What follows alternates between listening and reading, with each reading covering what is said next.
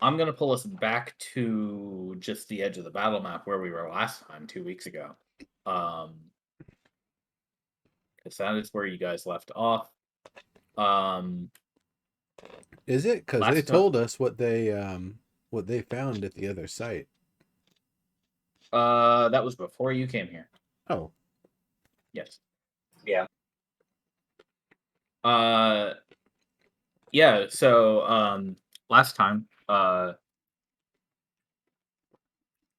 you returned from the collector's house. You waited out the Redshift, made some plans and plots and the usual, and heard about this weird forest that you found out to be coral and filled with very big starfish,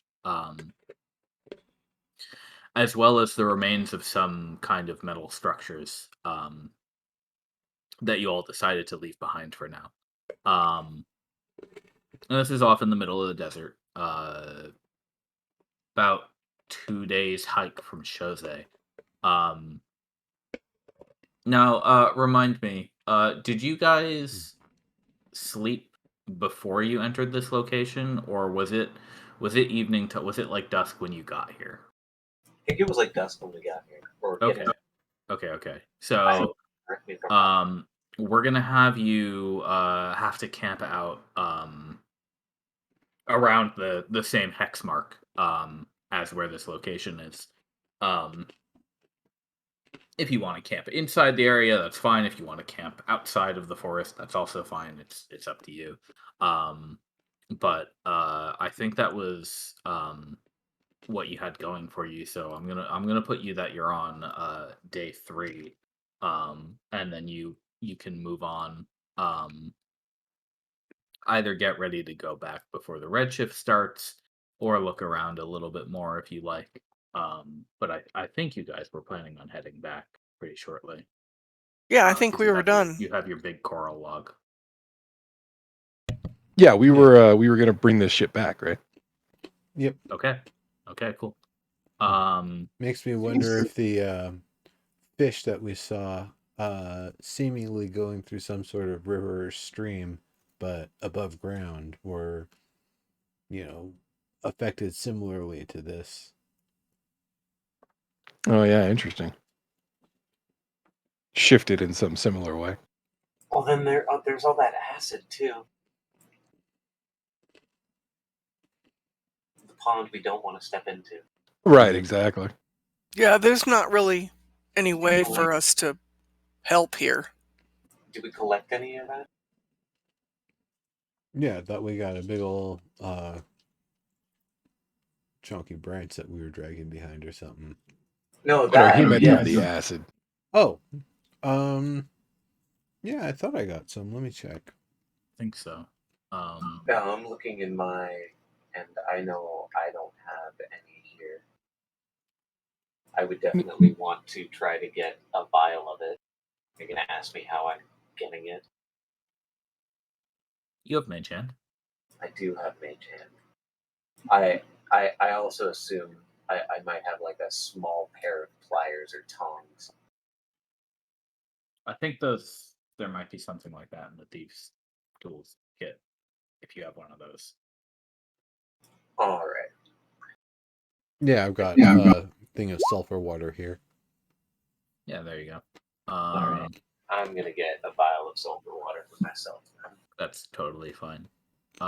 So then if the plan was to head back, let me just double check.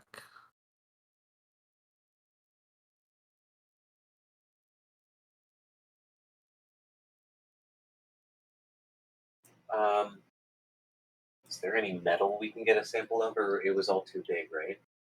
It is in very big chunks. I believe you were going to see about sending some people over here. Exactly. That's Right. We did dig out the wheel that we were in front of, and we debated trying to bring it back, but I'm pretty sure we all agreed that was kind of ridiculous. Yeah, I think we did.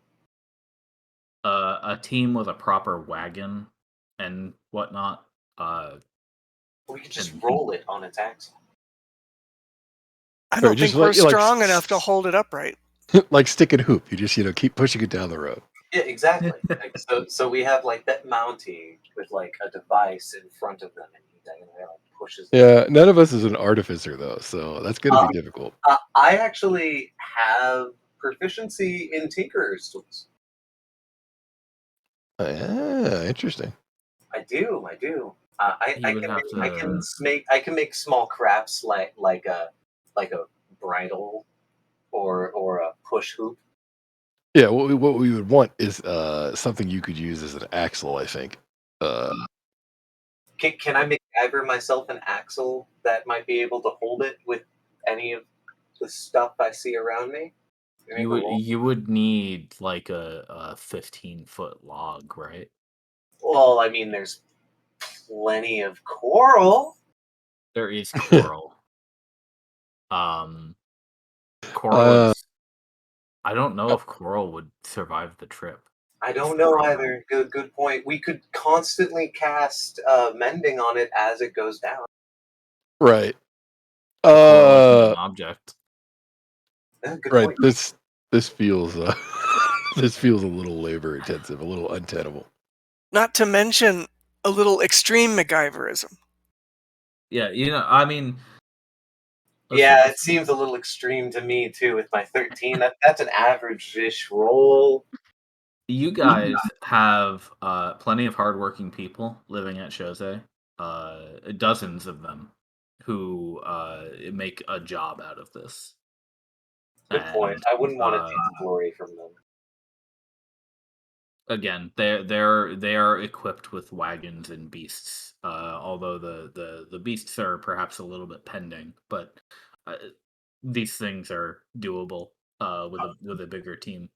All right, now bear with me. I have one last question that might not sound entirely crazy. Okay. Is there a branch, or are we willing to trade the log that we have right now for one of similar size that has? God damn it, dog. That has one of the animals on it. Give me a second. I need to get my pizza. Oh, no worries.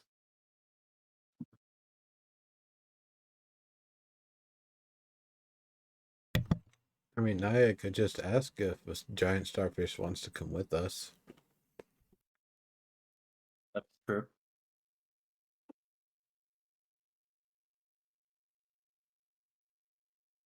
But what use do we have for a giant starfish?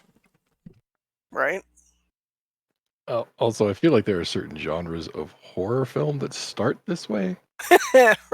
Okay, what are you guys saying? Sorry, it was my dad who locked himself out of the garage. Not my pizza. Made me very sad. I was gonna say it's a double disappointment. We were saying. What did you say, Naya? Sorry, are you saying that probably no because these are horrifying creatures you don't understand? Oh no, I was saying the question was, you could you speak to animals and ask if one of them wants to come along. Yeah.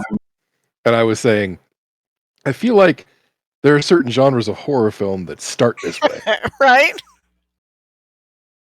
Yep. and I don't exactly I think know I'm what on board with the let's send a team when we get back. Well, we're already taking a log with us. Right, but not the live animals. I know. That's why I was like, if there is a log around us that is of the same size with an animal on it. Yeah, I'm saying I don't think I necessarily want to bring the animal. Okay. Have we checked our log to see if it's, if you're so worried, have we checked our log to see it's not housing any hidden animals? We actually explicitly chose one that was not populated, so hopefully, Yeah. Most of true. the coral on the outskirts lacks starfish, and they're much more common the deeper into the woods that you traveled. Since I'm now being incredulous because they're worried about bringing an animal, can I roll investigation on our log with advantage since they seem to be worried about it too? Sure. Yeah. I mean, it's not the kind of thing that has like knots and holes in it, right? It's. I don't know. It's coral. Coral's hollow and sponge-like in some cases. That's fair. Okay, go ahead. Yeah. So,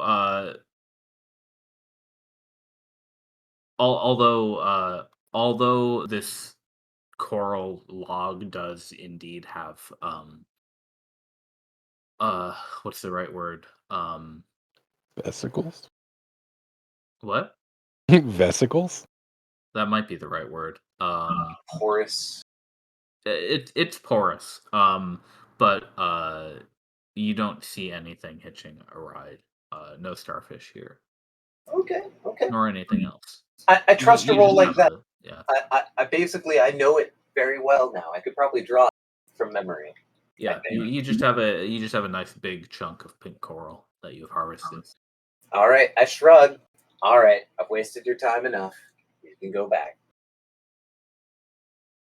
All right. I will just send you guys back to Jose because it is pretty much just another 2-day hike for all of you. Yeah.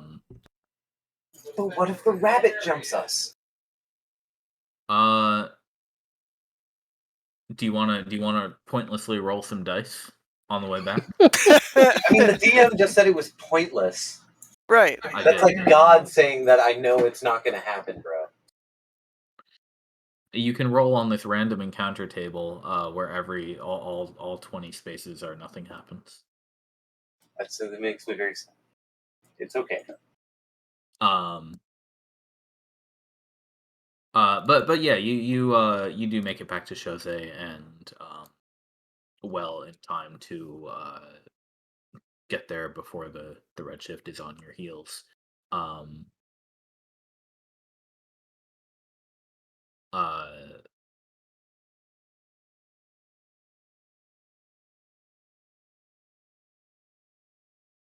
when you arrive, um, you find that some progress has been made, in particular on your skiff outside. Oh, welcome. We were Sure. just getting started. Yeah, that worked. Hello. Hi. Hi. Welcome. We had just returned to Jose after the Coral Forest, so you did not miss really anything at all. Just a lot of bad ideas. That's fine. I figured, see, often in the very beginning, it's Alvis and Nimbus talking out a bunch of things, so, you know. Feel called out. Yeah, so you all make it back. Your beholder captain flies out to greet you, as he has done often before.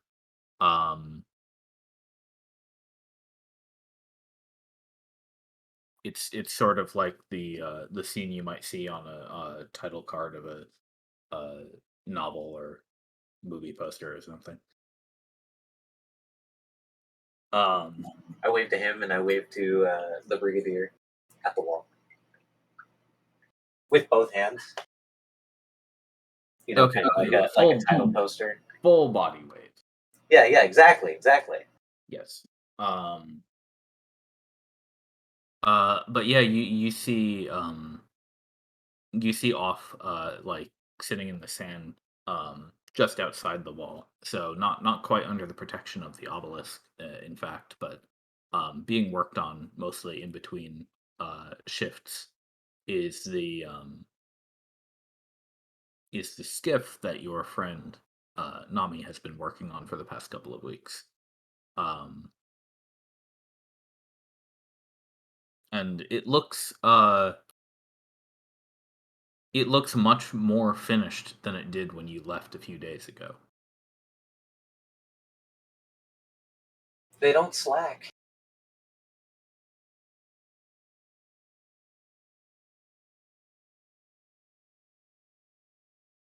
No, I do not, they say. It is almost done. In fact, I think you all can probably take it for a test run pretty soon because we still need to try out this kite business of yours. I say we Oh, should go yeah. for the plan. Now the skiff itself is a basically what has been done is the uh giant salamanders hide being used as a sort of hull has been stretched over these three separate uh very small hulls, kind of like rowboat sized. And in between each of those rowboat sized hulls connecting them is a very thick, taut, like netted rope floor. Um, Plus, then atop you have a mast and a series of sails and controls and such for that. But essentially, you're looking at the kind of thing where you will be, if you use this thing, you will be riding on top of this net for the most part, and the the canoes are built in such a way that they're readily usable for storing things like food supplies and whatnot to carry you on your way. Um, uh, the- now, Nami says, do you want to test it now, or do you want to go maybe rest your feet first or something?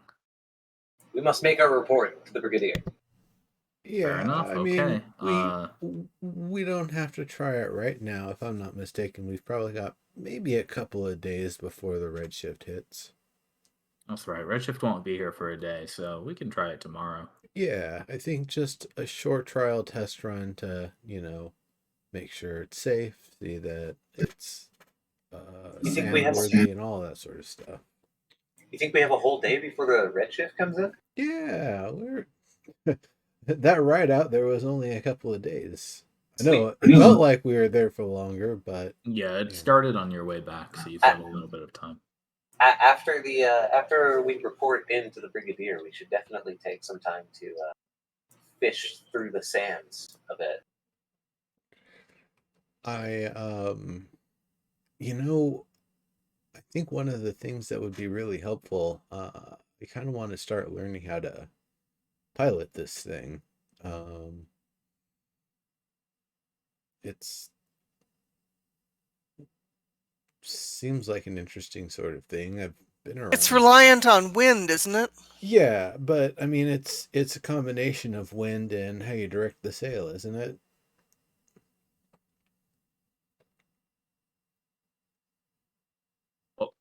What was the question again?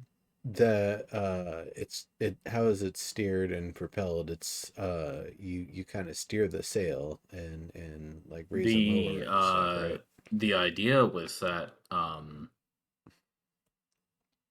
yeah, Naya would be giving it a boost to start uh with a gust of wind, Mm-hmm. and Right, okay, thank you. as Nami says, I will make sure then by tomorrow morning the finishing touches are all done, and I will have your kite ready to go. Um, so Oops. Sorry, there ignore will that. be a kite mechanism attached to this object. Um, That's exciting. and that's your ignition essentially. Now,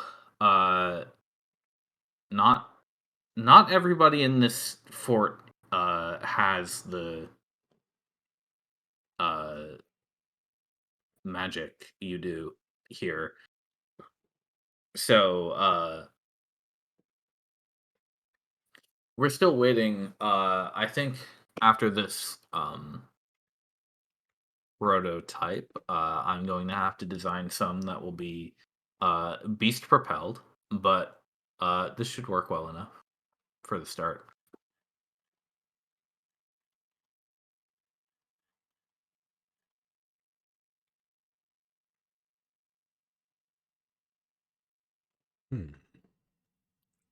All right. Well, puff of wind might not be It's a enough. puff of wind with a duration of an hour, though. Yeah, I was gonna say I think you can puff a wind a small craft.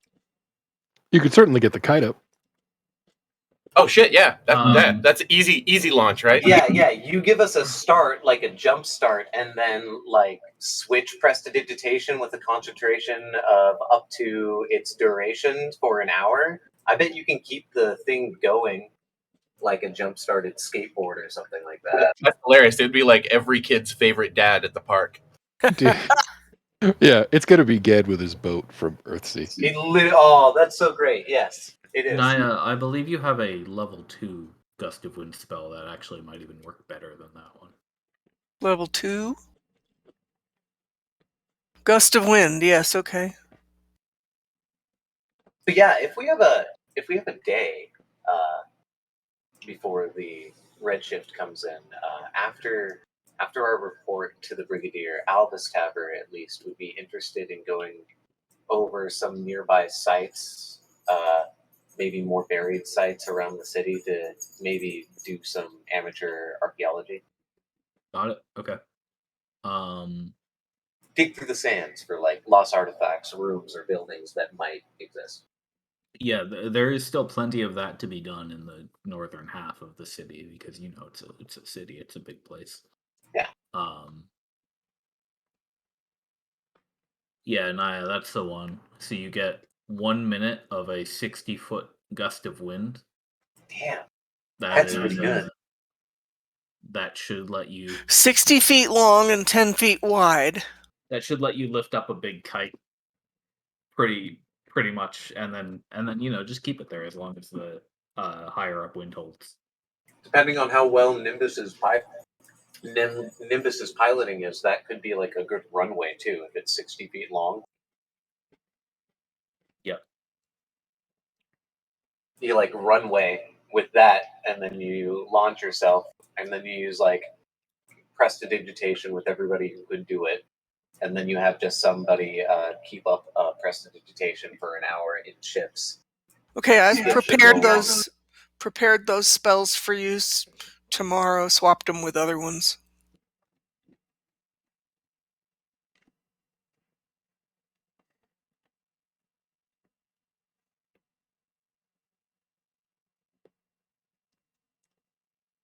Okay. So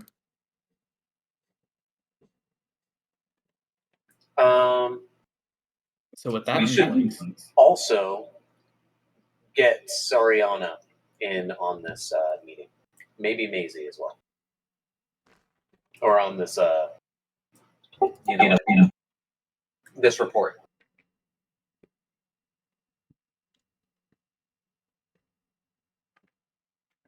Yeah, well, right.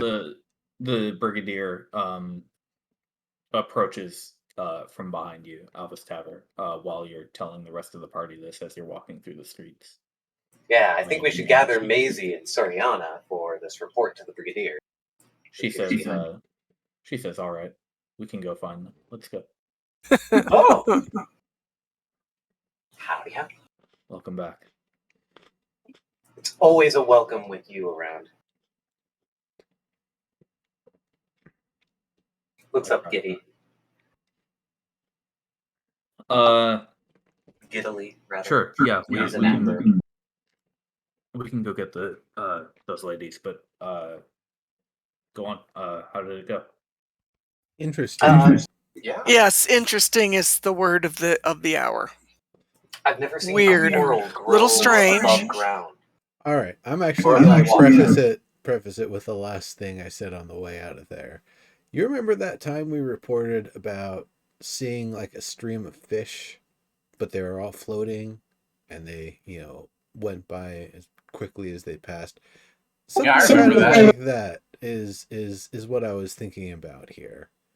So you've heard the term pink elephants? This was apparently a colony of coral with giant starfish that was just hanging out on land as if it were in water. Right. All of it alive and growing, and I was able to talk to it. It doesn't feel the lack. It's happy where it is. And we But the brought it. water source is acid. And we took a sample to give to Soriana. Yeah, a couple things of this. It's sulfur water. very strange. It's weird. It seems apparent, kind of, that this has been shifted, or the terrain shifted enough to bring this entire forest of coral up onto the land. It's very strange. It's very weird. And we didn't want to. They're very happy. They're just happy as they are. And they have hive mind, so it was rather challenging to try to talk to them. Although I could talk to the starfish individually. The coral itself was millions and millions of voices. I can't imagine they're much for conversation then. No. But the starfish were intelligent. And basically everybody said they were happy. And they welcomed us. We thought maybe it was some kind of a trap. They welcomed us, welcome to the forest, and we were all kind of like, yeah, right. But they are happy. It's very weird. And I didn't particularly want to stay. It's too weird. Weird and a little creepy. Smoked or fried, Monty? I'll take non-hostile and weird. It is strange, but that is what we do out here. So, whether it's advisable or not, we brought one back. Yep. We think it's not inhabited. It appears Elvis did quite an in-depth examination of it, and it appears to be not inhabited. It certainly has no starfish, but maybe somebody can examine it, take a look at it, see if there's anything useful. There is quite a lot of huge, way beyond our capacity to salvage pieces of steel. They could probably be super beneficial, but I don't know how you'd get them back. They're huge. 20 feet long, 30 feet long. It honestly looked like a steel warship exploded or something. Right. And thick pieces of steel. I mean, Smitty would love it. But getting it back would be, I don't know what. Did seem like really good metal, though. Like, if we were going to send teams, we would definitely come back with usable material. Yeah. Right. It sat out there for 1,000 years, and it's in good shape still. That's some material. Right. So I think it's definitely worth sending a salvage team, but they have to be prepared to understand what they're encountering. You need a very large. And you need really, really huge wagon something that can handle the weight of, how thick were those pieces? 3 feet? Half as thick as my. Never mind. Wow. Wow. Sorry, children. You have to. But I mean, some of those pieces were several feet thick, times 20 feet long, times we don't even know how far because it's buried in the sand. Right, like literal boat hull, but made of steel. Right. Yeah. I mean, hugely valuable, I think, but getting it, you got to have a team out there with the right kind of really salvage stuff to handle it. Probably need to be get very some, valuable. Netting or chains that are wide enough that you can kind of strap it down to and just drag it back like that. Or a sledge, exactly. Like some kind of a sledge or something that could work over sand. Yeah. Like a toboggan. Right, or the sail thing that we're doing. If we once we ensure that works, maybe that could be part of a salvage operation, since it's out into the sand. That might be too delicate. Yeah, I'm already a little dubious on whether or not it's going to be able to carry us with the horse. Okay. I think we might have to leave. Okay, that's fair. The barrel HQ behind as well. I don't know how heavy or how much a load this thing can carry is really all I'm saying. I was assuming that Mountie would not be sailing with us, for what it's worth. Yeah. Oh, I'm not sure that I can either. I mean, I'm 225 pounds or whatever her bio No, says. we're You kidding. weigh less than a That's horse. why you switch up your form while you're sailing. Well, I could be a spider, I suppose, or a kitty cat. Yeah. Oh crap! But you need to cast your magic too. Can you Every do that guy- while you're? needs a cat. Can you do that while you're shifted? Yeah, you cast first and then wild shape, and you can hold concentration. That's true. Okay, But no, I didn't know. I this think is I a- couldn't this is hold a large- concentration after a wild shape. No, This no, is a you can hold large it if you round. already had it, but you can't cast while you're wild shape. And doesn't the second That's an cast, important detail. I don't doesn't think the I knew second that. cast also make you roll a concentration check? No, Not that I I'm don't aware think of. so. No, if it's already concentration is happening, wild shape does not interrupt it. Nice. Wow. That's very cool. Okay, that's very cool. But I didn't know that. I haven't played a druid since Pathfinder, so. The raft that we're talking about is very large. It's like 20 by 20 or 30 by 30 scale. These are big boats. Yeah. So a warhorse, probably not. 6 humanoids and their gear definitely will be fitting on this boat. Cool. It might be a pack a little bit light situation. Always do. Yeah, we should probably have some kind of poundage limit per person. Or weight limit. Yeah, I But, wasn't going to bring the barrel HQ just because I don't want to ever risk us being chased and me having to drop it. Yeah. Right. But again, it's a you'll be able to do what you need to do. Now, he says Nami tells me they have plans for those goats that we've ordered to start hauling. In fact, I was just told yesterday that apparently those goats have arrived at Fort Maricus, so they should be Awesome. on the way over here in a few weeks. Excellent news. Wonderful. So we'll have beasts once again who can actually navigate the terrain out here, and Are these just fancying a bit of cuisine? But are they all male? I do like me some goat milk. I would put in. No, say what? To take care of them. No, we're not eating the goats. No. He wants I said milk. goat milk. Ah, okay. Why do you always think I want to eat them? There's more value in their milk than there is in their flesh. Especially if you mix it with Malibu, that shit's great. What's Malibu? It's something that we had in my my village. Your It's college? Coconut themed liquor. I've heard of it. Indeed, Oh wait, you're not a bard. it needs to be. Oh wait, you are a bard. Sorry. Yeah. It needs to be fresh goat's milk, though. Interesting. Fresh, I just like goat's milk. Mm. Yeah, no, I wasn't thinking about eating them. No, those are valuable members of the team. Yeah, was sorry, thinking Elvis, about I didn't milking them for hear all their you value, say. though. I didn't hear Literally. you say milk, so that's my confusion. Gotcha. I do want to try to eat those starfish, though. I believe a few of them are male, as I put in the order, so that we can maintain a population of them out here if we need to.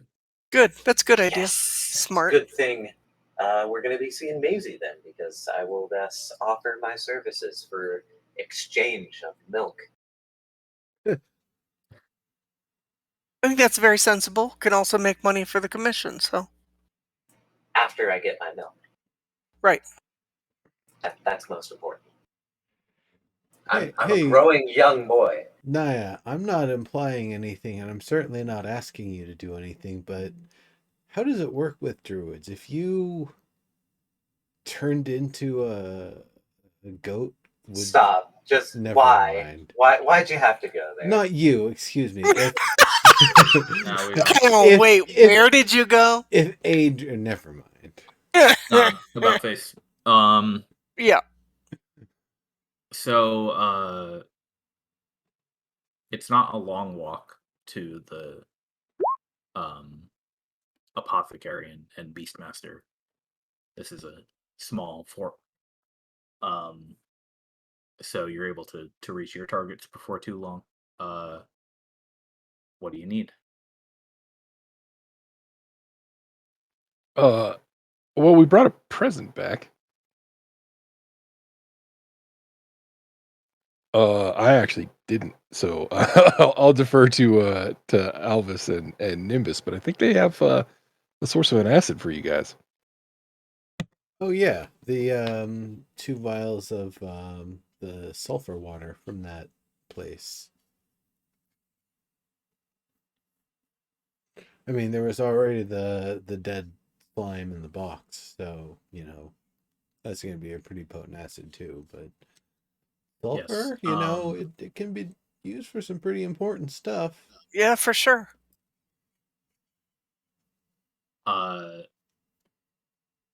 If you hand off the files to the kobold, she will take them. Yep. And she will allow you into her dark, heavily curtained room lab. She says you all have been giving me a lot of stuff to keep busy lately. I've been working on so many different things for you. I forgot to give you potions last time. Sorry. It's good. We gave you a lot of acid to work with. That stuff's dangerous. She uncorks one of the files you gave her and smells it. Yep. She thinks for a Rotten second and eggs, says, right? A little bit. I'll take a look at it. I'll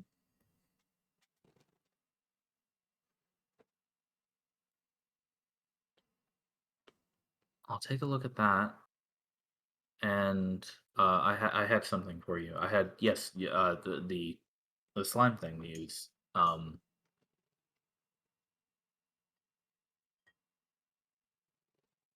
The the salamander cores responded well to the treatment. I was able to put all 5 of them into the vat, and behaving as expected. They've been dissolved and recrystallized. So first dibs are yours, I guess. Good. Good. How much What would material we do we use that have? for? 5 fire crystals. They're about well, for a kobold, they're fairly big. She could pretty easily hold one up to her eye and obscure with it. For a human, they'd fit in the palm of your hand. One of them.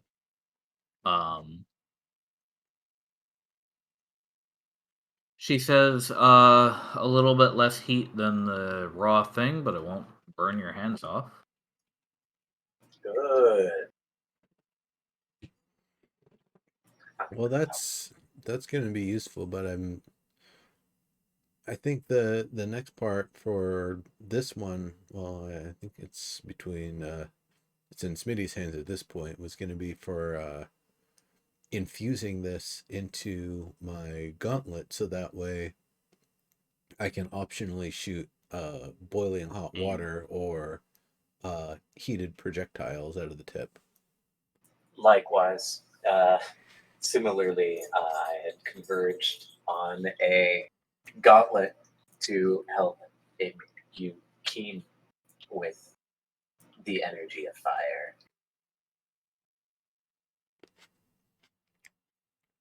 Well, And that would leave they're all 3 left yours. to use for whatever. Oh, we might be able to. Won't learn. Paladins usually have this sort of iconic thing I think I've seen in like paintings and manuscripts and stuff. Flaming. This sort of fetish for like flaming swords and stuff, like angels have blazing. them. Yeah, Blazing swords. blazing Yes, swords. yes. Yeah. Well, I'm not sure how blazing it would be, but I think we might have the means here to get you a nice fiery sword, a nice hot one. Toasty sword. You can do that thing where you can say, "Oh, no blood in the house of the Lord," and when you cut somebody, it automatically cauterizes because it's so hot. I do unless they're like where that this one is guy. going. I guess except for that one guy who is a hemophiliac, but whatever. It was a real fast cut, from what I understand. Didn't at the time, but anyway. Yeah. I do like the sound of this. Well, all right. I think we've got some tasks for Smitty then. And that'll still leave 2 more that we can use for whatever other sort of stuff. And Amber I'm green. now one step closer to becoming one with my familiar in my mecha familiar. Remind me, I know Naya does. Do you also cast fire spells of any kind? Not really. Oh, okay. I don't write fire licks, no. So the question would be, Naya, you do cast spells that use fire, don't you? Yes, my primary one is a cantrip. Yeah, I wonder if there's any way we could use this crystal to make some sort of a focus to enhance the damage of it. Or its effectiveness in some way, perhaps. Maybe not. At the very least, we have 2 that are unspoken for. Yeah, I don't know. This cantrip has a dual purpose variable for the caster. One is to just produce a flame, which is light. The other is to actually toss that flame, and it becomes damage. So I see. So, what you're going to be looking at with these is, yes, they are prime focus making material. If you wanted to, we'd be looking at the arcane focus crystal for this one. Is the pretty basic version. Could be housed in whatever kind of pendant or rock or housing you like. who is that necessary for? Nimbus? Well, I think you all have foci already. Yeah, that's what I was looking at. As a focus, it wouldn't do anything special.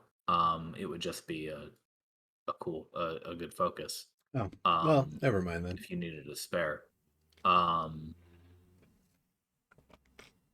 it will allow hot water to happen, and Alvis has used the core as a sort of as a focus himself for his machinations.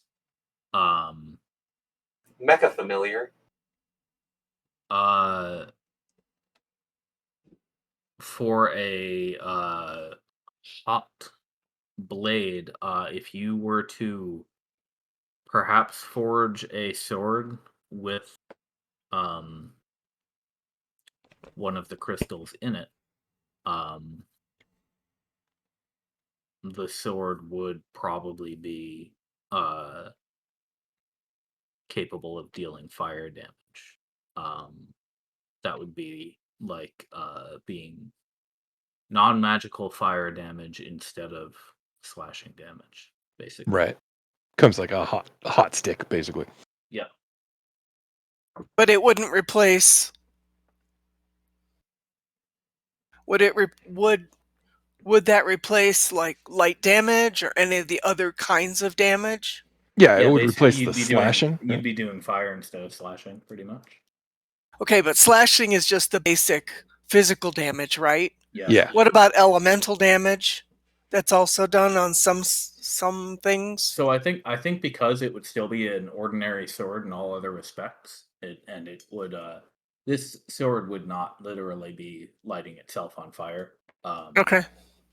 since Right. that's something that you do with particular cantrips and stuff. But the sword would be since the sword would be it would be as though you had pulled a sword fresh out of a forge and then whacked someone with it. Nice. You know, if you did an improvised weapon with a sword fresh out of a forge, I'd say you did fire damage. So that would be the same kind of thing happening here. Right. Just all the time. Yeah, the fact that it cuts is what's the word I'm looking for? Eclipsed by the fact that it burns. Yeah. Nice. So if that's like that dude on if that's- YouTube who claims to make real life lightsabers. Oh yeah, I think I've seen that one. Right. I've seen at least one.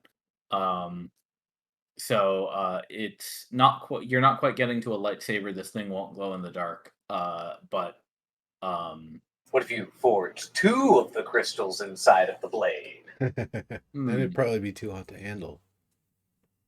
you might hit diminishing returns. Honestly, Right. Yeah. Eventually, you'll ruin the temper of the blade itself. It'll just be soft. Yeah. I definitely think it would be an alternative sword, not a replacement, so that way you have the option for, one or the other. Right. I was actually thinking to myself that I could potentially hold like a I could kind of potentially keep like a short sword at my hip, that had this built into the right, exactly. Built into the hilt or something. But yeah. Brigadier says perhaps we should keep one of them in stock just in case we ever need something like this in the future. That's probably a good idea. Yeah. I have the slightest idea what it could be for, but it never hurts to be prepared. Right. I agree. If we don't have a specific purpose, the 2 that are not spoken for are probably worth keeping around. I had this fleeting idea for a flaming cod piece, but I don't know if that's good for the commission. No, there's some spell where you use like some ruby dust. I think it's a warlock sort of thing, and it makes anything look like it's on fire. So, I mean, if we're gonna get into that, let's get some rubies. Let's figure out who can do it. Let's make some fiery looking gear, not because we need to, but just for fun. I would maybe think about putting that on the sword, so that way when it's out, it not only is hot, but has the intimidating appearance of a flaming blade, right, fiery sort of thing, and it sheds light, and so I just want something to keep my balls warm. They make tools for that. In many places, they're called pants. Yeah. I wear those. That's why you got to have the cod piece too. I mean, I do wear chaps, so perhaps you have a point there. So yeah, all of these items are able to be delivered to Smithy, and he's able to do all of these things for you. These upgrades. Nice. The sword itself will probably take an extra week because he's got to forge it from scratch. Right. Right. But everything else has already been prepared previously. What do we call fire gauntlet? Foci? Hot hands. Foci? Hot hands? Hot hands hooligan? That's funny. Fire crystal gauntlet? That just sounds so mundane. Now, was there anything else you all wanted to do before the test run? One other thing I wanted to check in with whomever would be the right person, maybe Smithy and Pontus, is see what we can use that coral for, unless we were planning to just keep it alive and have a million voices just screaming at us for no good reason. No. I thought it was dead. Yeah, I thought it would have been dead from that. I figured that that we picked a dead could one. Study it, and then we could try to grow it. Yeah, so in real coral, you can sometimes get it to come back after you've taken it out of the water. In fact, when you get coral for a saltwater fish tank, you get it dry. That said, I don't know how the fuck that would work for that coral. Like, I'm pretty sure we just killed it.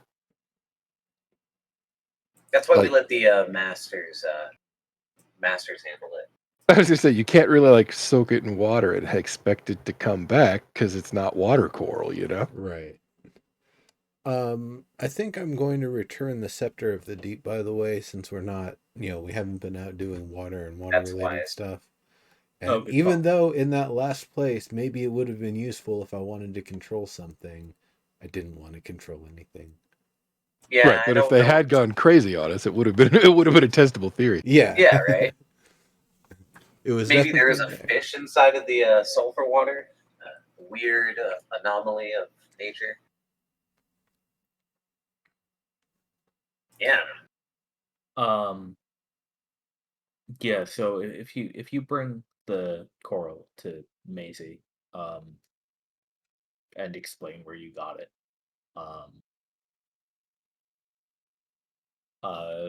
she says, "Wow, you just ripped this right up out of the ground, huh?" Yeah. Now she is able to get a much more close up view because she's able to fly up right around it, and I tell her everything I know about it through my 25 investigation roll. okay. Um, And she still amazes me with her brilliance because this is her specialty. well, to be honest, I haven't done too much with coral. But I know enough to get by. Usually, people ask for fish tanks all the time, so. Oh, interesting. No, Uh, but we like best case scenario, Maisie, is we can grow this and then like build a wall or like a dome out of it. I think a living wall would be really cool. Absolutely. See, the druid would love that idea. But just remind me to never do speak to animals when I'm in town. No, fair cop. But like, could you imagine like a literal? I don't know if Alvis Taver would know this, but he is kind of that kind of smart in the stuff he knows. But we could build a hexogramic dome, geodesic, I think would be the word. I don't know. Clearly, you Well- mean Dymaxion. Dymaxion. Yeah. Dymaxion. She says, well, how did you cut this down?" Oh, we just pulled it right out of the ground. Oh, we did take a sword to the base. Ah, okay. I didn't realize. She says, "Yeah, so this stuff is pretty fragile. I mean, you can. I guess if it lives outside of water, we can try replanting it and seeing if it keeps up. But Well, it's usually a saltwater creature. yeah, Well, I don't know if we got any saltwater. They also seem Yeah, to be I've got living some in a water. symbiotic relationship with a couple of other animals that we didn't want to bring along until we got a team to look at more of the stuff there. oh, all right, maybe I'll go with the team then. I was just about to suggest if you wanted to, or to send somebody you trusted out there, but they seemed like starfish, and they seemed to eat. Maybe not eat. They lived on the surface of these things, but I don't see what else they could have been eating. Though that's why Yeah, I there suggest a wasn't symbiotic anything relationship because we this would stuff is consider foreign food. enough. Yeah, like, I don't know if they filter feed Or maybe something. they were getting it from the air. I don't even know how long they've been there. But this is why I feel like it's important that you know that there are two animals involved because maybe the key to getting this coral to grow is having one of those starfish-like appendages. Maybe it makes sugar for them or something. I don't know. It's Well, not my area of expertise. how about then we'll rehome these friends right out in the desert. And I can only assume the Redshift has been helping them along for 1,000 years. So maybe I'll just leave them out where the Redshift is still happening.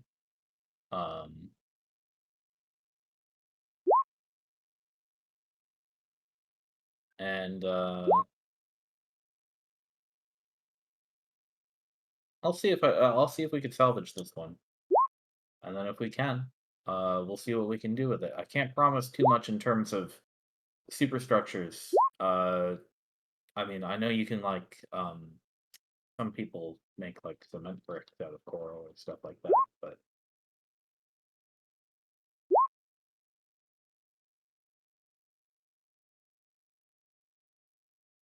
um,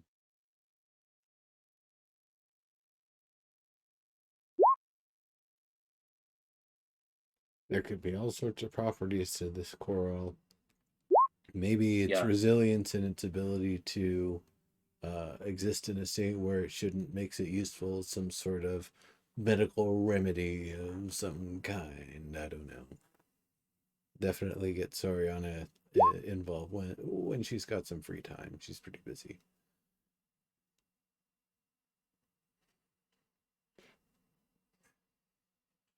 Well, like I said, I'll do what I can, and Yeah. I'll probably go check out the source as soon as we get a team ready. Sounds like fun. It does.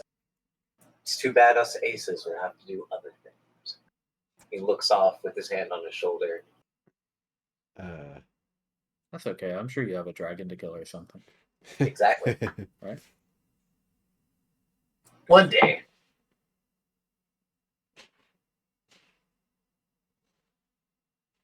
And Amber Green can write a song about it.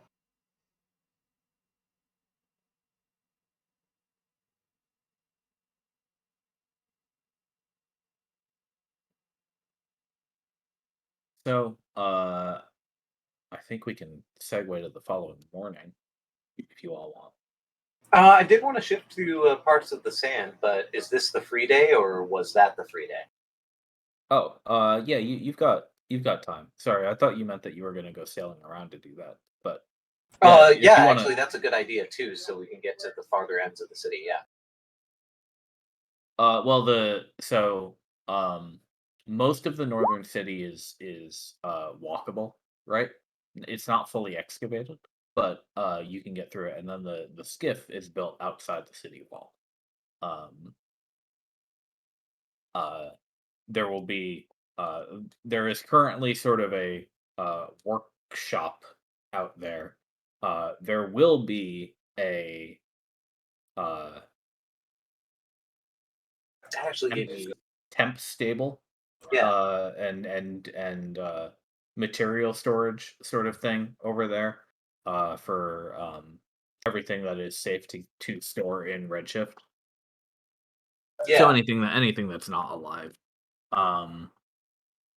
That actually gives me an idea. Albus Tower would want to look through some of the buildings. He's kind of investigating for like important buildings, guard stations. News tower is the wrong fucking word, but you know those places in which people from things like the Pony Express would gather stuff. Okay. Guild house. I forgot what the word. Way station? No, it's not a way station. Way station is the thing that I want to then next day because you just gave me an idea since it's outside the wall. If Alvis Taver can find something during his digging around, Alvis Taver would then want to, looking at his map, try to find nearby outside of the wall way stations on the skiff because that's still close by where we can do a test run and not drive off somewhere far into the middle of the desert on accident because we were like sailing on a gremlin or something. And it gives us a goal that we might be able to like find way stations or watchtowers or other things on the outside, guardhouses. Why don't you give me another it would probably be investigation again. Okay. That makes sense. Mile houses, yeah, Montlarin, things like that. But yeah, no, that actually that focuses what Albus Tower is going through. You want to go through important or try to find important buildings in the city to see if you can find any artifacts or information. And then tomorrow, when we are doing the skiff thing, we also want to suggest trying to find maybe mile And houses. you can have advantage on the roll because you've been living here for a few months, and there are a lot of other expeditionists who have been doing the same sort of thing that you're doing now. I appreciate that. Thank you. That you can chat with and get some guidance and see who's checked where and whatnot. Also, theoretically, with this gauntlet that I have, I can set Keen ablaze and explore that way now too. The fact that Keen doesn't have dark vision doesn't hurt it anymore, right? Does he cast light like the badass? A little bit of light, yeah. Not nearly as much, I would imagine, but Well, Badath already casts very, very, very basic light. I would say Keen actually casts a little bit more, maybe like 10 feet instead Cute. of 5. That's really cool, even without the mecha. Okay. Nice. It's like I have a +5 bonus to it or something.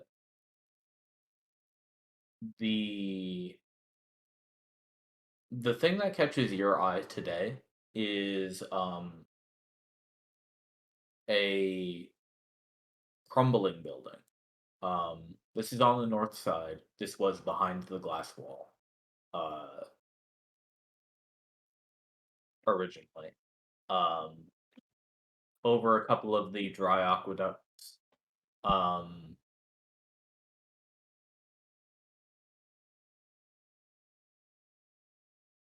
This one's tricky because this building is crumbling in such a way that people have not been able to yet safely get to the 3rd floor. That's why I feel like I can come in because, bro, I weigh like, what, 35 pounds? Yeah, and Just obviously take off my backpack and stuff. Obviously, Van can fly, but there are no entrances big enough for him to fly into. So he'd have to do some unnecessary/necessary disintegration to get where he's going. That's Nice. not the most productive thing for archaeology. Spike So with Indiana, I think. if you want to try to climb this building, your best bet is probably going to be going inside because the passageway up to the 2nd floor is fairly accessible, and then and then the floors and ceilings get pretty crumbled. All right, then. That's how it's going to work. Okay. Yeah, when you enter, this is again, it's kind of half buried. There's maybe a foot of sand that's just spread throughout the ground floor that you have to navigate over. And this area has been kind of picked fairly clean already. Nothing really of super huge interest found here. Well, it is the ground floor. Yeah. When you go upstairs, you notice what's likely the main cause of the destruction is a large, very rusted out bell that has fallen from presumably the top of the tower and crashed through the floor and kind of embedded itself in the 2nd story floor. Nice. Don't walk towards the center of the floor. Got it. Yeah, nobody's really taken the time to try to move it, and it is heavily degraded by time and sand. I do want to take the effort to like throw a rock at it or something, try to get a good gong. Oh yes, there is still a gong. Oh wait, I could just use my mage hand. I'm a dork. Oh yeah, you can knock it, right? There is a gong, and then there is like a deep shudder in the building. So, think carefully before doing that a second time, perhaps. Yeah. All right. How do we get to the third floor? The walls are ragged enough that you imagine you could probably climb them with a decent athletics check. All right. All right. Yeah, use my mage hand to give me a boost. It. You weigh more than 10 I mean, pounds, don't you? I suppose it can But like.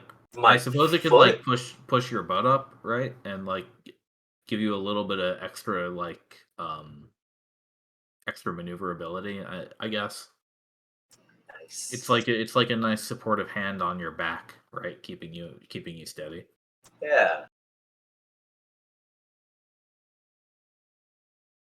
Holy shit. Well done. Yeah, you scramble pretty quickly up the sides, and you're able to make it to the knocked out third floor, which is still pretty much enclosed by the walls, or the original walls, um, and there appear to have been a couple of rooms up here. Um, in in your investigation, you don't find much interesting up here, except for one thing, which is a very very rusty metal cask of or not even a cask. It's like a rack of 6-inch tall glass files. Most of them still have something in them, Oh, and wow. they're sealed tight.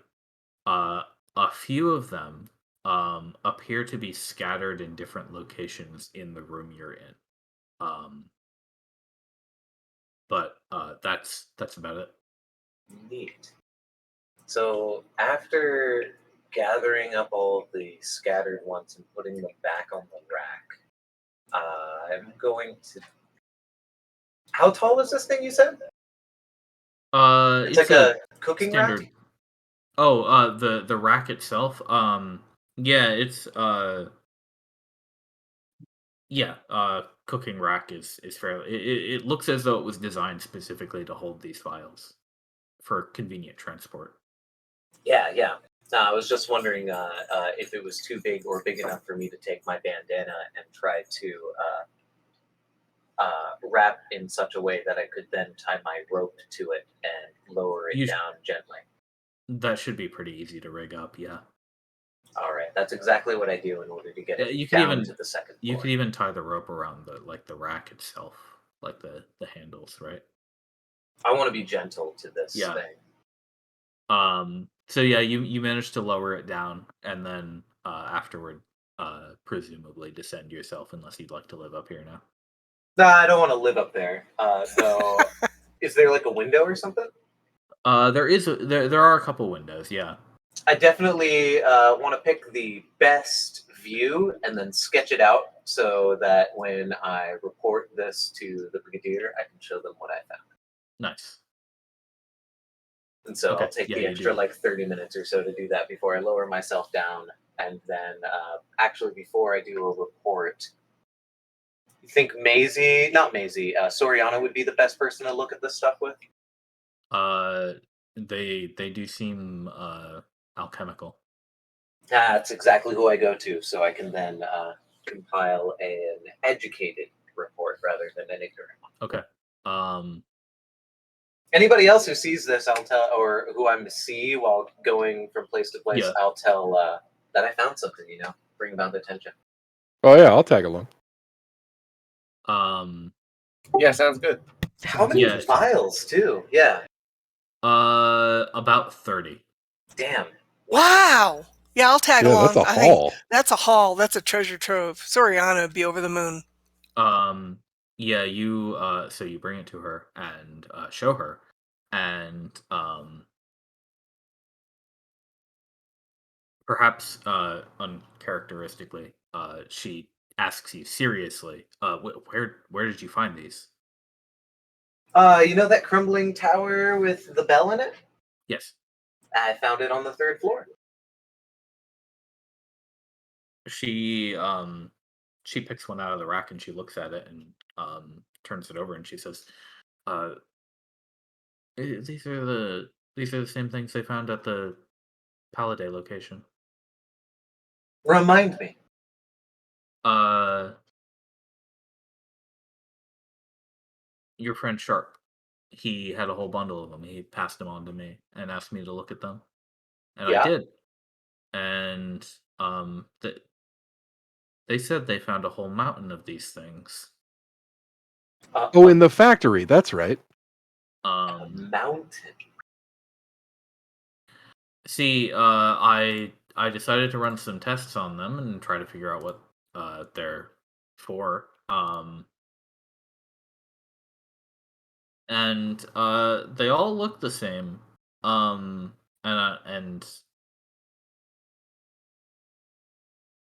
really, they are all almost the same. I can barely tell any two of these apart, but they are all different, and I have to take these and check them too. That's the safest thing to be done. But um,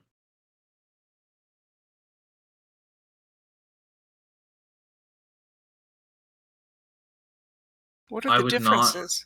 I would not taste these. They seem uh like half. Like they seem like they'd probably kill you. I'm glad I took them to you before doing anything with them. What are they? I don't know. Seems to be a lot of it. Can you tell if it's some kind of a poison or some other kind of substance by type? There must have been millions and millions of these. I What don't do they know. look like again? They're like test tube files, and they're all sealed. Tightly? Yeah, tightly enough that the liquid has been pretty much preserved in most of them. So there's a liquid in them. Does it look like a test tube that's meant to be open or one that's meant to be sealed? Uh, they are they are trivial to open if you want to. Trivial to open if I want to. Hundreds of them. And what are the kind of experiments that you've done to them? Have you exposed them to any kind of energy, Uh, fire, electric? I haven't even been doing that. I've just been running the usual chemical tests. You know, like boiling, distilling, uh, taking a torch to it, bits of metal. And they seem relatively inert in that sense. Well, yeah, but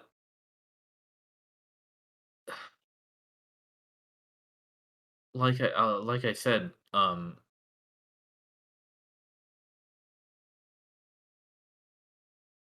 they seem like something that's supposed to be um consumed by a person. And But yet they're harmful? they also seem very uh toxic. And I can't imagine why somebody would make millions and millions of very slightly different toxins. Why would they indeed? What could this have possibly been 1,000 years ago before it turned into this state? Do you suppose? So when you say toxin, uh, Soriana, um, let's be on the real. You can trust everybody who's here. Um, what's your What's your opinion on illicit drugs?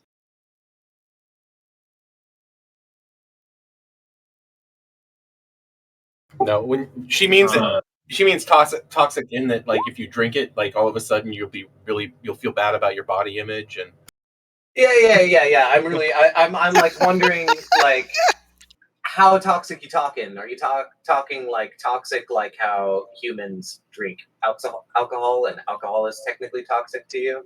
Right, or is it toxic like you're dead? I'm gonna bleed out of my eyeballs. Toxic.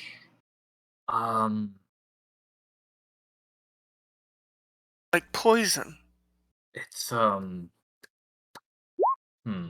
it's hard to say without actually testing it on somebody, and I really don't want to do that. Maybe Montlarin. I was thinking about it, but we need kind of like we need something to consume it.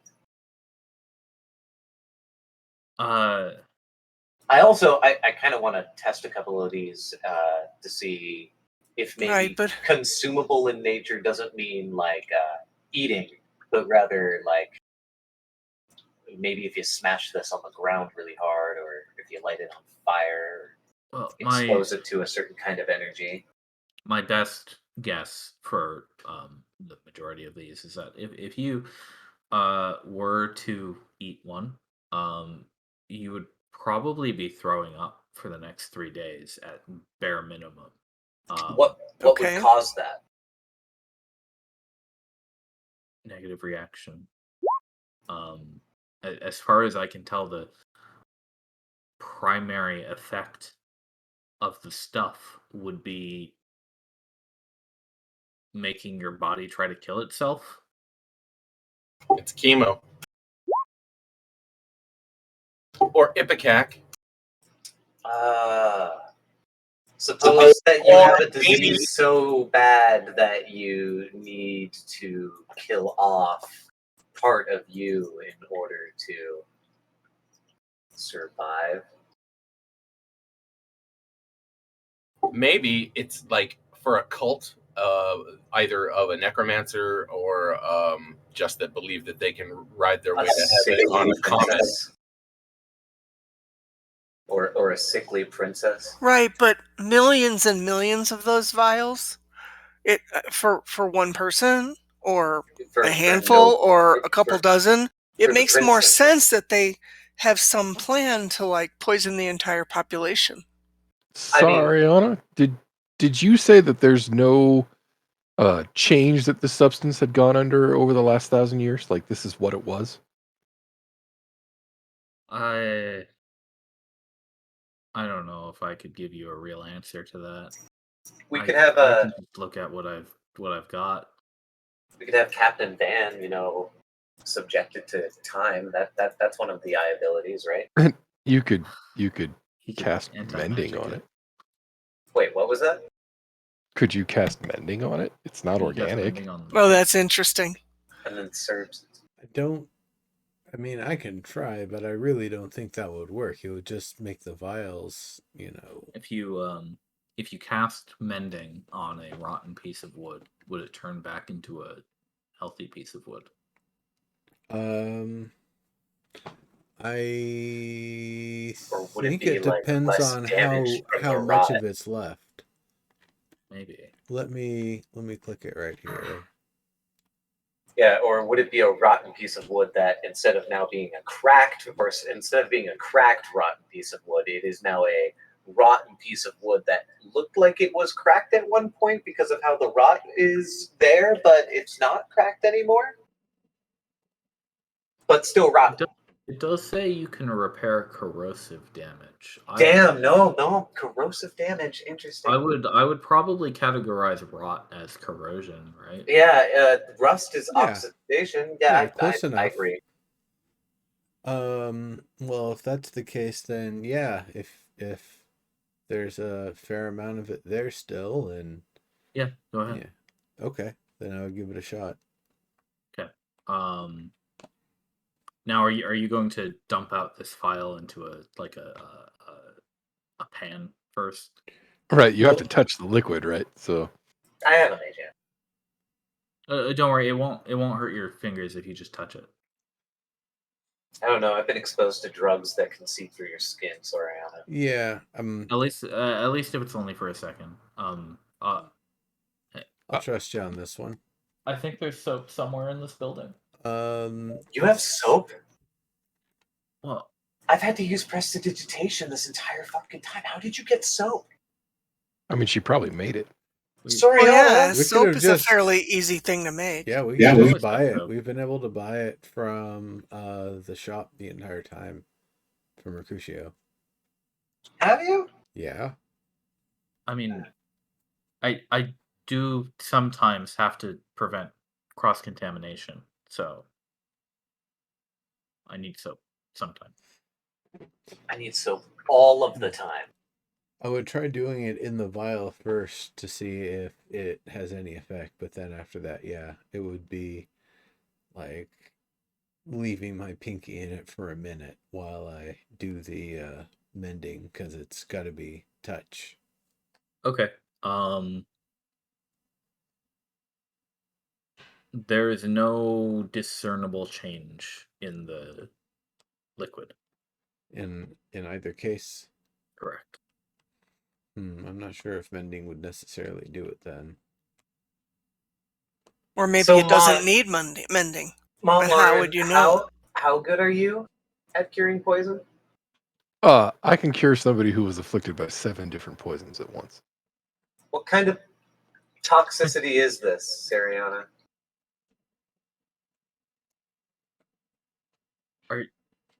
You're not going to drink it, are you? Give me a tincture of it. Do you have one of those little squirt things?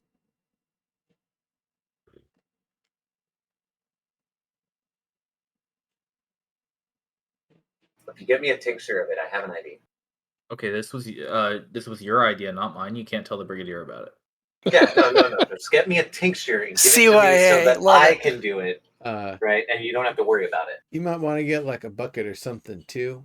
If It's not- this is going to it have just- the effect that you think it. No, just give me a moment. All right. You give me like a little tincture, right? Yeah. All right. So I lead everybody over to my barrel HQ, and then I get out Gully, and I put it in Gully's food, and I Your tell Naya baby seagull. to cast Talk with Animals. Wow, dude. What? Wait, what? That's not cool.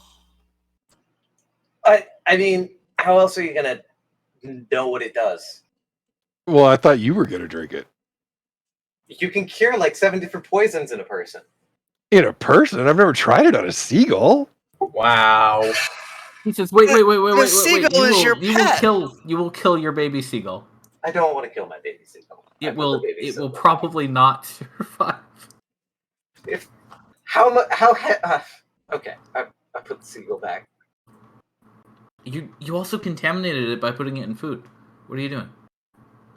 I didn't put it in the food yet. I was going to. Why is Discord making me green constantly? Stop that. You green?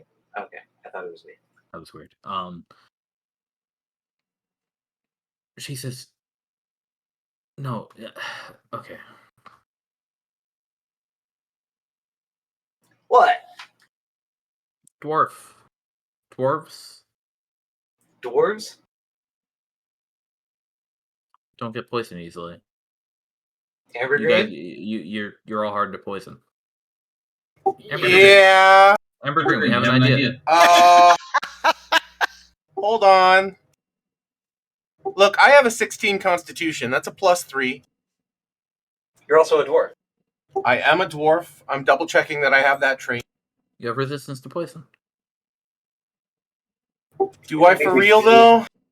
You should. I have dwarven toughness. Or you have advantage on saving throws for poison.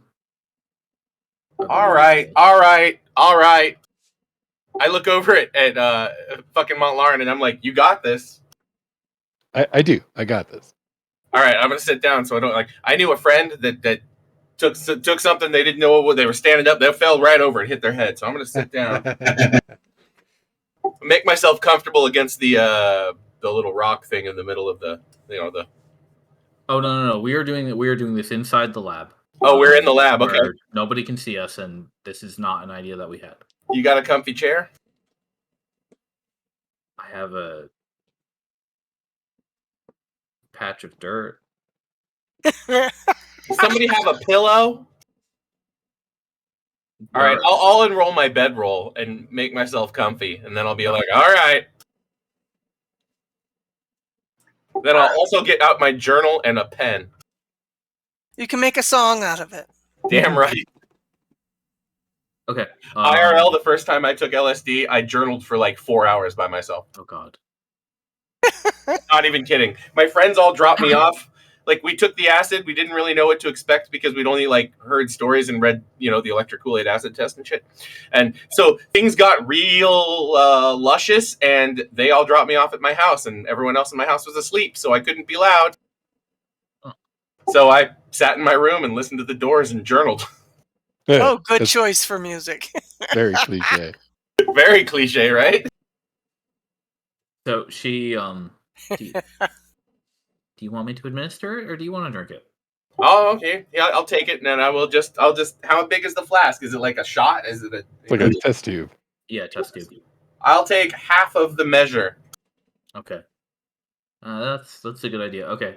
You slam it and make a Constitution saving throw against poison.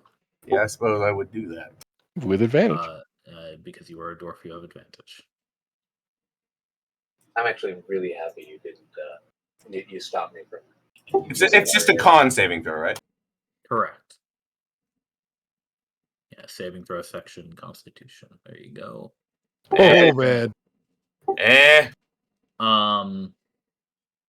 Oh wow, one of those was a 1. Yeah, sure enough was. So you I managed a 16 with my +3 though. You immediately taste acid and copper. All right. Believe it or not, LSD does have a flavor.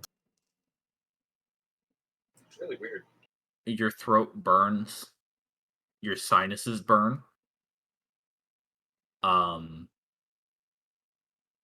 Your nose immediately begins to run.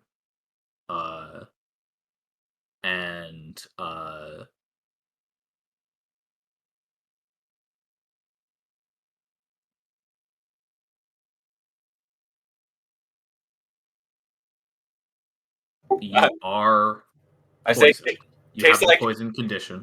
Tastes like ass. I'm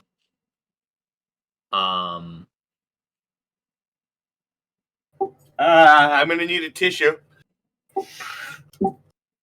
You your stomach immediately begins to roil. Might need a bucket. I'll lay on hands and cure him of poison. I get him a bucket, and while asking this and holding up the other half of the shot, does anybody have an electric spell? I was gonna say I was willing to ride it a little while longer. Yeah, I can't raise the dead, man. It's cool. I have 57 hit points. I ain't even pale yet. I'm still conscious. Do you stop him? Yeah, if you wave me off, I'll stop. No, I'll be like, no. I'll ride this a little longer. Cure me if I fall over, and I'll stand up. Okay. You stand up, and the movement immediately propels vomit from your mouth. Hopefully, you have a bucket. Yeah, I said I got him a bucket, and while doing that, I was asking people if they had a lightning spell. Naya has call lightning. I don't know if that's very big. Yeah, that's not as precise as I would want. That is Resurrect Frankenstein. Your dwarf over here, however, is in fact dying. Yeah, so I'll use that lay on hands now. Okay. So I have a strange idea, though it would be marvelous, Oriana, if these things are what I think it is. Ambergreen, you exhume the last of the everything you ate for the past 2 days. and after a paladin boost, you feel okay. Nice, thanks. I go, yeah, thank you. I think these might be batteries. Batteries. Yeah, for storing energy. Interesting. Have we shown them to Arissa yet? I don't know. I think so. I think she saw them, but she didn't know what they were used for.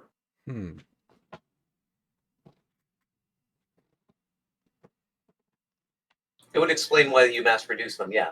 But if I'm only assuming Evergreen was out loud with his descriptions while he was writing and being dramatic. So the copper and the acid. He's got to write a song about it. So the copper and the acid thing Indeed. is what's setting me off right now. It's also mass produced, and I've seen wondrous things out in that desert.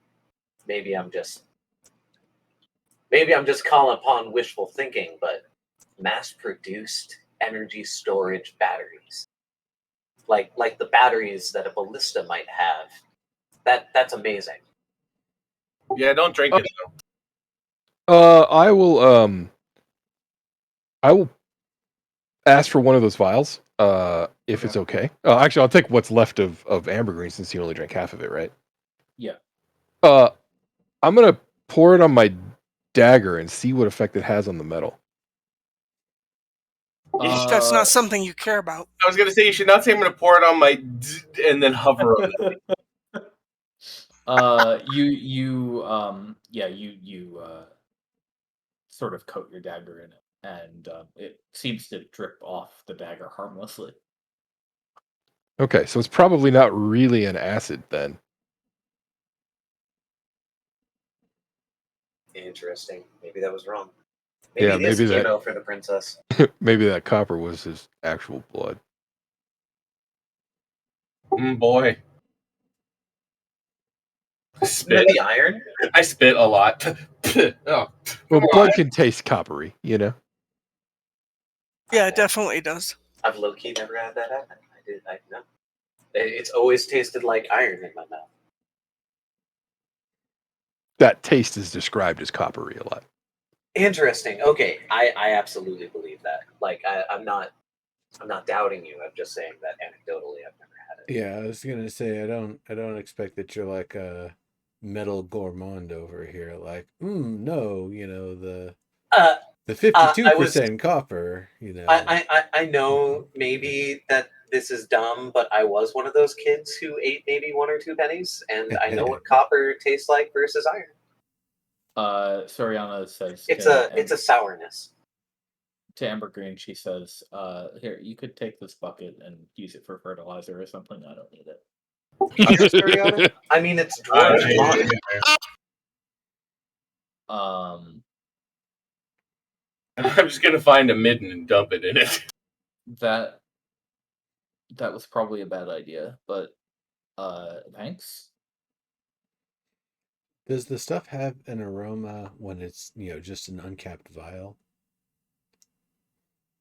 You light it on fire. Yeah, it smells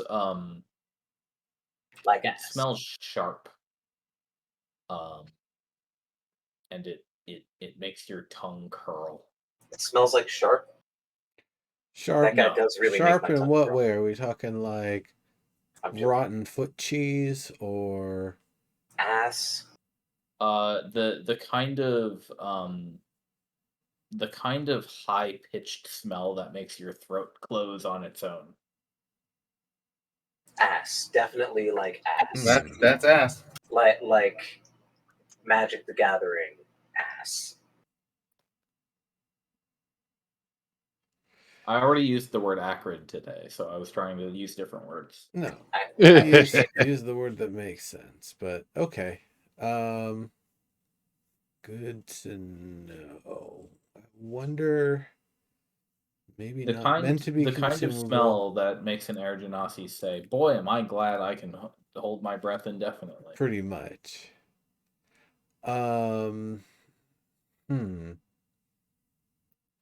That's a cool word. I wonder if this is some sort of chemical not for consuming, but some other purpose. Probably not a lotion, probably not eye drops. Maybe a fertilizer. I don't know. I take you said the stuff wouldn't seep through my skin, right? As long as you're not bathing in it, What do you mean bathing? I was about to rub my face all over it. maybe don't do that. What about my hands? Hmm. Wash your hands with it. Does that spot where my pinky was in the stuff have any feeling that's Oh. different? Yeah, no. Oh, did you Good call. not like wipe off or rinse? I wouldn't have done pinky? it initially for the point of trying to see like what it does and kind of how it feels, knowing Okay. it could be. Then That's a good call. yes. After having some time, Now you have cancer. maybe a couple minutes. You do have a tingly, numbing feeling in your fingertip. Interesting. Maybe. Well, maybe a poison, maybe a local anesthetic, maybe a little of both. I was about to say, like, Kind of feel like if it was a local anesthetic, I would have passed the fuck out before I threw up. Yeah, well, it might not. It may not have been meant to be administered that way. Exactly. I wonder though, like, if maybe it's worth talking to Arista to see if there were like any fad healing things or anything. Like, is this maybe some sort of like venom or something? Like, like a folk cure? Yeah, that's a good question. Hey, bee stings do cure arthritis. I suppose another thought would be checking back with the obelisk connected back at the Empire and seeing if the scholars there know anything about some substance like this that was being used 1,000 years ago in Vess. We don't have an obelisk in the Empire. You'd have to send a letter, but you could. Wherever the closest we can get is Yeah. I thought sure we had one that was connected along the northern route. No. That is still in the zone. At Fort Van is the closest one north. It's right on the edge of the zone, right on par with Fort Maricus. Right. Yeah, there's still travel time from there. Yeah, a little bit of travel time. I guess I thought that one had been part of a ley line network that connected all the way to the Empire that we had, but maybe it'd be something to do at some point. It'd be helpful. Noted on that.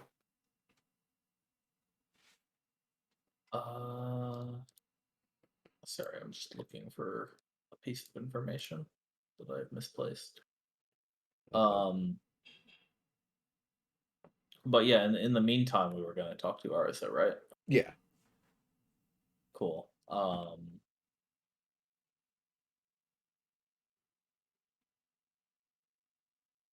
What did I put this? There it is.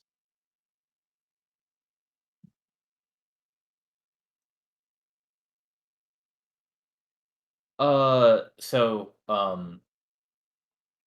Soriana cleans up and takes a couple of the files with her, and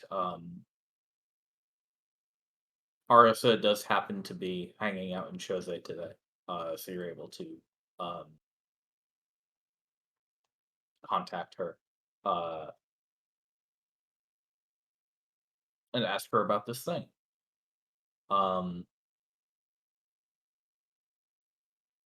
Soriana says, Arisa, Avis Tower found more of these in the city. Do you have any In a idea bell where they tower. are? It was in a bell tower. Or what they are?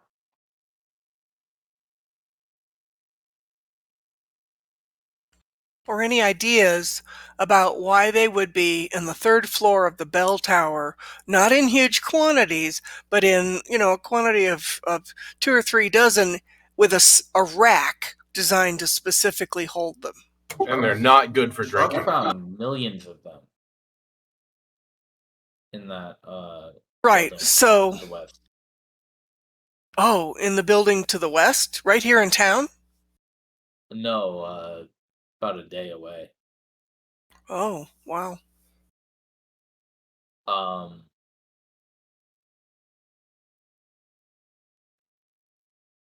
Didn't realize he'd found them that close to here. they said there was a proxy there, so Arisa says, yeah,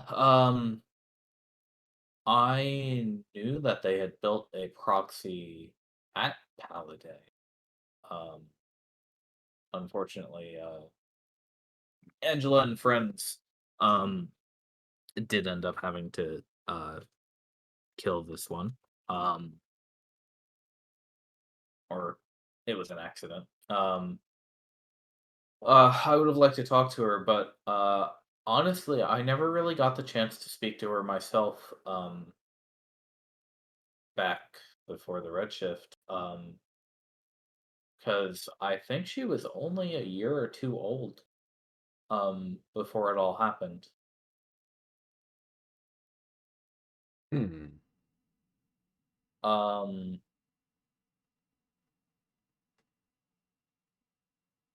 Mont Lauren. You're talking about Princess Curis? Yeah. Speaking of that, can I recall what she smelled like in the memory? I did meet her in a tent. I'm That wondering if I could recall the acrid scent or the scent of the tent. Rich was incense and sweat, baby. that was a very very long time ago. So it's unlikely you'd be able to remember much besides the y- what I would say is your memory doesn't contain any notable scents from that location. Okay. But you also did not get she put the crown on your head, but you also aside from that, you were only close to her for a second.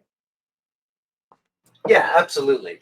That's why I was recalling whether or not if I could recall if there was any particular peculiarity about the princess other than, wow, you look really sick, dear.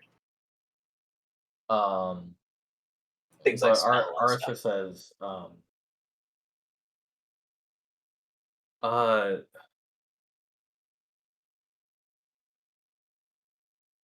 dangerous cures. I am unfortunately not a doctor. But to my knowledge, not not anything that stands out. Uh not anything that would be in millions and millions of files, if that's what you're suggesting. Were there any trade goods from this region that this might pertain to? Well, Chose was always uh, a big hub because of its location, mostly. Um, the smaller towns nearby mostly supported it with agriculture and stuff. Um, but uh, Was there any kind of consumable or thing on person that most of the people had that perhaps isn't readily recognizable to you because you didn't have to live with it on a day-to-day basis? Were they suicide troops? No, that's not what I'm talking about, bro. No, I had the idea a second ago that maybe that these were some kind of battery. But as a person who's worked with a guild, I know that consumable doesn't wait, not consumable, but produced in such a way that seems readily consumable doesn't necessarily mean to eat, but to Well, use on a daily basis. mass People perhaps production use like a perfume or an aphrodisiac. mass He production didn't get me would hot. explain why a proxy was put there. Because that is precisely the sort of thing that the proxies were meant to oversee. What You what kind? can't really run that kind of thing with just a regular person, right? You need somebody who's on and 24/7 and 24/10. Oops. Right. And For the most part, our guild um has a very special team for that kind of stuff. and whose brain works faster than your average person, because their brain is the size of a small wagon. Of course. But do you remember any articles or things that might have been used on a daily basis from a citizen's point of view that you might just be not thinking of because you wouldn't have had to use it? Uh, you're talking things like perfumes and stuff. I mean, Perfumes, medicines, drugs,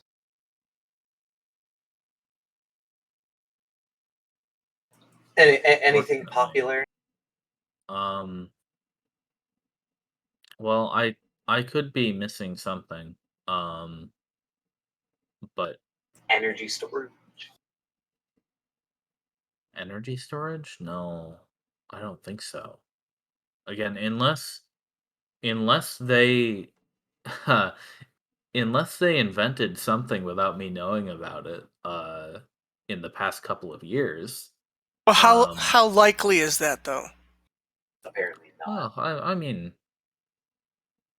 I am not the smartest person in Vesoth, or I wasn't. Right, but Maybe you I am had your now. finger in many pies, right? Because of the nature of what not you are. not really. I was more I lived alone at the Flower Sea, did the whole Guardian thing.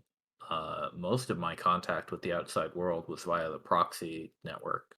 Um, and even then, um, it's not like we chatted a whole lot. They were Were the flowers at the Flower Sea used for something? no, they're that place was blessed a very long time ago, but they don't really have any special properties aside from that. Okay, it was a tenuous idea, but I thought maybe Nah, it was a good perhaps question. you and these vials and the other proxy were related in the same sort of venue. Maybe you're just down the production line. You know what I mean? As soon as you said it, I thought it. Well, my proxy was around for information retention because the Guardian of the Flower Sea has been around for much longer than I have been as as an old lady. So your Um, proxy was like an encyclopedia. yes, Beautiful. exactly. Um, she was there a lot longer than I was, and she was where I was able to get any information that I needed about anything really. Um, but I know the original secretary does actually she did a little bit of similar stuff to that because she's been around longer than um a couple kings. But also she ran the day-to-day business in the tower and the city really. Um and then uh I know there was a proxy near All Saints who was responsible for um military training, if I remember correctly. Um, but the one near it, not in the city, but kind of close. Uh, the one at Paladay, like I said, they installed her, um, like a year or two before the Redshift happened, if my memory isn't terribly fuzzy. That was when the orc wars were still going on. Yeah. Um, well, it must have been around then. Has the Empire ever engaged in mass poisonings? I hope not, not that I know of. I hope that's not something that they were doing, but King Arditis annihilated the orcs from the Prism City.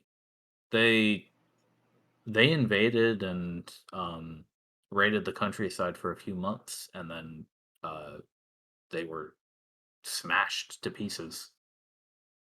Good point. I It's probably cannot not. imagine that he would need to poison them. Yeah, and they were still producing it by the time, so that's a false lead or a false idea.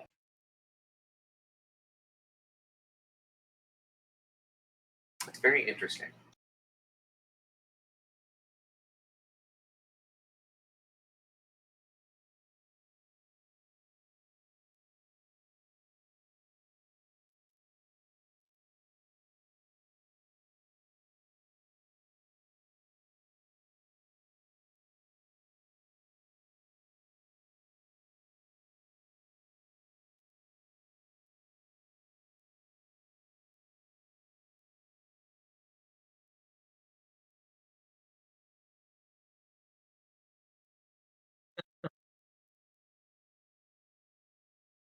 Well, it didn't have any effect on your uh, on your on your knife, but I guess bronze is chemically different.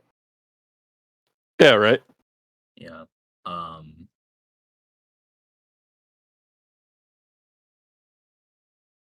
you wouldn't use a proxy to produce Bell cleaner. cleaning supplies. No, probably not. Medicine, though.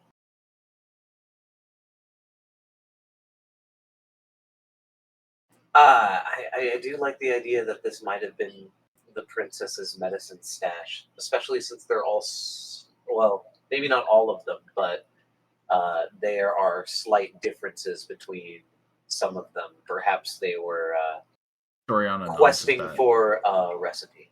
They're not. None of them have labels on them, so I had to make all the labels myself.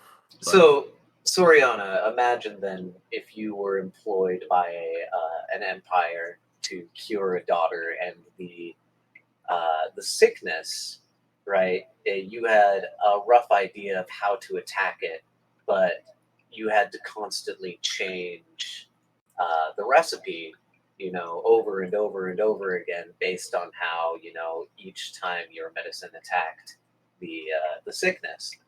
Like perhaps at some point, especially with all of these resources, you might just say, "Fuck giving it a label. I know the recipe. Give this proxy that recipe and the million different variants that we can go off of it, and we're gonna feed my semi-immortal daughter this stuff until it works or it doesn't." Then the redshift happened. uh, the she says that makes sense, but making an experimental medicine and trying to find one that works would take months and years and years of work, probably, unless you got really lucky. Even on the production levels that we're thinking of with this proxy, RSS says that apparently is exactly the sort of thing that you would use a proxy to do. Yeah, and She I can, remember what that princess looked like. Their parents were probably desperate. if you told a proxy to make chemicals that were different by a single drop, and then make 1 million of them, she'd get right to work, What and kind she'd of know what was in every single one. what kind of sickness the princess must have? Well,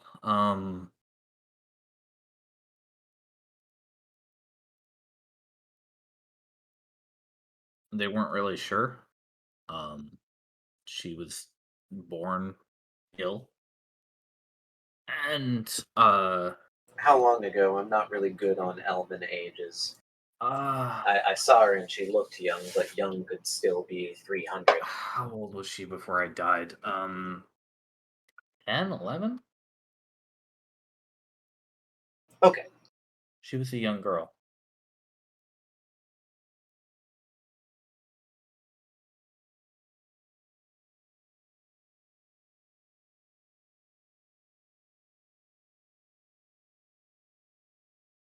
Um,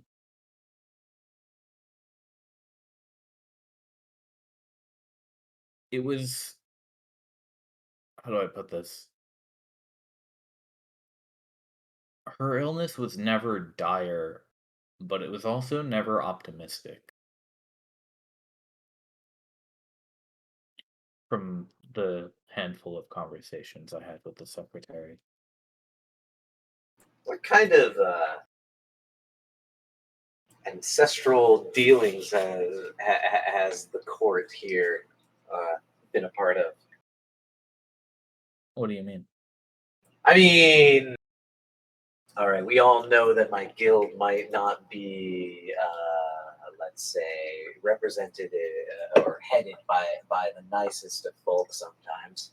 Um, is this sounds like demon shit? Let's just be frank. This sounds like the kind of shit that happens once you make a deal with a demon. And Right, or make a deal with the devil and how it yeah, can backfire. yeah, exactly. Backfire, quote quote. This is probably like straight underneath one of the contract, things, and they tried to get out of it. Well, Vestos was ruled by a Lich Queen like 7,000 years ago, but I can't imagine there's any relation. I totally forgot that. But I wonder if there was something. Was there ever a prophecy about, 10,000 generations from now, da da da da da da, is going to happen? Uh, I call myself a witch, and I don't really put much in prophecies. Uh, we have things that we do, and we have things that we control, and then we have things that just sort of happen that are outside of our control. And they're mostly random. But Right, but there is always, in every generation, there's at least one, or maybe every couple of generations, there's somebody who has generally the gift of foresight, and they tend to write those things down. And then over time, they gather some energy if there's any truth to them. it wouldn't surprise me to learn that the king and queen had brought their daughter to a steer once or twice. Yeah, I agree. In That hopes is of the getting kind of something thing that a done. parent would do just about anything for. But I don't know if anything came of it. And it was at a bell tower here. Right, with a rack just specifically designed to hold those For 30 traveling. vials. Yeah, yeah. Will the princess ever come here often? I mean, it's Often, um, normally, uh, she was, from my understanding, I did not ever meet her myself. Um, she was a weak girl and rarely left the tower, as I understand. Um, Albus Tower, of course, you know that at one point she did go all the way to that festival Right. across the kingdom. Do you know anything about the bell tower that was here? Uh, I mean, hard to it's say, I 3 don't. stories high. It seems like an important building.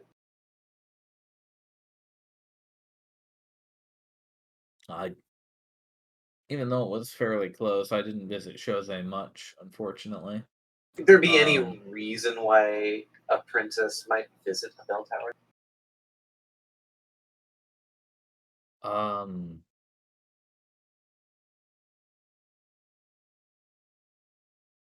Perhaps it was a secure location. Gross. Huh. I need Van. Yeah. I need Captain Dan. Or someone strong. I don't think anybody else here can lift a giant bell, can you? Van could probably do it. Yeah, I need Van.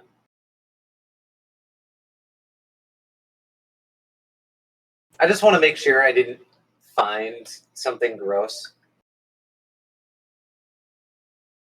You wonder if the vials respond to certain sounds? Yeah. Why else would you be in a bell tower? Interesting.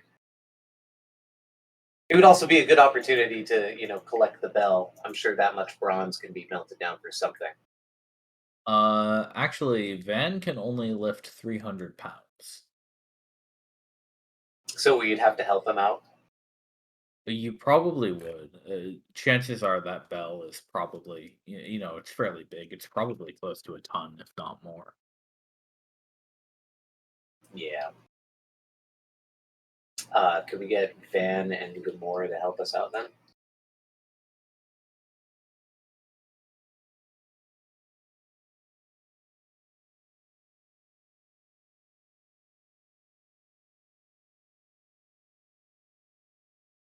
Yeah, that's why I was thinking Smitty's buddy could help us. Van may have to disintegrate a hole in the wall to get in. Yeah, Well, or the bell might have to be dismantled in place. Yeah, there's that too. I don't mind It fell, right? Yeah, it did. It did. I'm thinking. I really just want to check, honestly. If we could find a metallic hammer, something made of iron or bronze or I would whatever. not ring that bell again. Not in the tower now. But I think it would be interesting if the vials were there to actually test your theory. Oh yeah. I also just want to check to see if there's a dead princess underneath the bell. All right. Well, Van's easy to find. Hey Van. So you remember that tower, the bell tower, right? Yes, I do. I explored the 3rd floor, got everything of interest out of it. But was very risky of you. Did you find anything good? I did. But I have a theory, and I want to check just to see that there might not be royalty in need of saving under there, underneath the bell. I don't fully understand. Believe Might me. want to back up on that and re-roll that tape. Yeah. So I found some stuff, and I just want to double check that this stuff was not related to a princess that once crowned me king of champions.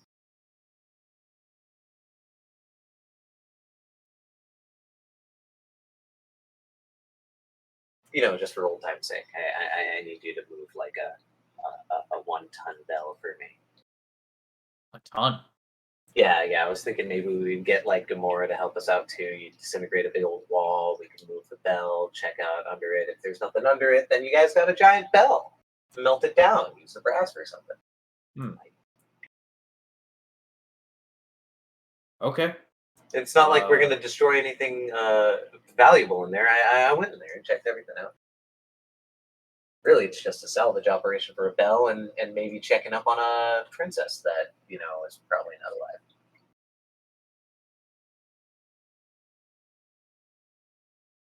again, I don't really understand the princess thing context, but I'll fill you in about the stuff that we found. The reason why I think there's a princess. I'll go fetch Smithy, and we'll give it a try. Sweet. So, you go to the location with both men in tow, and you have a beholder and you have a golem. And Ben says, "All right, well, this is the place. So how? So the bell, and I draw out like a little diagram, right? It's sunken into the floor, second floor, kind of like this. Right. Some of the others told me that this building is pretty dangerous. It's They said falling it was apart. on the verge of collapse. Yeah, it was pretty fun climbing it. You climbed all the way to the top. All the way to the top. That is very risky. I mean, I figured that I didn't weigh enough to disturb the mortar. And then you rang the bell. I did ring the bell. That's honestly just because of. But you can't gnomish levitate. curiosity. Now, if you were very small and could levitate, then it would be a lot less risky and very useful. I wish I could Let me levitate. see. I not am that not light. small, so neither is Gabora. So if you want us to get inside and get this bell for you, I probably will have to open up one of these walls. Oh, absolutely. I was figuring like you could make a giant ramp or something with it. It's gonna be more of a giant hole. Okay. I don't mind what happens to the tower. It's really I just want to check on the bell to see if there's any, dead princesses under it. I feel a little bit bad about destroying Yeah, it might have been salvageable, but oh well. The tower? Yeah. There's a giant bell in the second floor of it. Yeah. The bell weighs a ton. And it rammed into the second stone floor of this medieval style 3-story building. I suppose it is already halfway gone if you put it that way. I'm just saying, like, even if it wasn't, I would probably tear down the building and then rebuild it anyway. Oh. Yeah, you're probably right. No architect from my guild is going to look at the past and be all like, yeah, we're just going to keep everything here, remove the bell, just fix the floor a little bit. Like, at bare minimum, they're going to destroy the entire second floor and then rebrace it, maybe make it out of wood. All right, then stand back, everyone. And he blasts the wall of the first floor with his disintegration ray, and a wide opening appears. How long can you hold that disintegration ray? Like, could I get an awesome sketch of you doing it? I can do the pose if you want. But if I disintegrate constantly, I'd probably dig a very big hole wherever I'm looking. Okay, good point. But you can draw the ray.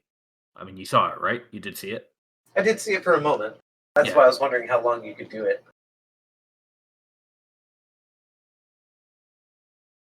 Well, anyway, I'll do the post for you later. Smitty. He says, yep. I'm not going in there. Gabor can do it.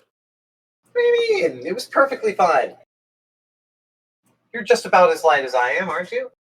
I look up to Gabora, because he probably stands higher than me. I don't feel like getting crushed under a bell. Good point. No, Gabor will be fine, though. Here. Go get him, big guy. He backs off to the other side of the street to watch. Yeah, I go stand next to him to watch too, just talking nonsense about the mecha familiar I've been building and how it's going to be just as cool.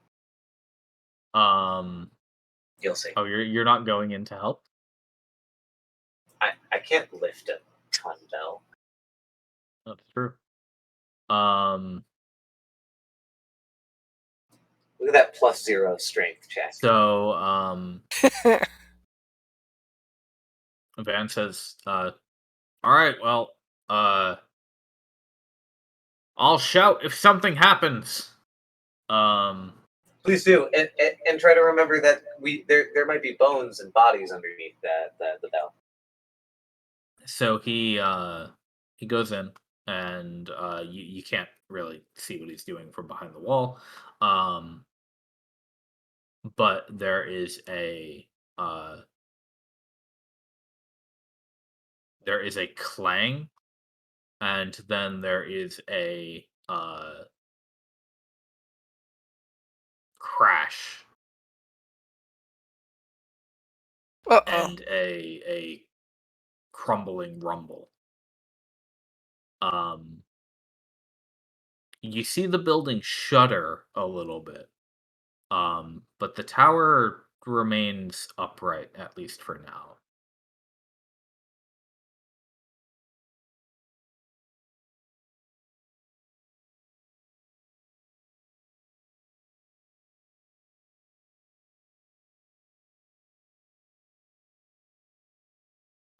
Van pokes his eye stalks out, and he says,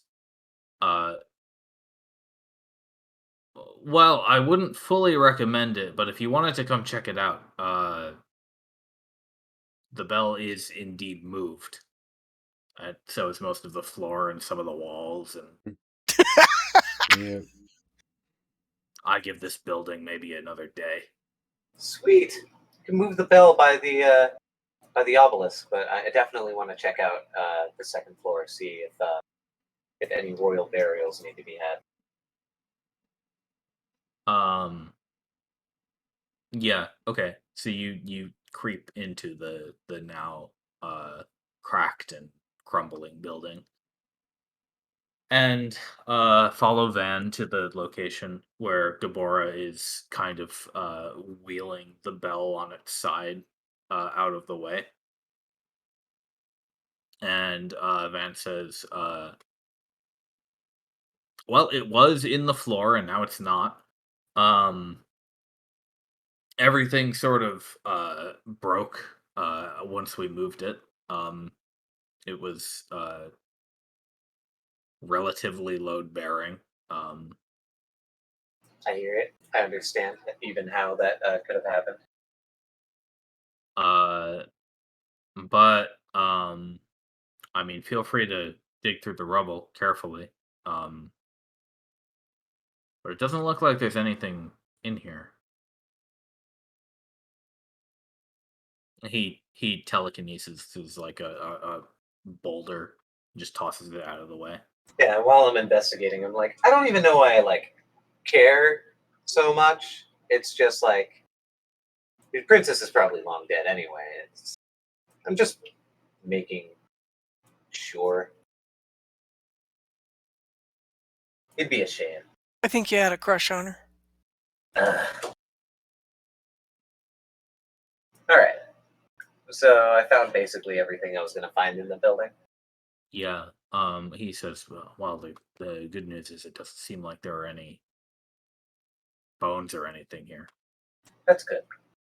It does, not answer any questions about why the satchel full of stuff was there.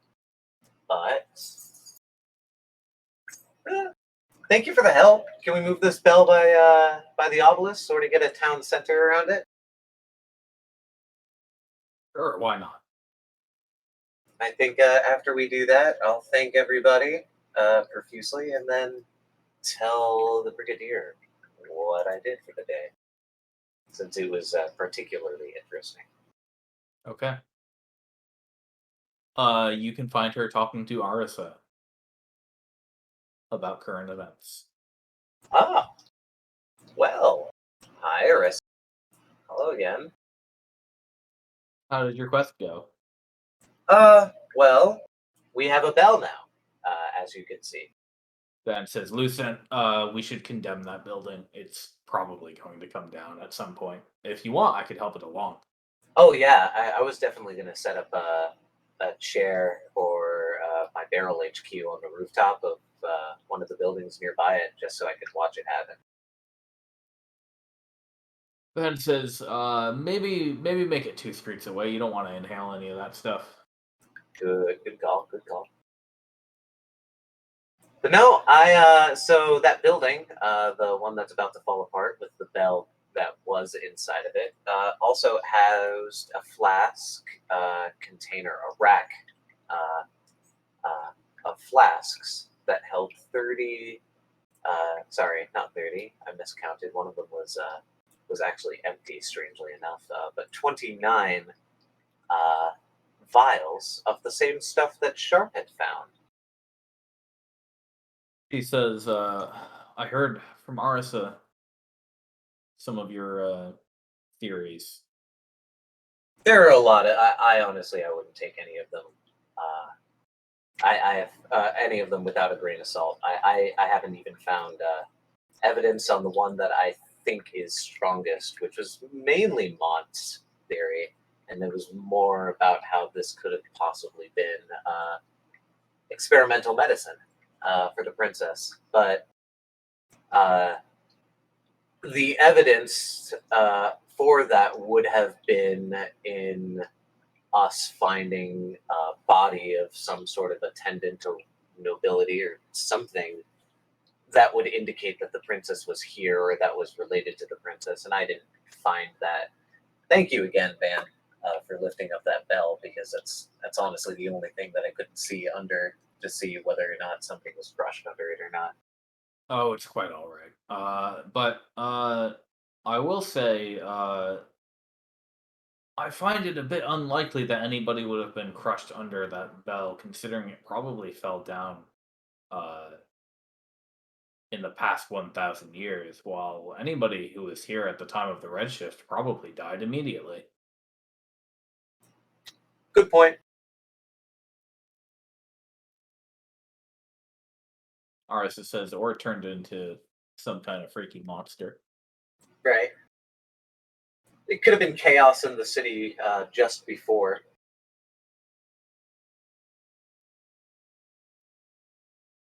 I mean, they would have seen it coming, right? Yeah, the events happening just before. I wonder if the the collector Redshift. ever told the locals what she saw from her telescope. Right. You know, She warned them it was coming. She had quite the vantage point of being able to see it coming and prepare and then get out before it arrived. It does make me wonder if she told anybody else. That's a good question. I strongly suspect she didn't, but just call that a hunch. I agree. Yeah, Arisa says, especially she didn't since tell she's me. probably a vampire.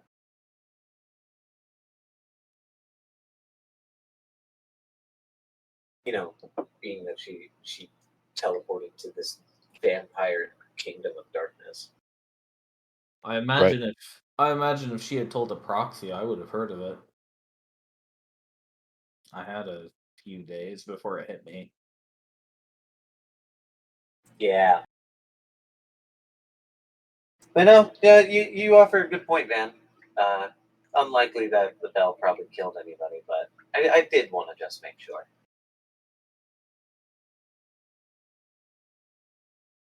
It was, I'm sure, at some point a nice bell, so at least we have that.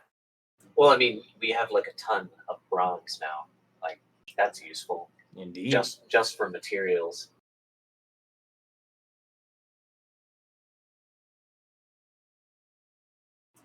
Bronze.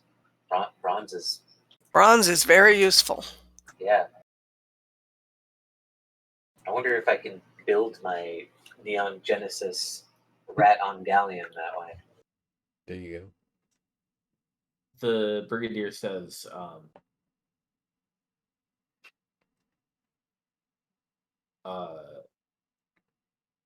well, it's a good couple of finds anyway.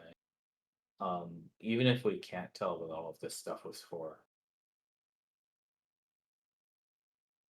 Yeah, I'd hate to be the person to drink that. Yes, I highly recommend nobody does that. Oh, yeah. That would probably be terrible. Doriana told me it would probably not go well for anybody. Didn't go very well for Ambergreen, and he's got resistance to poison. Wait, what? Yeah, don't drink that. Oh, my bad. I mean, I didn't even get high. Why did you? Did you why get a did you song drink out of it? That's the stupidest thing I've heard any of you do. Well, we had to know. I figured I could soak it.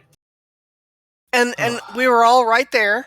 I've eaten a lot of mushrooms. You have to understand. I mean, I was on hand to cure him the whole time. It's fine. I laid down. I made a bed. To think of it as one of those like a vision quest ritual, you know, where you Right. bring yourself close to the point of death, you know. See, I thought I was going to get something way more, profound out of this, other than throwing up a lot and then being healed by a paladin. Yeah, perfectly He controlled. says, conditions. if Exactly.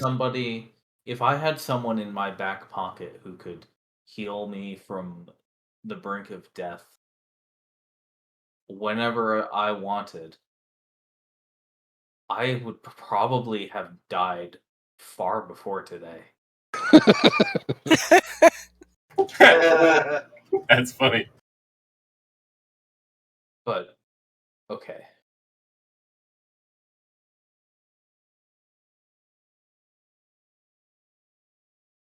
I suppose, Loadfane, thank you for your sacrifice.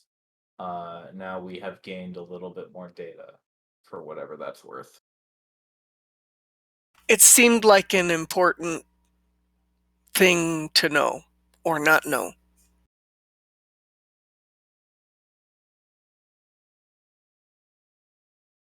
So now we know it's absolutely poisonous. It stains and numbs the finger. Right. Well, then I'll have Soriana confiscate it, or dispose of it. Either way. Well, we probably need to keep some just to find out why there are millions of vials of it.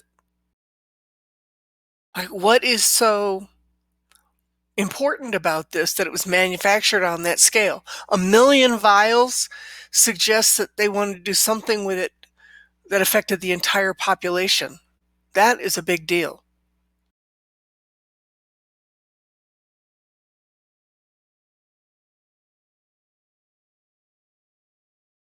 You were right about that. So I'm not saying we need to keep all of it. We can definitely get rid of most of it, but I would keep some just so that it can be tested as things unfold as we keep going. Well, there may be more strange things that we find as we get closer to the tower. We've already found plenty that's weird.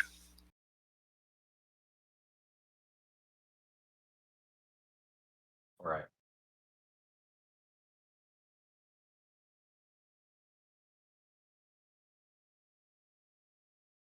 All of them slightly different? 1,000 a shit. year running nonstop since the Redshift began. She says, that sounds about right, Lauren, but Mortier did tell me in her report that the facility was completely inactive when they found it. Oh, right. They started it when they got there, didn't they? They did. Right, I didn't think it was still in production and hadn't been, which means that stockpile's been sitting there So for that bumps up who your knows numbers how just long. a little bit. Yeah, Or what were they indeed, who doing knows how with it? long. Right. And why so many? I mean, it's close Right. to This close is a to a hub. radio drug, or it's an ammunition, or it's Oh, I have an idea.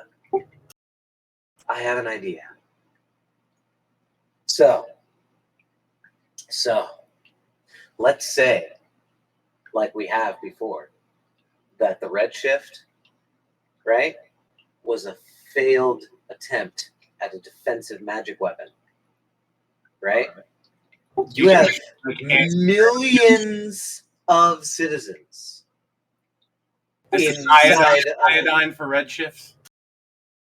Yeah. You got there, right. Perhaps this right here was supposed to be the means for an empire to survive in the Redshift, but they didn't distribute it, or it failed. I see, but it's deadly. Very. That's probably why it wasn't distributed, and it doesn't seem very deadly. Like I wouldn't want to put ambergreen out in the Redshift right now. But Ambergreen is resistant to poison, though. If it had been me or you or anybody else of us that are not dwarves, we might have died instantly. I even rolled like middle of the road. I didn't roll badly, but I didn't roll great. Soriana said maybe not instantly. I pulled a 16 because of my +3 con save. But my other roll was a 1, which with my +3 would still have been a 4, but a natty 1. Yeah. That's And you had roll, advantage. Exactly. All I'm saying is that was the raggedy edge right there. Yeah, absolutely. Yeah, exactly. And also we don't know if consumption that way was the right kind of consumption. Perhaps it was supposed to be a spray or Right, or a topical, or yeah. Because it does seem to affect the skin on touch.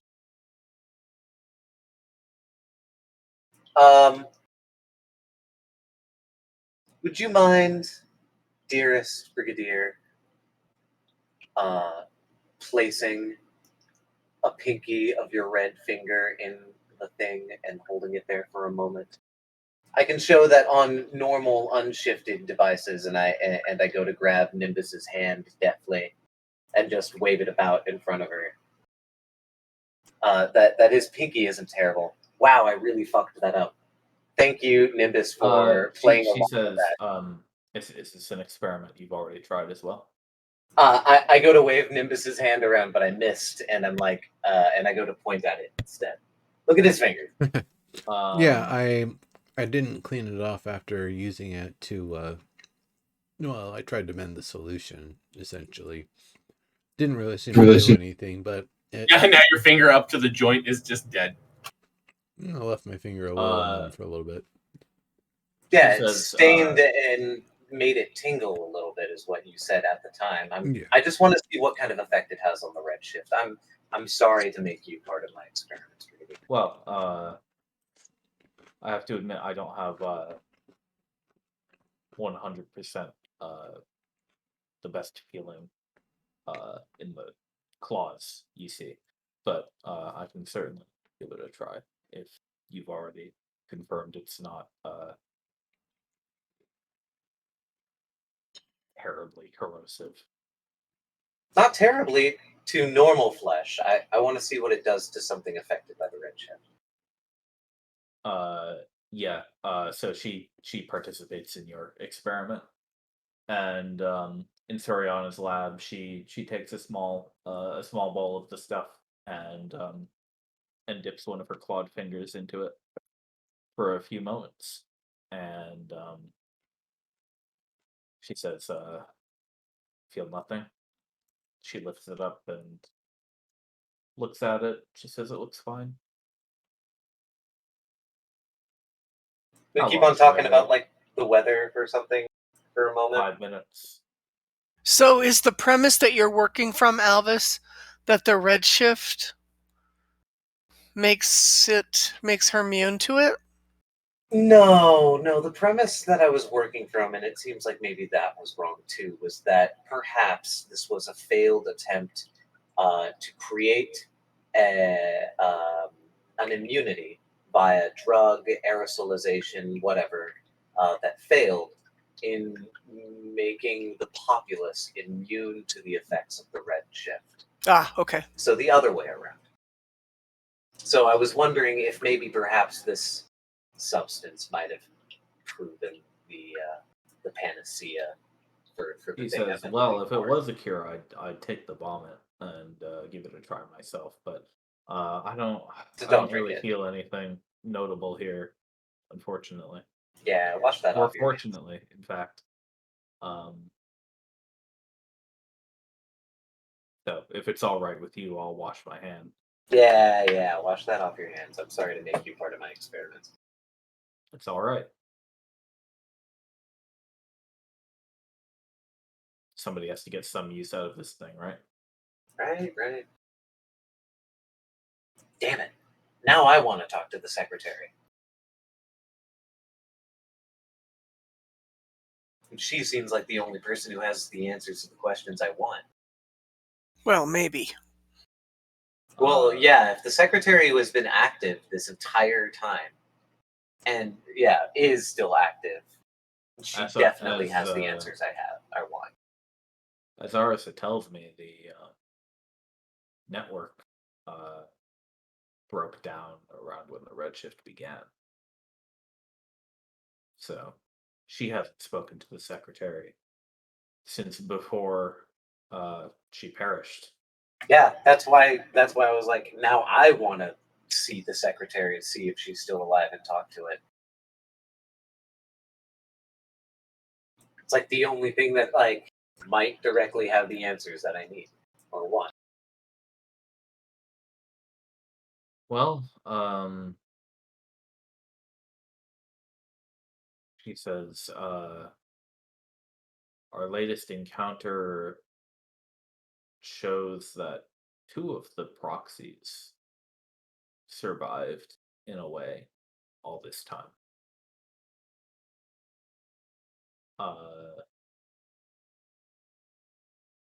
So perhaps one of the others did as well. We can only hope.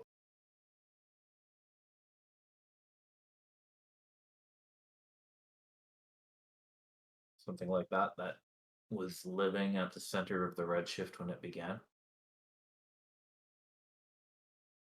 Yeah, I really want to. I really want to know It would have to know something. exactly. Yeah, for all we know, this is the secretary's fault.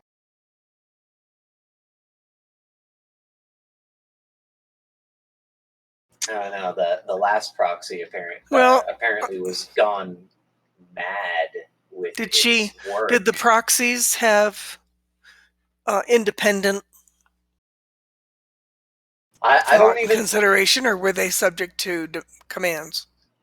Well, according to Arissa, they seem to have been what's the word? Coded. Talking to Arisa again, she can tell you that. I mean, it's a kind of weird thing to explain. But the secretary and the proxies, they were people in a certain way. They had personalities. It was kind of the same personality. That's why we call them a proxy, because they're all just the secretary again, right? Right.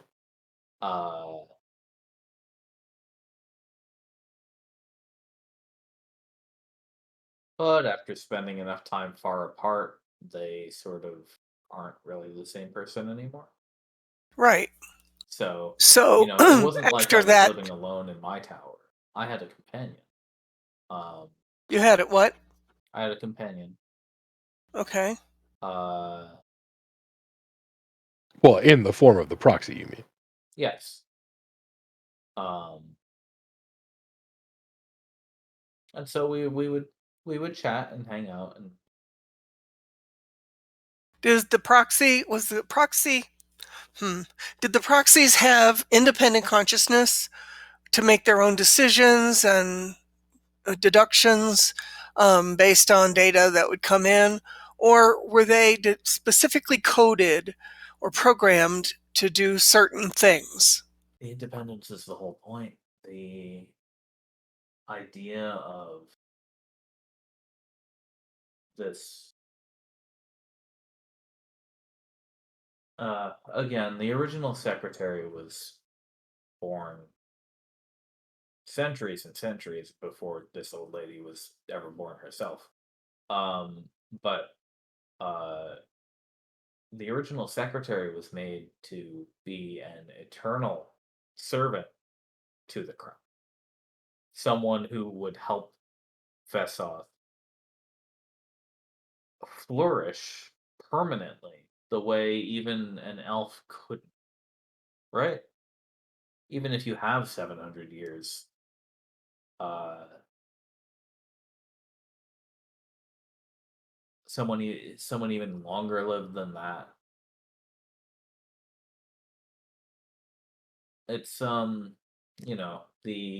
immortal king solution without the whole problem of them actually being king or actually being really immortal. Because they're not really strictly alive, I suppose. Um, That's what the secretary's parameters were. well, serve the crown. Yes, make Vesoth flourish. Okay, Oh, but if there God, is no, oh, if there that- is no that- crown that- to that- serve, that- then would they make erroneous decisions? no, that there is always a crown to serve, even if there isn't an actual person under the crown. The crown is an ideal; it's the empire. Right, I get that. Right. That I don't know now. That Dragon King might have absolute claim to this place, depending on what the secretary thinks. That's what I think. I honestly don't know what she'd do in that sort of situation. It was really unfathomable that, I mean, even if she if gave the her support. princess was, well, no, I mean, even if the princess was the only child, the only heir of the king and queen, there were cousins, you know. Um, Even today, I'm sure there must surely be some elf or maybe even half elves who have some No, you're flesh and blood in them. Arissa. No, you're making this worse. No, so Out west. no, so like, what if the dragon kin are related and are like twisted like that because of the Redshift and their relation to the secretary who might be responsible for it? Um,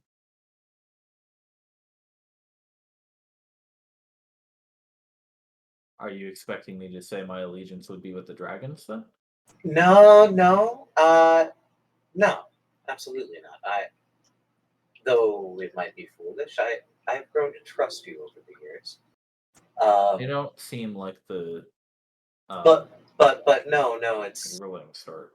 no, it's just the idea that they are seemingly unaffected by the Redshift. We don't know that for sure.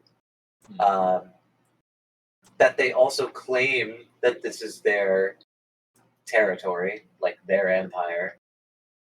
You know, it just there absolutely aren't enough leads putting all of it together. But depending on how the secretary feels about these dragonkin, that if she found somebody of suitable blood, for the crown, someone in the family tree, Right, if she's somebody who fit the lineage, continue the lineage. She would help them. Yeah. Even if it might like corrupt them, make them like dragonkin instead of elves, right? Well, like because you made this big defensive system that seemed to kill everybody, and then you did your job and found maybe the last vestiges of this family that you were supposed to protect, and then you changed them in order to, give them their land. I don't know. There's a lot of ifs going on there, but I really need to talk to the secretary because I don't know the Dragon King. If the secretary right now, in my eyes, politically stands as the only one who could legitimately give the Dragon King rule over this land, right? And if she agrees with that, then we're technically invaders here. She's not that kind of person, Okay. though. The secretary has. Well, what I mean is, the secretary has helped Vesov for 6,000 years. Yeah. That's a lot of time to learn the boundaries of your make Vesov flourish. And it was never just about the royalty. It's not the point. If it was just royalty, we wouldn't need her. Good point. And I guess Vesov isn't would- flourishing right now. No, it's not. Yeah, that might have just been some catastrophizing there from me. I would. My brain I would works in hope. wild ways. I would hope she does not think that the current state of things is flourishing. But I don't know. I haven't spoken to her since well before the Redshift began. It's possible she lost her mind. That's what I'm worried about. Either lost their mind, went into some desperate action, gave dragons Vethov. Like I don't know.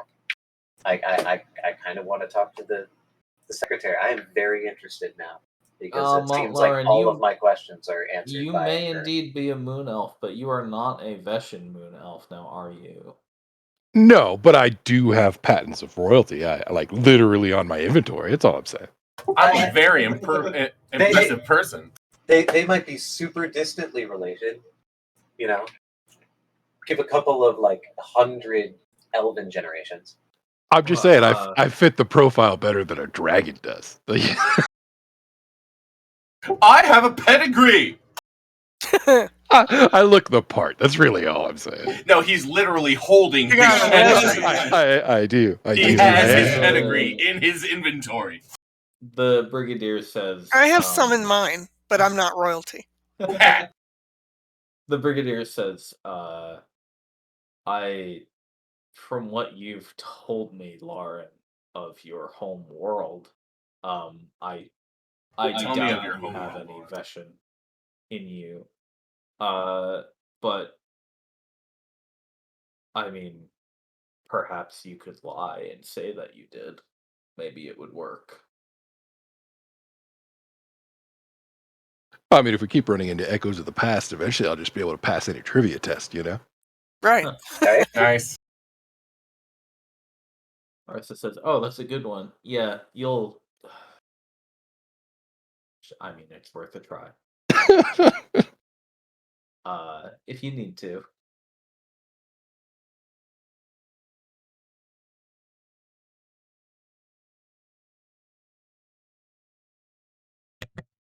The thing that I'm thinking about are proper protocol, if we can, for if we find any other proxies out there that are still have some sort of body. If I'm not mistaken, Don't fight them. We found some state that you were in that until that was resolved, we couldn't communicate with you. My poor proxy did what she could for me. And that was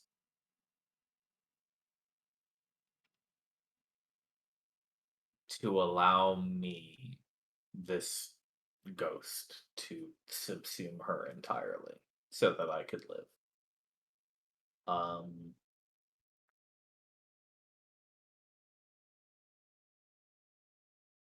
To be honest, I don't really understand the mechanisms of how that happened, but it did.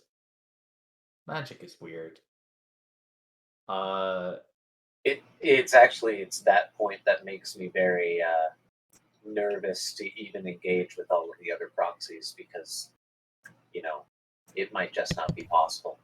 Well, it was when Well- we, if I'm not mistaken, we defeated the body that the proxy had kind of left behind, and then you were able to be restored. Yeah, we had to fight you. It did jog my memory. So I was sort of under the impression that I was the proxy for a little while. Right. I think if that's the case, we should be seeking to defeat any sort of non-functional, broken, berserk, out of sorts proxy that or Well, if you creature do of meet one, this type, and Right. then- Like if there's one proxy that is affecting more people like you, then we should defeat that. and then have the memories restored in the crystal. if you meet another one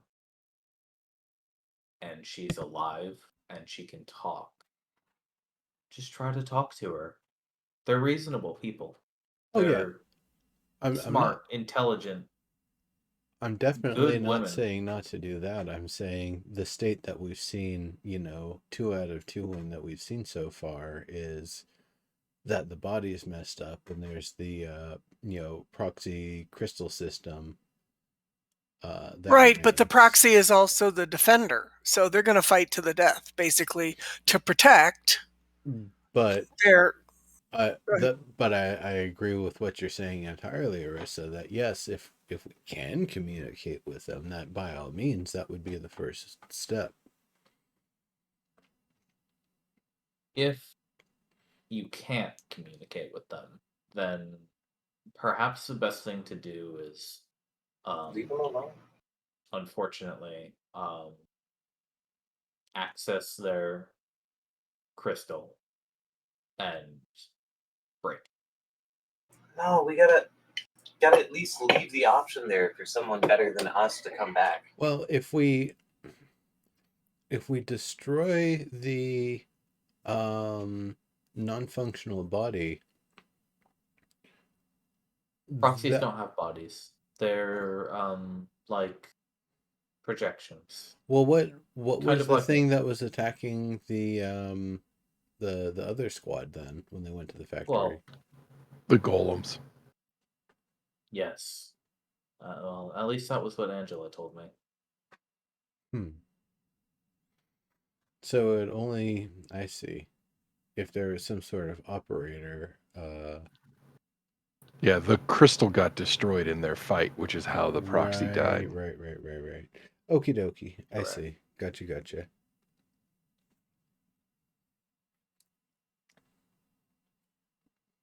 So, I should say proxies don't normally have bodies. I suppose anything could have happened in the meantime. But if you do meet one, she shouldn't be able to do anything to harm you, aside from if she does have command over a team of golems or something similar to that. That would be what you'd have to watch out for. Yeah. But again, if they can talk, then talk to them. If they can't, if they're in pain or lost or gone completely mad or done something terrible, then you have my blessing to do what you need to do and put them down.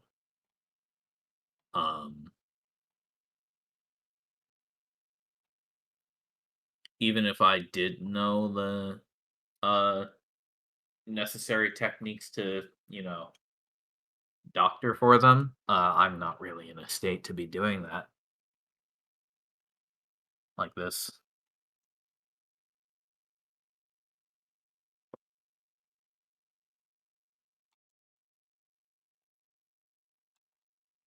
I mean, if I was, I probably would have done it for myself a long time ago. Right. Yeah, interesting point.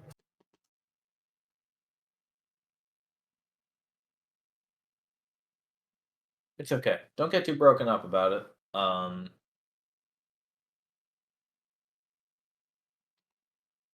For now, Vesoth is long gone.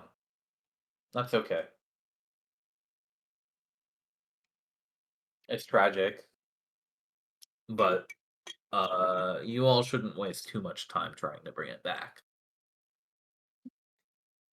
No, you should be stopping the Redshift. That should be your real focus, and then let the Imperialism come through. well, I mean, after that, all us ghosts can, be on our way. Absolutely.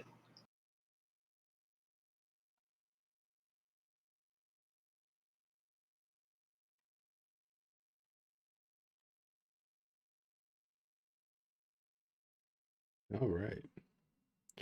So do we want to get ready and try that skiff out? Yeah, that's tomorrow. Okay, sure. The Brigadier says, well, then I think you and I will have to have go have a look at that building and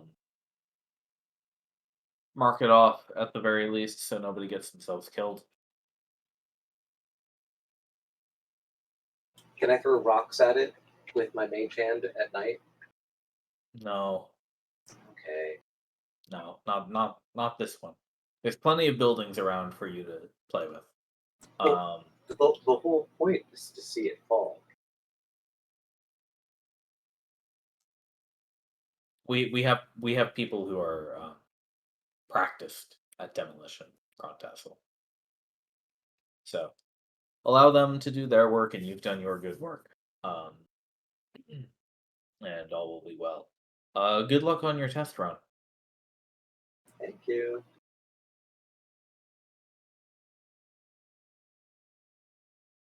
So it is test run day. Nami has prepared a kite. So you have a skiff and a kite attached to the skiff. Plenty of sturdy rope. You would be helping them put on the final necessary knots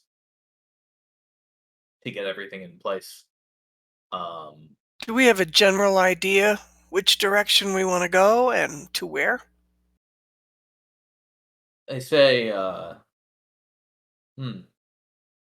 maybe just try going out a mile and back. Oh yeah, I had a couple of spots we wanted to go out that could be within that range, just to check for like mile houses and or guard houses, things for specifically, trying to find the old road.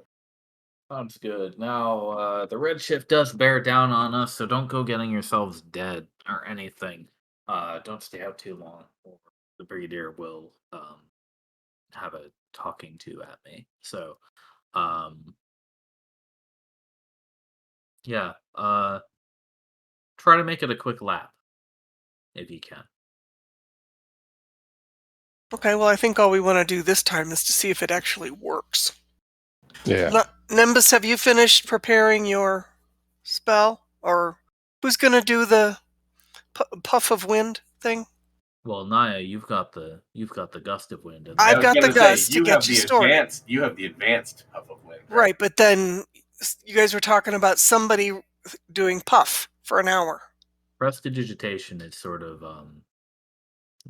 prestidigitation will not work because a puff of wind is like That's a breath. That's a human breathing breath. on somebody. Yeah.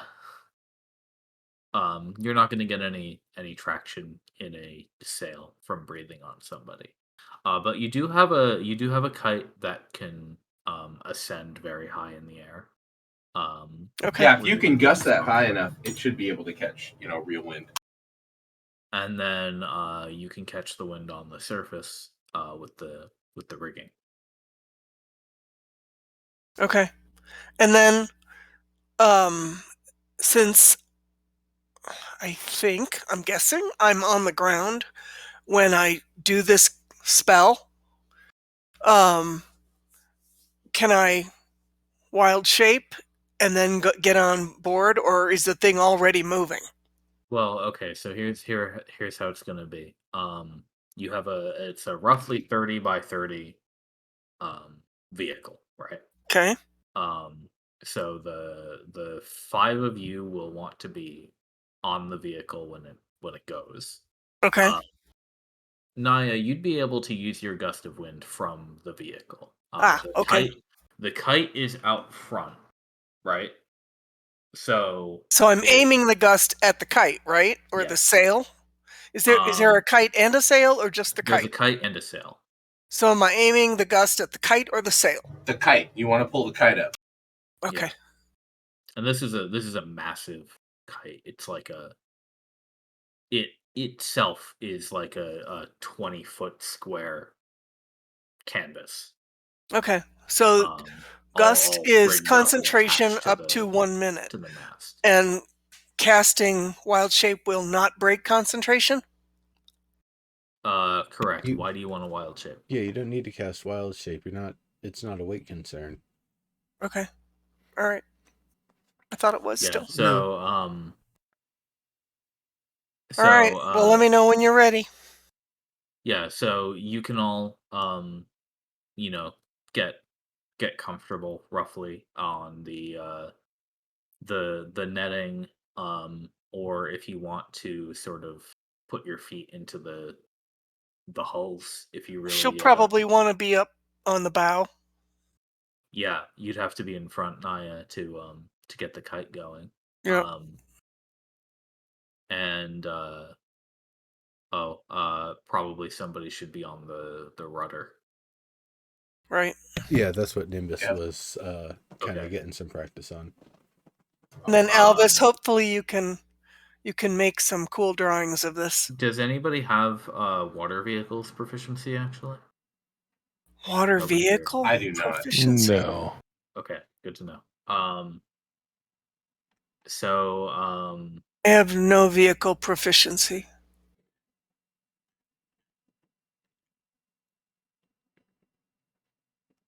now, how are you going to hold the kite up before you blow it? With my mage hand, of course. It's Okay, way that'll too work. heavy for that. Oh, it's more than 10 pounds? Okay. Yeah, like I said, it's like a 20-foot square canvas. You'll be able to lift it with gust of wind, but how are you going to keep it up before that? Yeah. Well, can I aim the gust of wind from the ground up, like in an arc? Yeah. So, Nami shows you they have rigged this for precisely this expectation.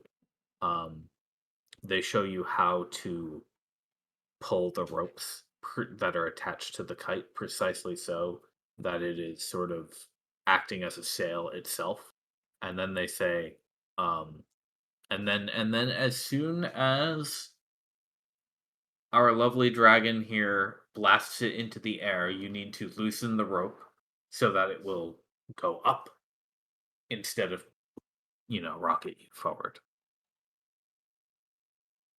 Okay. All right, so I'm educated on how to do this, right? Right. I mean, I'll do everything I can with the practice kite. makes perfect. Okay. All right.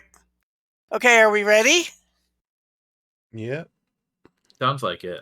So Naya, you don't have to do anything but spend a spell slot. I'll need Montlaurent to make a Montlaurent and Nimbus to just make D20 checks. There you go. You don't have any proficiency to add. Mont, actually both of you, it's gonna be strength if you've got any. Oh, can't do maybe con or dex? No, not for pushing a rudder in sand. All right. So Mont, let's see yours first. You're gonna be catching the wind. Not a saving throw either, just a check. Whoops. Oh yeah, sorry, I hit the wrong button. Neither of you have any special bonuses to that, so yeah, it's okay. I was gonna say yeah, same roll either way. Yeah. Okay, Montlarin, you are able to unloop the rope just as quickly as is necessary. You're able to sort of twist the device that lets it unravel. And as Naya spends about 1 minute blasting the kite, it inflates and rises, and she directs it, and you give her the enough rope to keep propelling it upward until it starts to catch natural wind. And there is a jolt of the ship as you all start to blast forward. This thing is not going to move extraordinarily quickly, but it will move. And well before Naya's 1 minute is up, you all are moving at a decent speed. East. Nimbus, you are able to just keep yourself on track for the moment.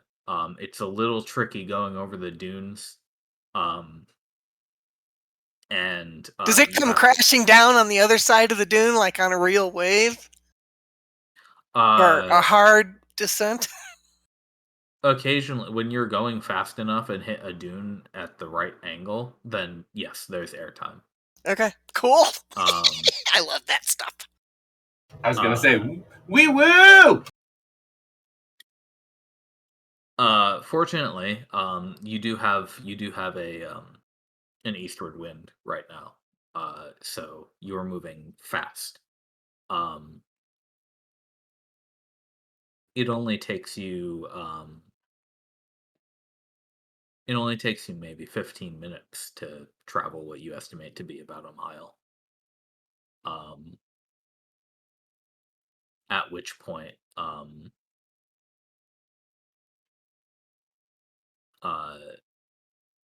Montlarin, you'd have to start pulling back the kite. Right, haul over. Yeah.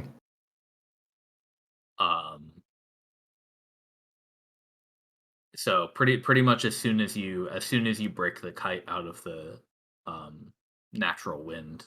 Can you like pull one side and bank it? Yeah, pretty much.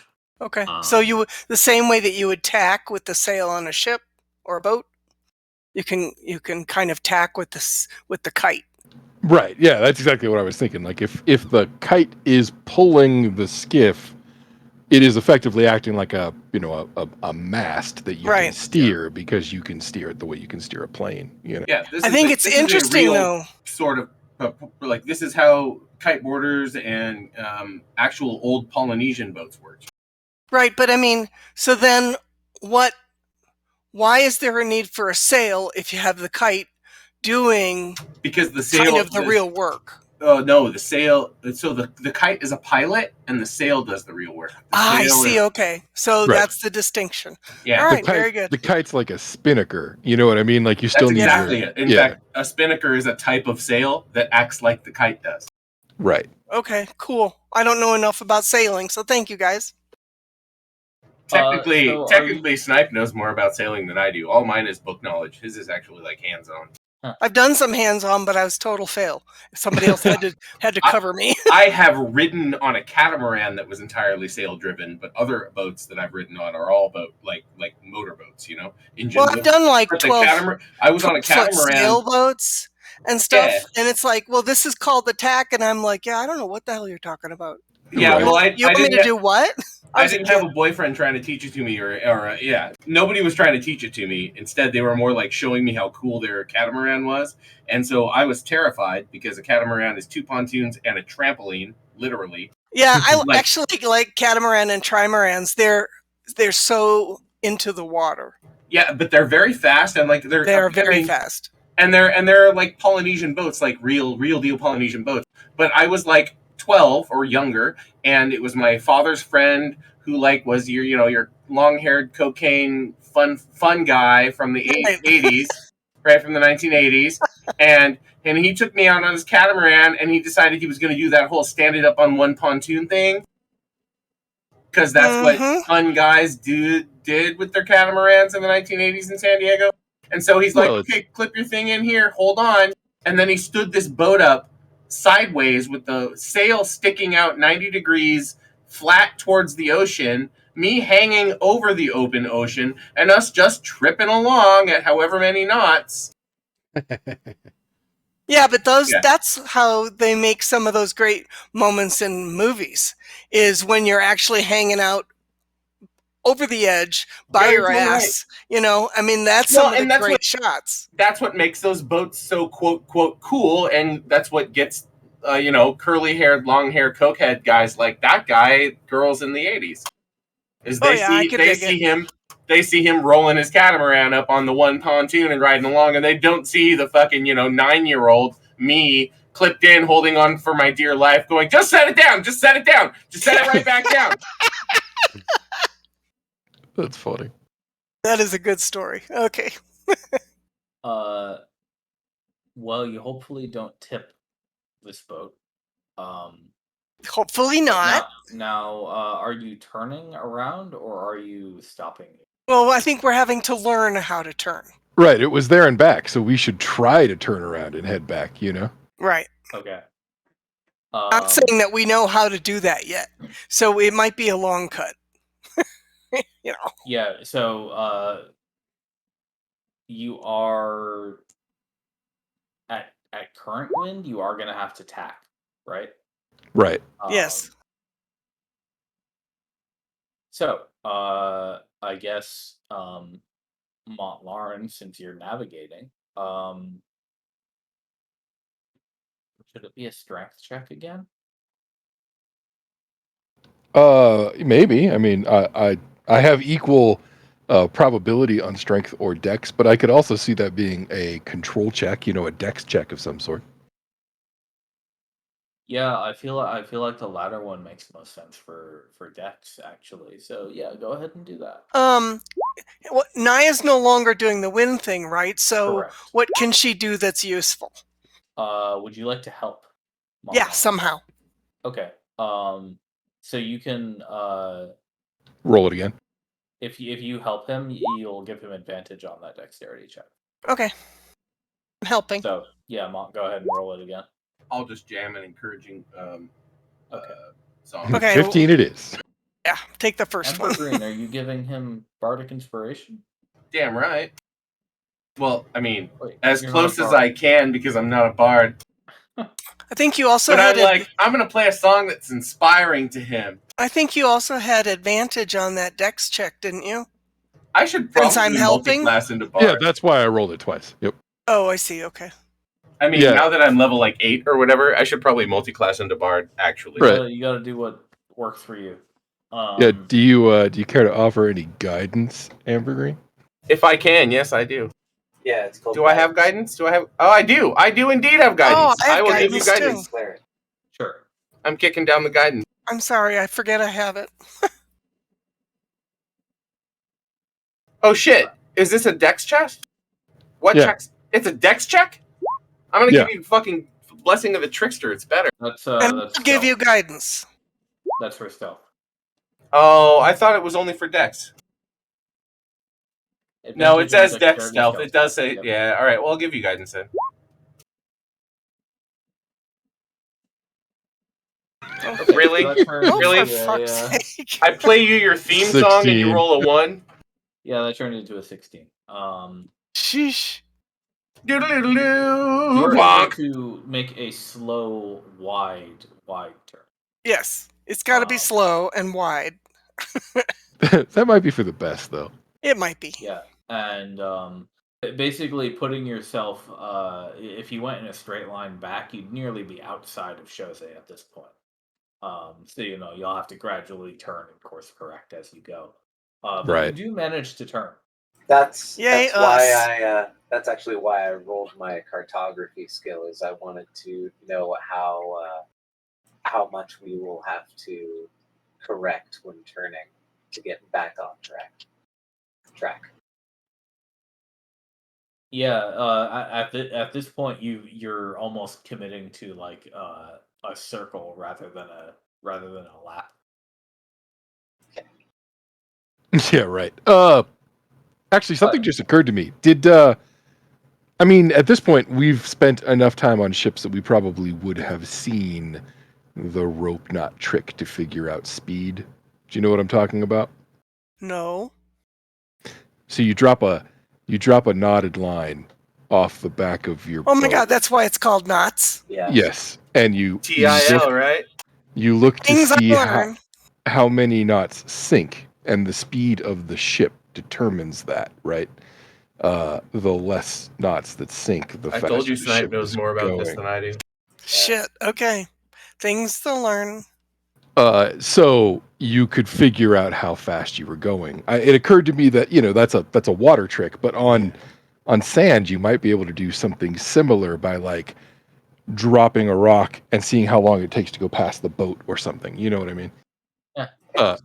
It occurs to me that as a cartographer, you would want to know the scale of movement. Well, the other thing is that if you had a rope with knots in it dangling off the stern, how does it sink or does it go straight out horizontal? Interesting. If I it's was getting horizontal, We get you're enough- hauling ass, right?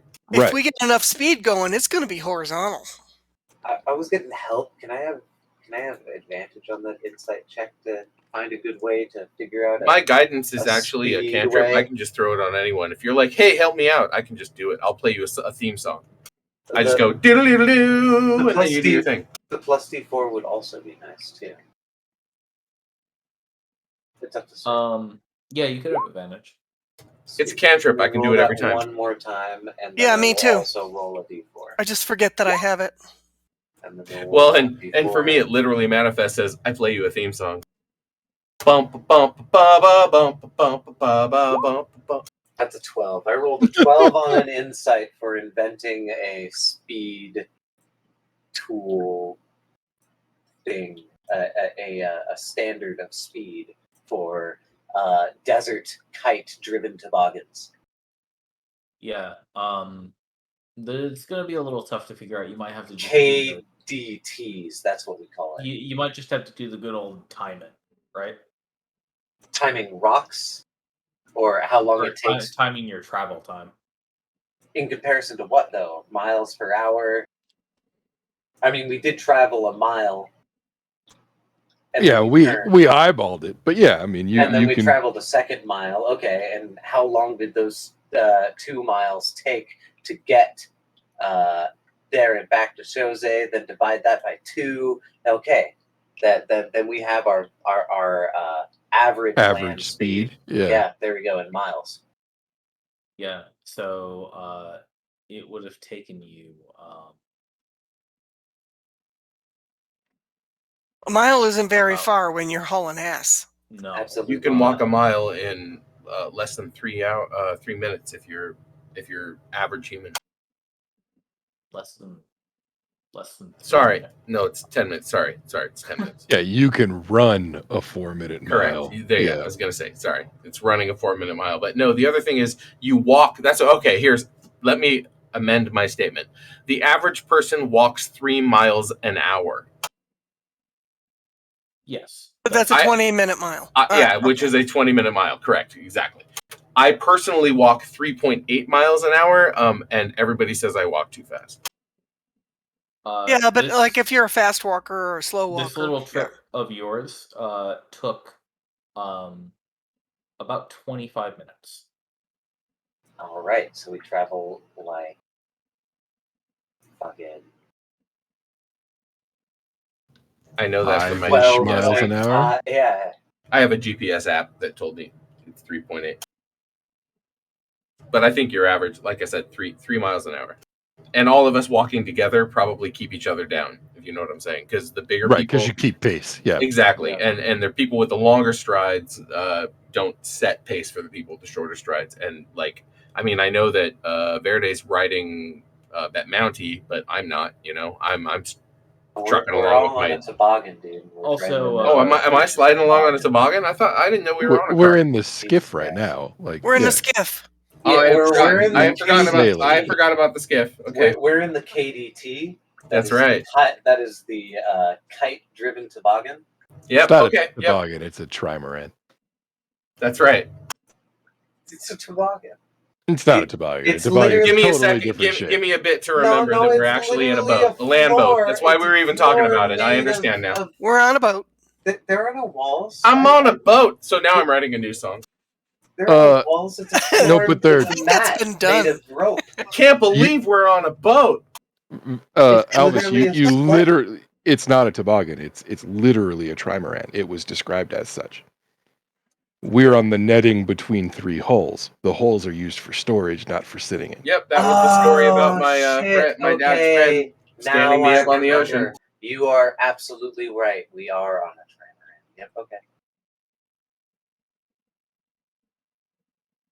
That's why I was saying shift all the weight to the rising side of the boat when we turn. Otherwise, the boat flips over. Oh my fucking god! Don't make me relive this. Now you do end up wanting to kind of It's a tri-toboggan. approach Jose from the parallel, lest you ram the wall. Yeah. Good plan. But No, you are able to do I'm going to use Prestidigitation and Mage Hand, and with a little help from fucking Nimbus, we're going to jump the wall No. and No. glide. That said, I do want to start hauling the kite in the closer we get to Jose. I also want to see Yeah, what thinking effect ahead. that has on speed. You know what I mean? That's important. It does slow you down a fair bit, especially since the wind is not with you anymore at this point. So again, you still have to, continue tacking your way that distance, which might have slowed you down a fair amount. Right. Using the word tack that none of us have used yet. No, we've mentioned it a couple times. Yeah. Okay. I don't know what else we would call it. I mean, we'd have to invent a There'd be- language. Yeah, that's literally the word for sailing against the wind. That's what I'm It saying. is. It's like That is. none of us actually know that, but you just threw that word out there. Like, yep, no, we got a tack against the wind. I'm like, Well, no, I played Wind Waker. That's when you turn left to catch the wind, and then you turn right to go the direction you want. Right. Sure enough. Sure enough. Yeah, I mean, or the aces have sailed with people enough times that I'm certain we've heard the jargon. You know what I Yeah. mean? Yeah. Yeah, we kind of need to hand wave this. So, no, this is a thing that you're able to do, and it works. So, yes, after a little while, you do manage to slide back into your non-existent dock at Jose. And we all celebrate with a glass of mead or something. Goat's milk. Well, yeah, I Nami, Goat's milk with Malibu. Nami runs up behind the skiff that has passed by them a little bit, keeping the sand out of their eyes. Yeah, And I'll point to Nami and say, I regret to inform you that we've run her aground. I watched you go the whole way. I could barely see you behind the dust cloud, but We did it it. works. She's not damaged. No, the whole thing worked like a charm, honestly. Perfect. It's fantastic. Kudos to you. All right Yep. then. I'd love some pointers on how to quick turn. We were not very good at that. Yeah, that's something we'll have to learn. That's a good point. Well, you should be going in mostly straight lines anyway, but Right, but when we have to turn around, Or, Yeah. evade something. I'm just worried, about we run into trouble a lot is what I'm trying to say, Nami. We run into trouble a lot. Allow me to think about that, and maybe I'll concoct some kind of steering wheel for you, better than Okay. just a rudder. Thank you. Although the rudder should help. With the Rudder, quick I barely turns. even know her.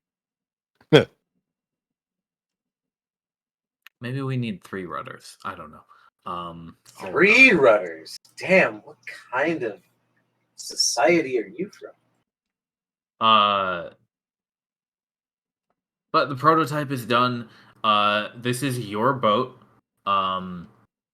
Because you were the only ones here who can drive it successfully. Ride a salvage, bitches. It was a gift. Legitimate salvage. Anybody else touches our boat, they get the horns.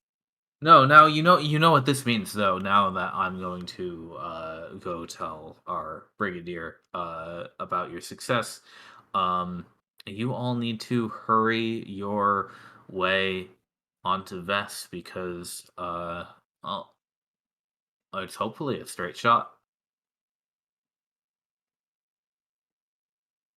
To Vess? Well, maybe. Well, I think we'll stop in Alsane's on the way, but yeah, that's the plan, right? Right, and it won't take us very long.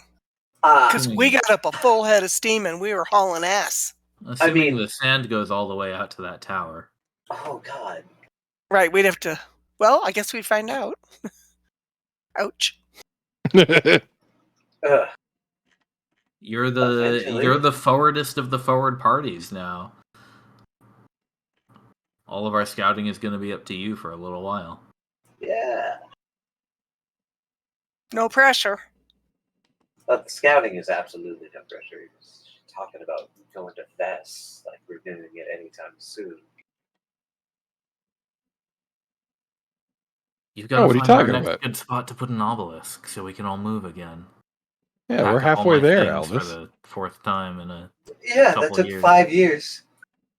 Give it another 5 and then maybe we'll be ready. With a boat like this, I'm sure it'll be 4. I 4.5 tops. I don't mean how long it will take us to get there. I mean how long it will take us to prepare to get there. Yeah, I'm not gonna lie. I have no idea what we'll do when we get there at this point. It's just like I have to feel willing to fight a dragon. And right now, though I'm willing to do stuff, I am not willing to fight a dragon. So I'm not willing to travel to Vess. Well, Right now. I was gonna say you're along for the ride, but yeah, I don't think we're going straight there. I need to make a mecha familiar before I can feel like I fight a dragon. That's part of the reason why I want to fight. I see. It's smart though to make specialized gear. I hadn't considered.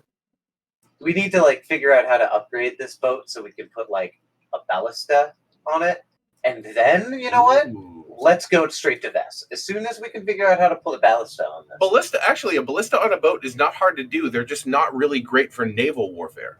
Oh, absolutely Well, a not, but scorpion we're here to would fight work, a dragon. No, a scorpion would be great, but that's more like a small catapult.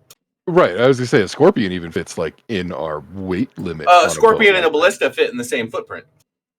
No, I meant weight wise. Oh, okay. Well, but I mean, Yeah. I think that's even the same. I think A the difference between a scorpion effectively a small ballista. That's what I'm saying. I think the difference between a scorpion and a ballista is loadout. It's size. It's literally size. You can put a full size ballista on a big boat, on a reasonable size boat. Right, but this is a trimaran. Never mind. Okay, yep. I defer to your. You are correct, sir. I thought we were talking about a giant boat or a size cannon boat. The skiff we were just on. Yeah. Oh yeah. Never mind. Scorpion though. That said, we would want to rig that scorpion with shit like. Also, technically, the propulsion spring's different on a scorpion than a ballista. That's what I was saying. It's a prod. It's a torsion spring. Yeah. In a Roman scorpion, you have. You mean a rope? You have 2 ropes. Okay. It's a torsion. It's a torsion spring and not a prod. A prod is steel. Yeah. You have 3 ropes. You have the 2 giant ropes that are being wound up by the bow, and then you have by the hard winch. The winch, and then you have the bow. Which totally got it. And we'd want to be throwing something like weighted. Yeah, that's what I'm saying. Weighted not spheres. Rocks. Weighted spheres that were joined by a chain. Yeah, projectiles, not shafted projectiles, not balls. Yeah. Yeah, exactly. That's what I'm saying. Yeah, with a thing between them, so they would cut staves, and they would also tear. Yeah, if you want to get super nerdy, we could sabot grape shot like you're talking about. Oh, buddy. But you can't then what you just have fire grape shot. soup can. Exactly. You need a soup can full of grape shot, and you need to fling the soup can. At which point the grape shot becomes mobile. Right, exactly. Just get a polybolus. But I mean, honestly, I was just thinking something that can throw a shaft hard enough that we could stand a chance against a giant or a dragon or, From the boat? Right. Yeah, right on. That's the next upgrade, and then I will feel okay about going to Bess. And only okay. At least we'll die while I, recognize an epic song I'll never be able to tell the rest of the world. Tip, you write it down fast enough, you can just throw it out the side. Somebody will find it. I was literally thinking that.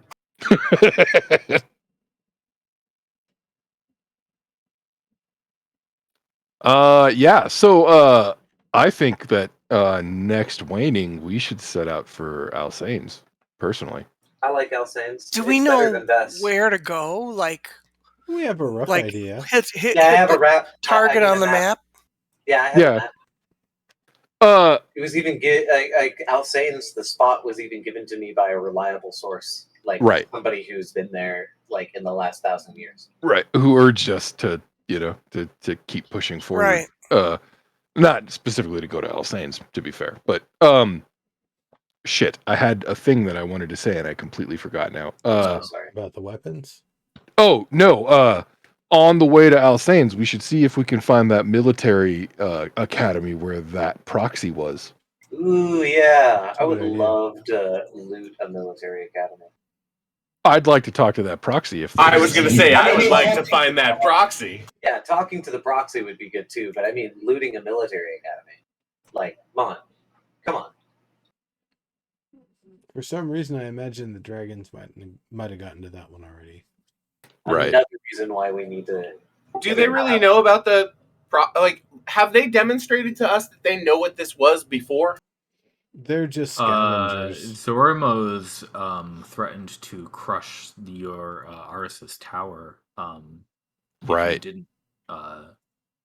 Right, but that's because they recognized that that's where we were. They have not, as far as I recall, and mind you, I drink when we play these games, and sometimes I don't remember, but as far as I recall, they have not conveyed to us any knowledge of our world or the other world parallel history that we've discovered. They've only talked about, we own this is ours, you guys are encroaching, fuck y'all. Yeah, and I get the impression that their claim to domination, or that their claim to the land is by domination, not by any other method. Yeah. I agree. But they've also seemed to me, anyway, and again, I missed a couple episodes and I drink a lot, but it seems to me that they're kind of ahistoric.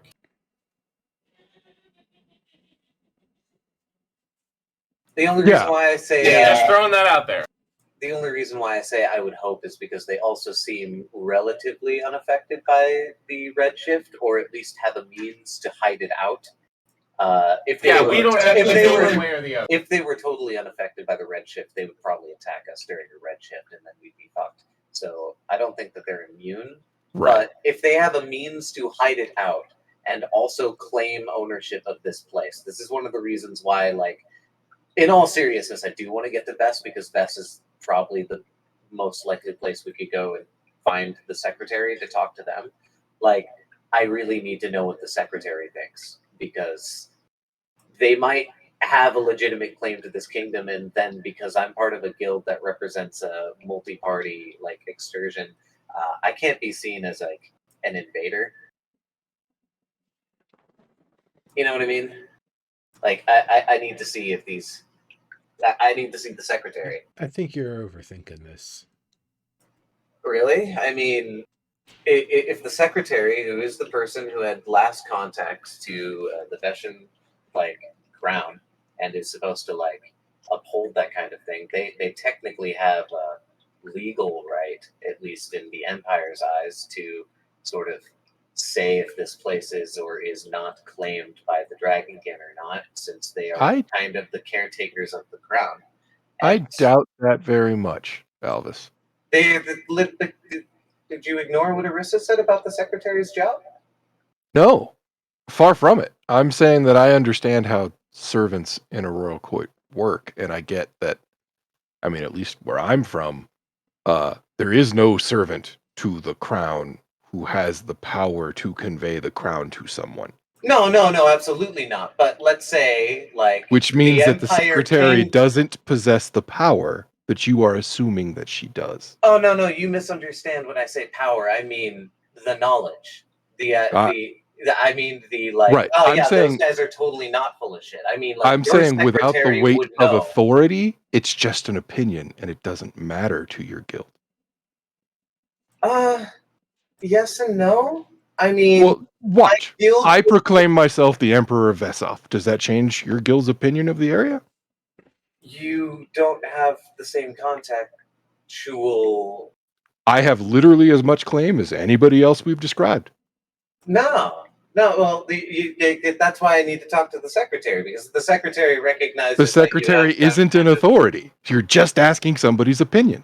I mean, she is somewhat of an authority. No one has the authority to decide who rules the kingdom but the king.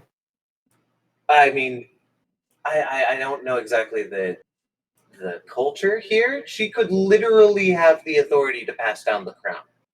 I would have to see the paperwork, but I don't believe that that's the case, sir.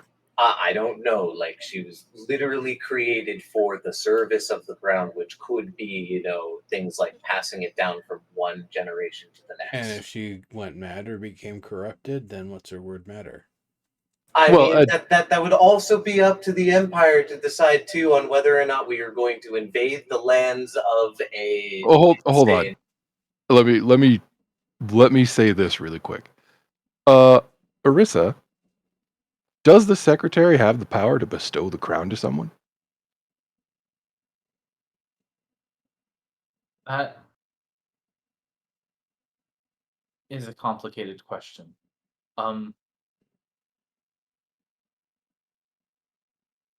I can tell you it's never been tested.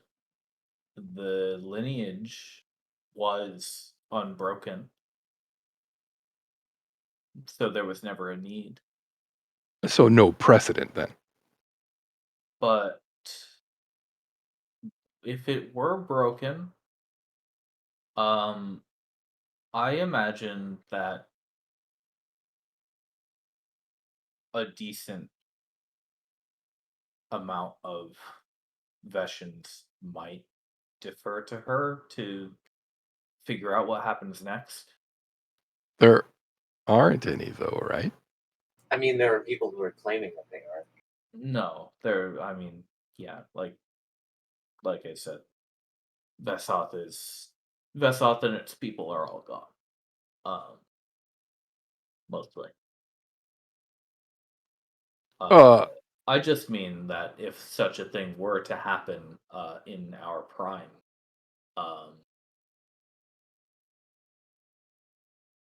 if say Erditus and Arzella did not have another heir, or Sirius could not continue it on, then I mean, again, they're our cousins and such, and it would probably simply go to one of them. But it's possible that some people might have, in such a situation, asked the secretary to perhaps make a decision for them, or at the very least involved her in the discussion. Certainly. However, let me ask you another way, so that I can perhaps illustrate my point better. When a king is crowned in my kingdom, it is presided over, in our case, by a deacon, so not by a civil servant, but it is presided over by a servant of the crown in a sense. They have the authority to perform the inauguration, but they don't have the authority to make the decision.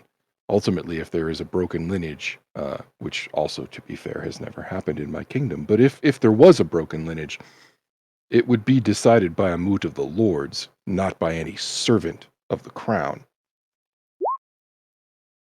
Is that not how it would work here?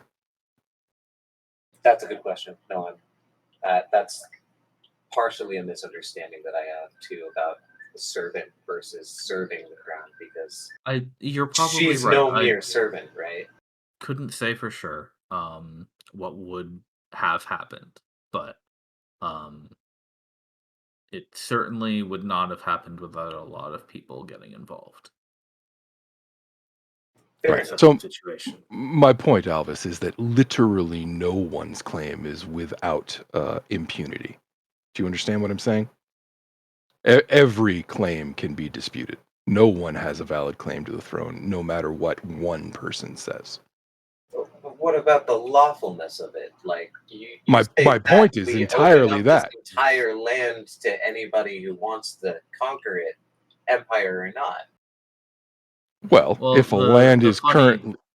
The funny thing about laws, son, is they don't really exist until they're written, and they're not usually written until they're needed.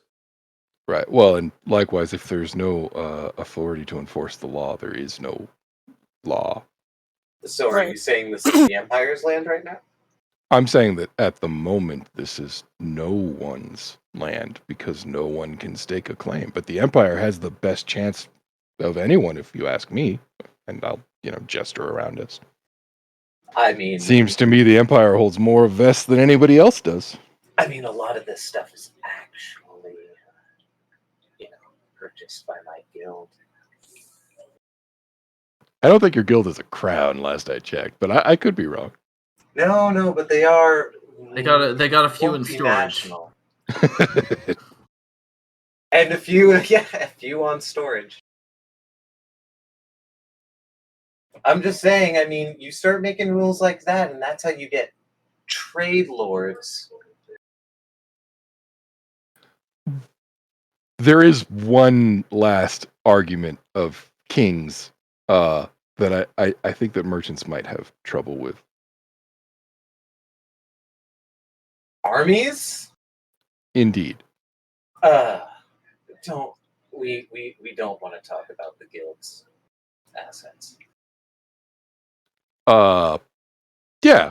No, I'm not saying that anybody should come here and fight for this territory. I'm just saying that they would have to fight for this territory. I mean, that's what we've been doing. Correct. But I've been under the idea that there's been no, all claims to the throne have an argument, but the most reasonable one seems to be in the arms of the person made to serve the crown. Literally, made to serve the crown. Right, but a chamberlain or a major domo or even a seneschal is not royalty, is not ruler, and has no claim to the throne themselves. No, but they definitely might have a good argument to whom does. They may.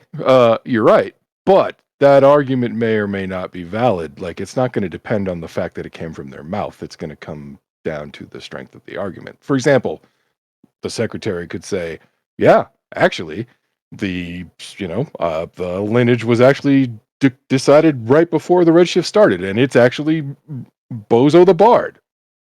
Sure. Okay. But I don't think that happened. Yeah.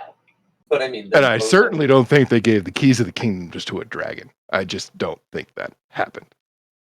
I don't know. That's why I would need to talk to the secretary. The secretary doesn't get to decide who the keys go to on their own. No, but they have a good argument. If they were told to give the keys to somebody by somebody who had that authority, they have a good argument. Otherwise, their argument is no more or less valid than anybody else's. Well, that's their existence, isn't it? They're no, absolutely not. No, I mean, they're a golem made for that. You're acting as if they're a person who has their own designs. They were paid to serve. They are a person. Only kind of. You're simplifying it if you say that. Arissa has said that was complicated.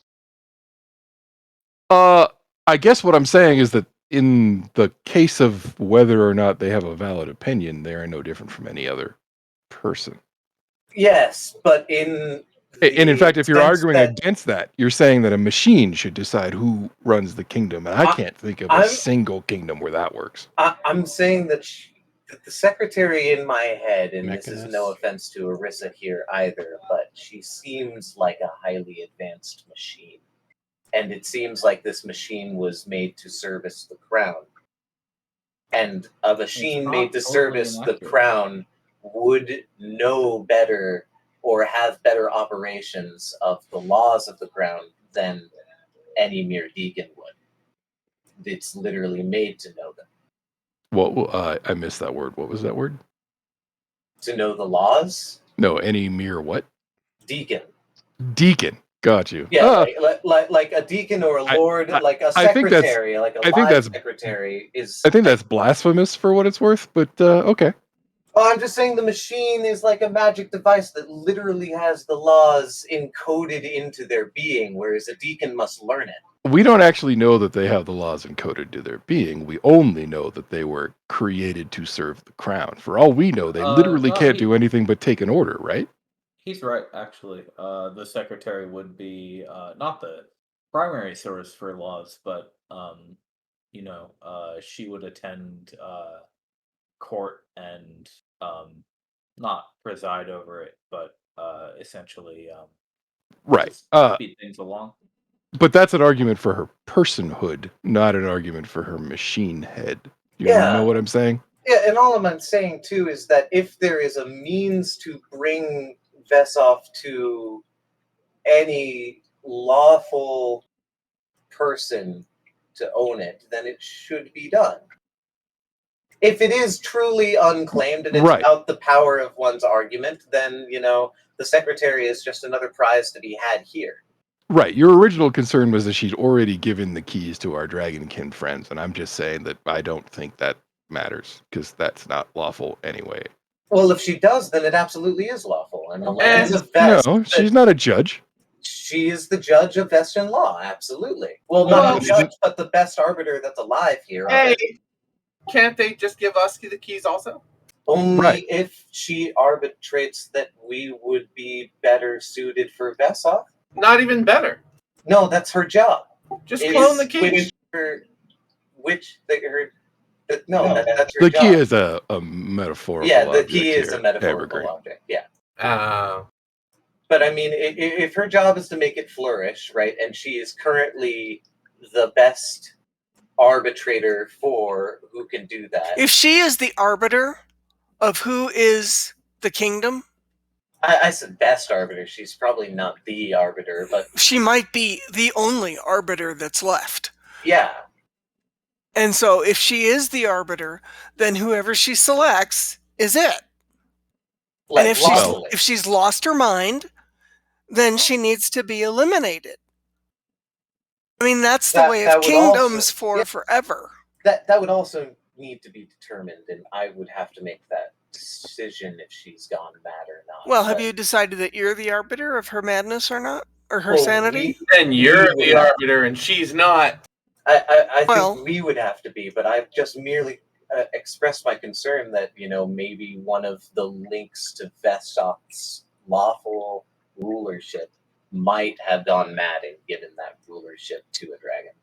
I think that's entirely possible. If any of what you posit is true, then we have no choice but to correct the situation, because look around you. She has clearly not fulfilled her mandate. Yeah, but she's not attacking us either.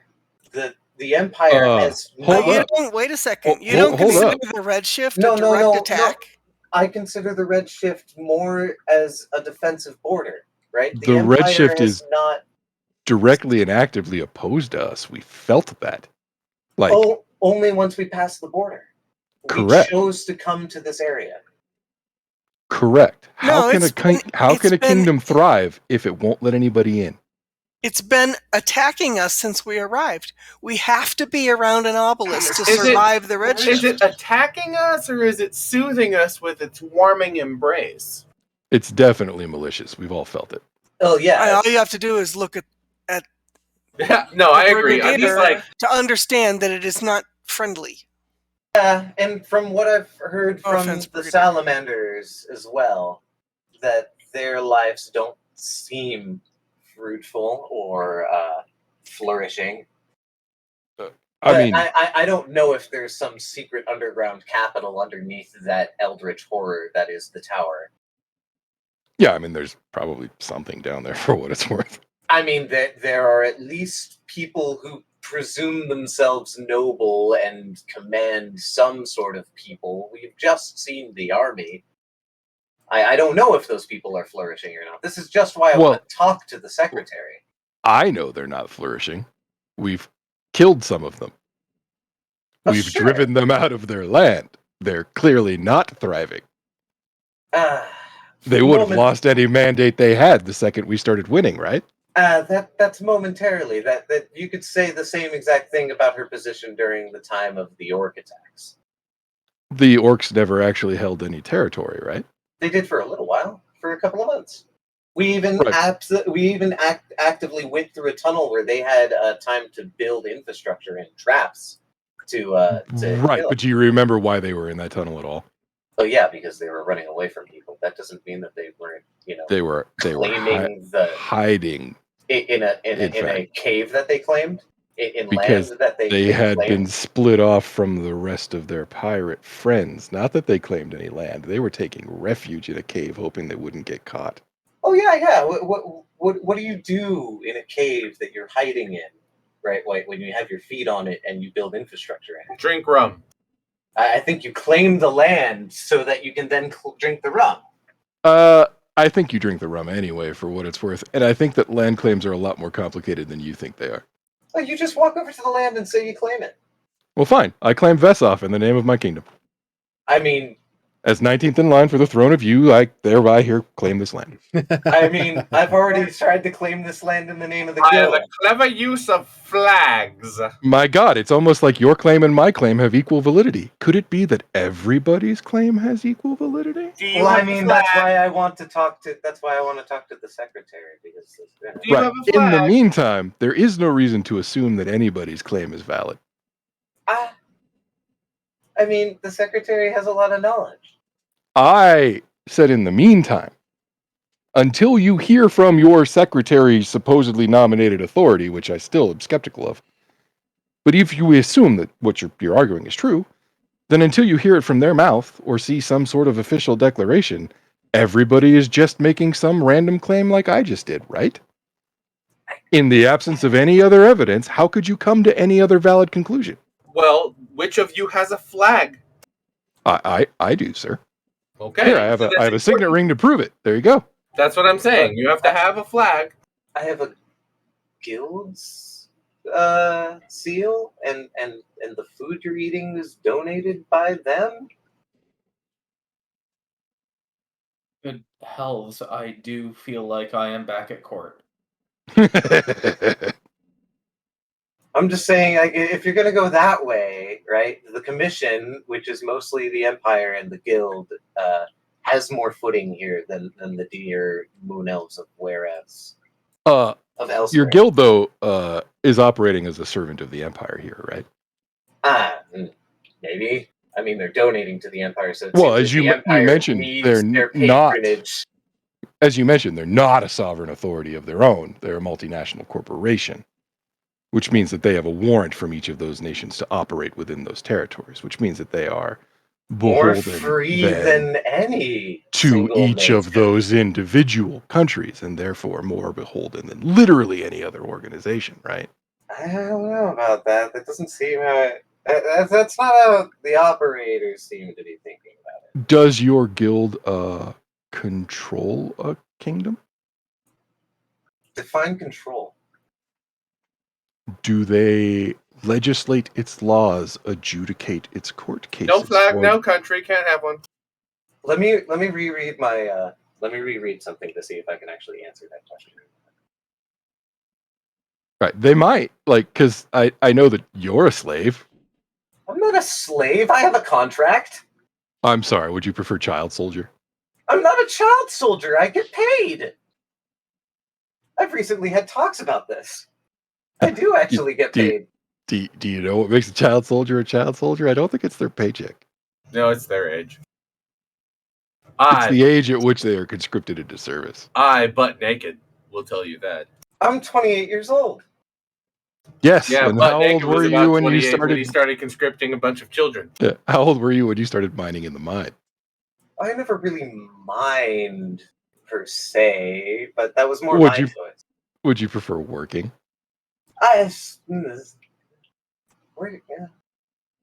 Yeah. Good old butt naked.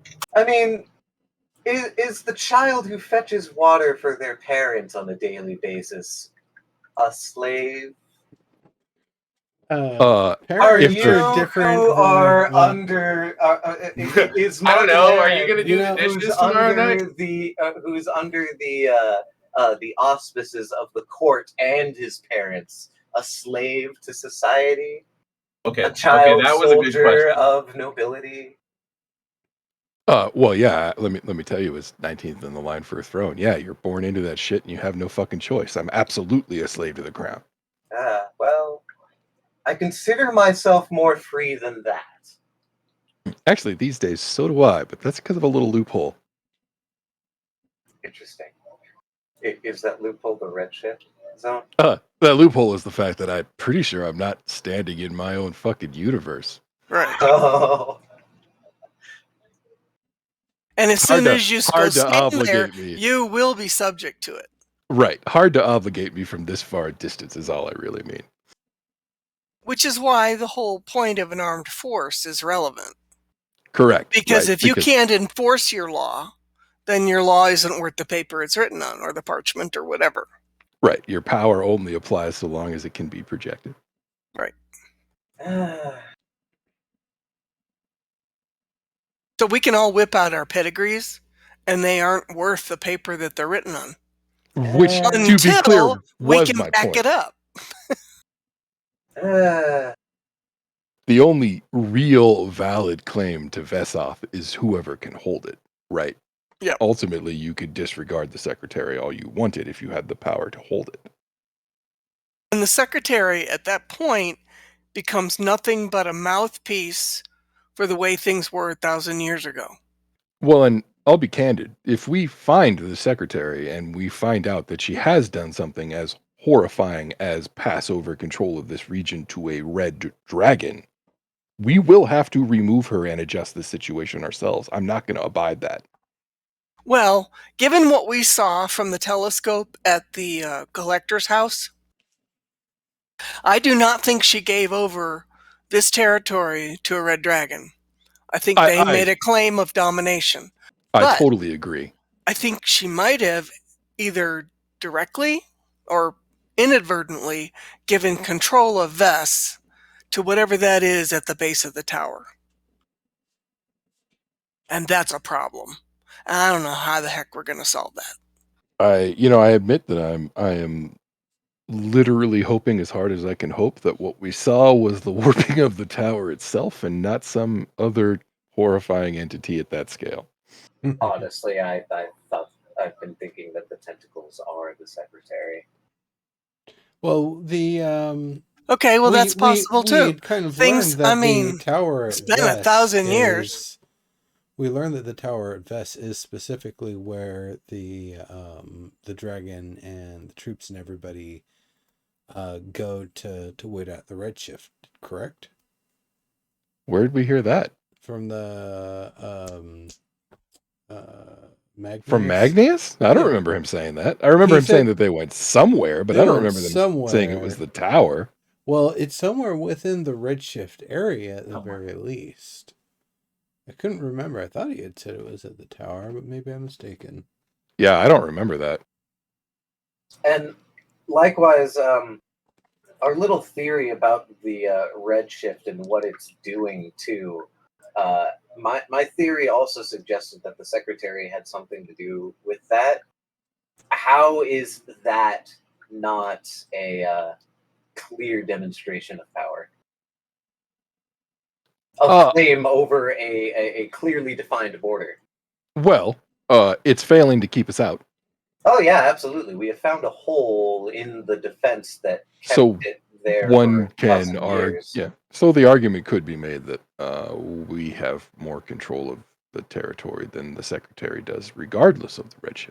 Only just now, though. Like that. Sure, no, I'm not saying that we didn't have to fight tooth and nail for several years to make this happen. I'm merely pointing out that we have done so, right?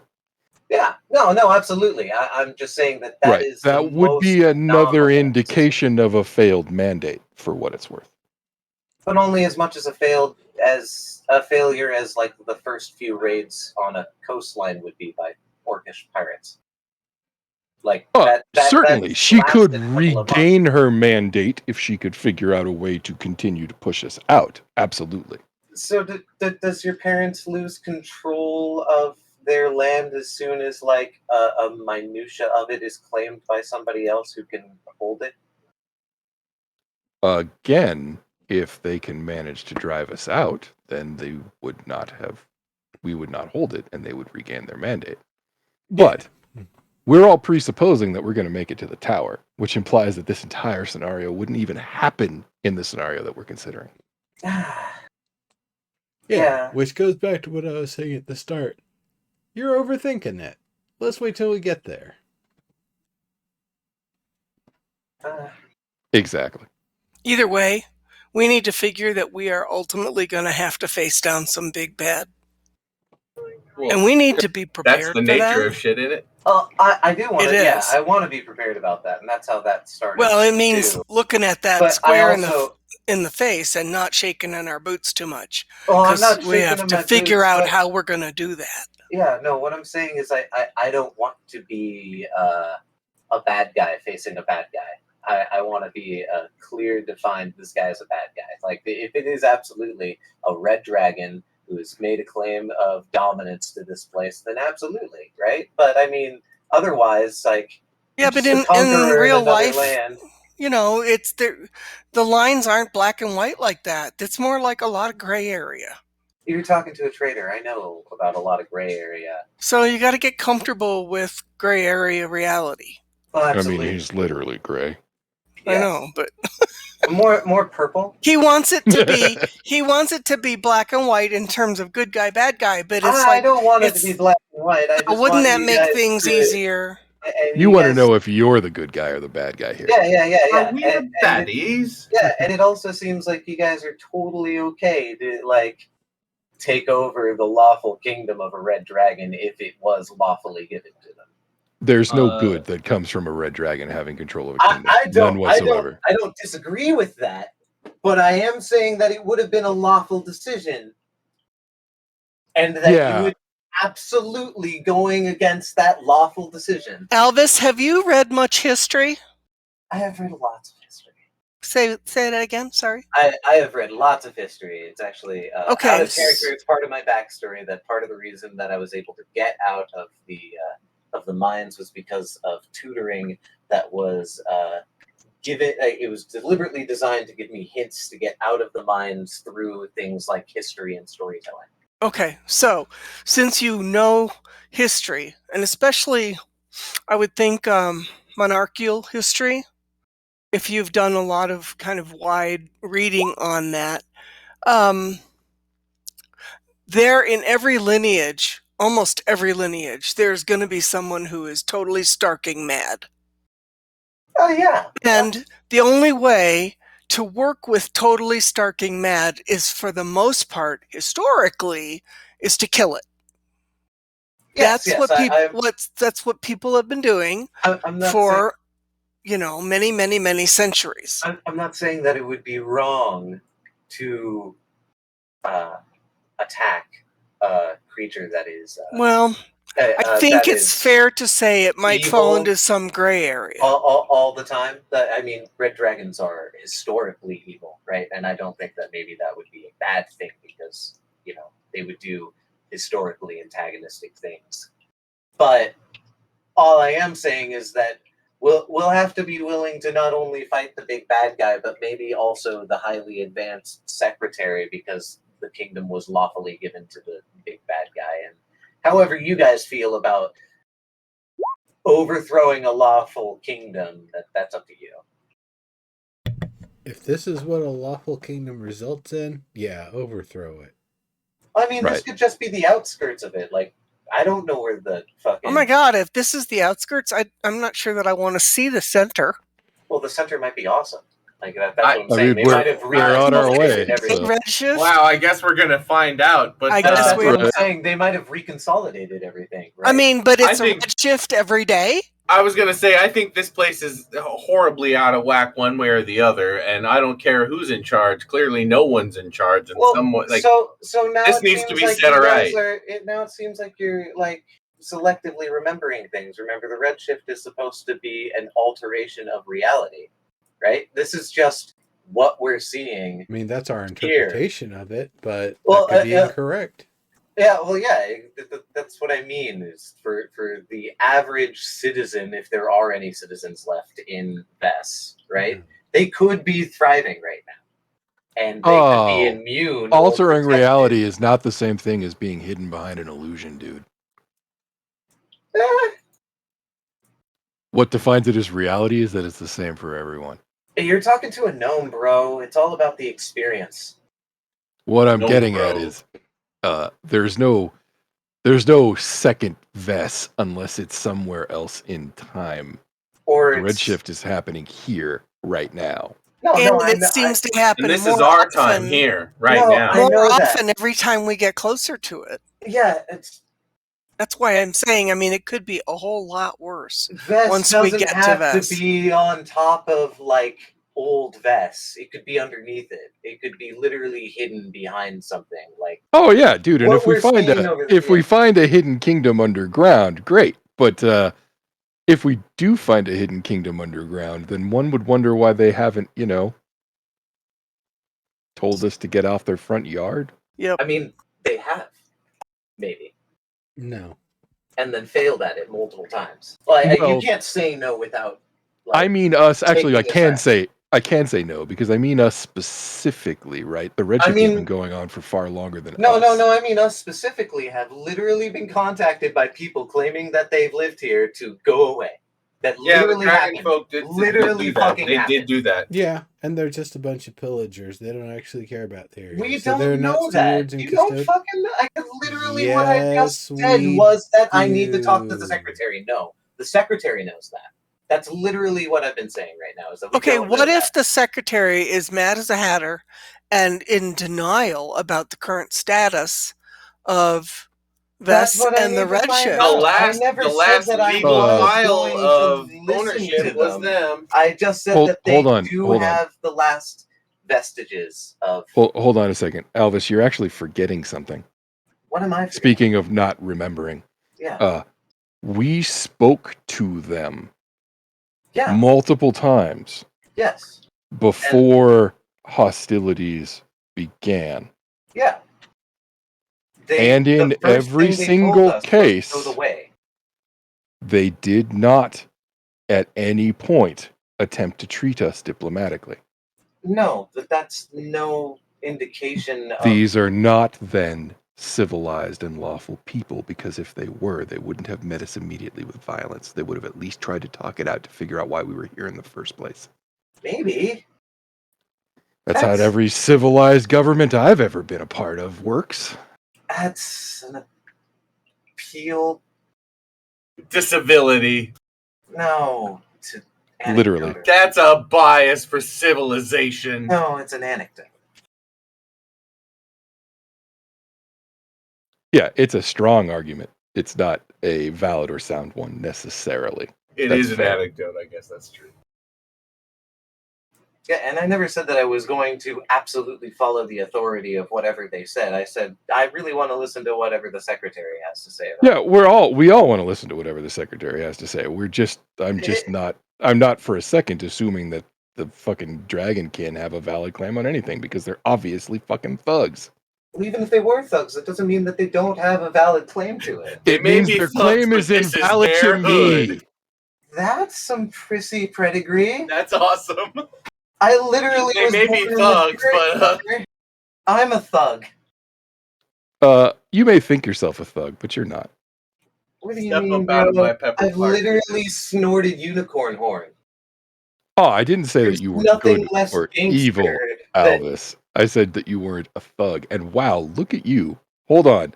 As an aside, that was not the association that word was meant to kindle. Shame on you. Lol. What do you mean? You're supposed to say something about how you were actually Hindu. Oh, Wait, oh, what? you mean like thuggy? Gross. Wait, what? I mean that the word thug does not mean gang member. Oh, oh, you're Shame. talking to me. Except we all were using it that way. But Except I mean, it literally was not. Okay. what makes them thuggish? If What they're makes them not a thuggish member is of they literally wouldn't listen to reason or attempt to enjoin us civilly at all. They are literally thugs. That's They true. told us They to were get off their bullies. property. They were super bullies. No, they told us to get off their property. And when we said that we would like to open relations with them, they threatened us with violence. Yeah, well, They literally didn't give us a chance to explain ourselves or our presence at all. They explicitly told us they didn't want to know. That's actually that kind of makes us antagonistic for staying here, doesn't it? Oh, except that one of the things Depends that we on the told them was that perspective. we disputed their claim and they took no time to explain it. Yeah, Well, they're it's okay, antagonistic to us because they moved in. realistically, Montlaren, realistically, if you go and take me to your father right now and I tell him that I have a claim over his land, how seriously is he going to take me? He's going to listen to what you have to say in case you're a threat. Is he? I'm a Yeah. 2 foot Oh, yeah. tall gnome Yeah, I with mean, no army or pedigree besides a guild. to be fair, Alvis, the thing that you don't realize is that my father's not the king. Oh, I did not. 19th in the line, remember? Well, you are. That's why I assumed your father was. My father then is 18th. 18th in the line, right? Wait, what? I thought your brother would be 18th in the line, not your half brother, but your other brother. I only assumed have. you had like I 18 only. brothers. Daryl is your No, I other only brother. had the half brother. Yeah. Oh, see, no, this is just me Elves misjudging your don't have large families. Sorry, no, this was me misjudging your lineage. I thought you had 18 siblings. Oh no. I'm a 7th or 9th. I'd have to go look at the tree again. Okay. Cousin, I think, of the king.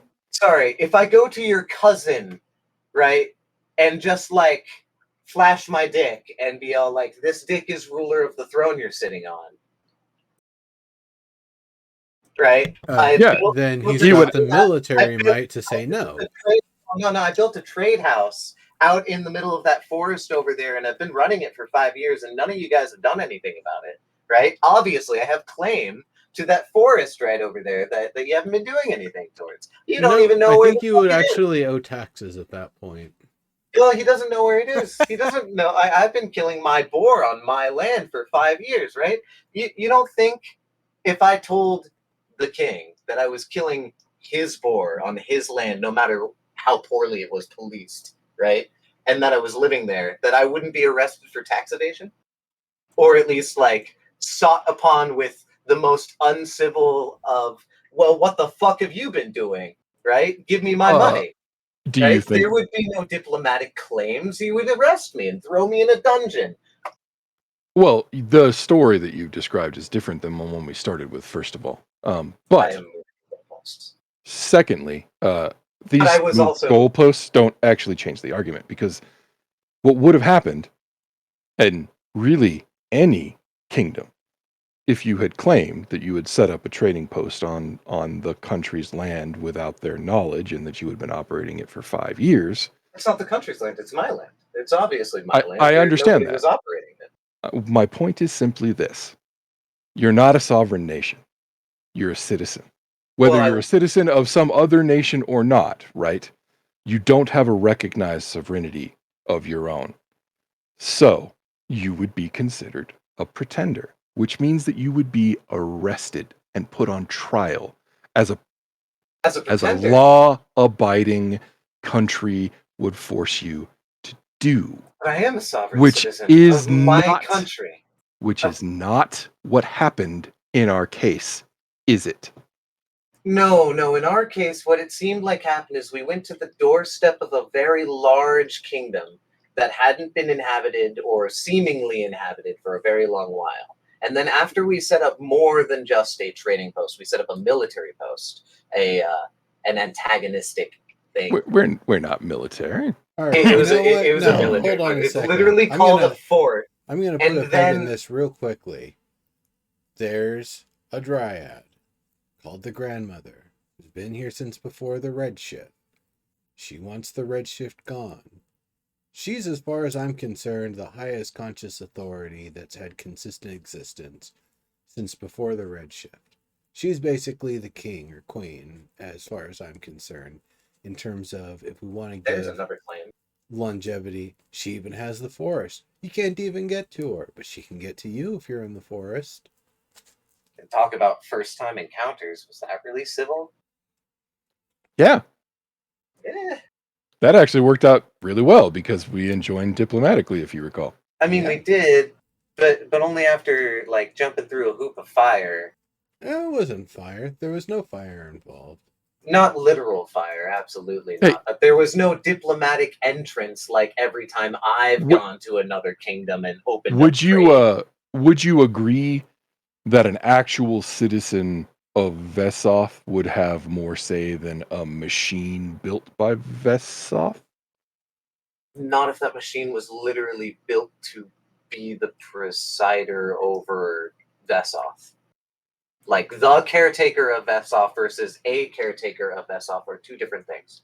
Well, and again, I think we might be needing a little more information, because when you say the caretaker, it's like, is this the person that turns the automated water trap doors open to irrigate the fields every day? Like, Well, that's why I said or the is it a person caretaker who and not actually- a caretaker. We're talking about the difference between the groundsmaster and one of the groundsmasters. No, I'm actually talking about if that's one of the secretary's duties. If we're talking about an automaton that controls all of the sort of tools and technology that they can control. Well, we from know their she's not an location. automaton. Well, we know that Yeah, we don't know that. No, we know she's not an we automaton. know that The she's a proxies are not- construct. Yeah. Yeah. The proxies are not automatons. Yeah, in that Regardless. the technology used to create the automaton is not the one that D&D calls automatons. I think it's also the sort of thing where maybe we are in fact people part of the Cradian Empire's military, as been said, who have been commissioned on a military expedition, and that if you have reservations now about working for the Cradian Empire with the idea of overturning whoever thinks they might claim or control over the region of Vesoth, but you don't. So that's why I'm saying I think you're overthinking it. It's arbitrary. Well, no, all I was saying at first is I want to know the information. I so think I we want all to know agree. what We'd love position to we're know. in. I think we I all want to know what position we're in, because either that position needs to be advertised to the rest. Like you're mistaking what I'm saying here, right? Either I need to advertise our expedition, right, continued as the expedition into the deep wild yonder, where we're meeting up with weird entities and thugs and gangs and stuff like that, or I'm gonna have to tilt it a bit and tilt a bit. Wow, no, I'm gonna have to tilt it a bit and advertise that we're actually fighting for the kingdom of Vesoth and all this other bullshit. The reason why it's so easy for us to buy shit nowadays is because my guild donated crap tons of money to this place, right? The reason why we don't have to worry about upgrading everything. No, it's because the Cradian Empire finally approved us a full budget. Where do you think we got that budget from? The Cradian Empire. That's very naive and cute. I happen to know that large amounts of that budget came from the guild. You What can kind of money ask- did they use that the Canadians don't use? Yeah, you can ask the brigadier if they can provide like all the documents and receipts, because they might have also told you a different story than the reality of things. They might have said, "Oh yeah, we donated a lot of money." Well, to them it might have been a lot of money, but to, a long-standing empire that's been around for over 1,000 years, it might have been a pittance. That might have covered like 2 obelisks. We don't know the actual quantities. Even 2 obelisks would be, more than a pittance. Yeah. So, a little bit of reservation. Anyway, I'm glad the skiff worked. The what was it called? Not the Triff. Catamaran. Trimaran. Trimaran, yeah. I bet between the Mage Hand and Badath, we probably could get the sail up without needing to do the one thing that they were kind of showing, but yeah, I suppose we'll still need that wind boost to get things going. And that's fine. It works. We can get a decent sorry. We can get a decent head of speed going by using that gust of wind. Yeah. I mean, we were able to haul ass for a bit, yeah. Yeah, I mean that's clearly viable. Like, yeah, clearly. I think we should honestly start preparing for a trip to Alsace. I think that's our next step. Yep. Yeah, I agree. Idea. Yes. Then that will be our game, I think. Thank you everyone for enjoying the game. Yeah, thanks for the session, man.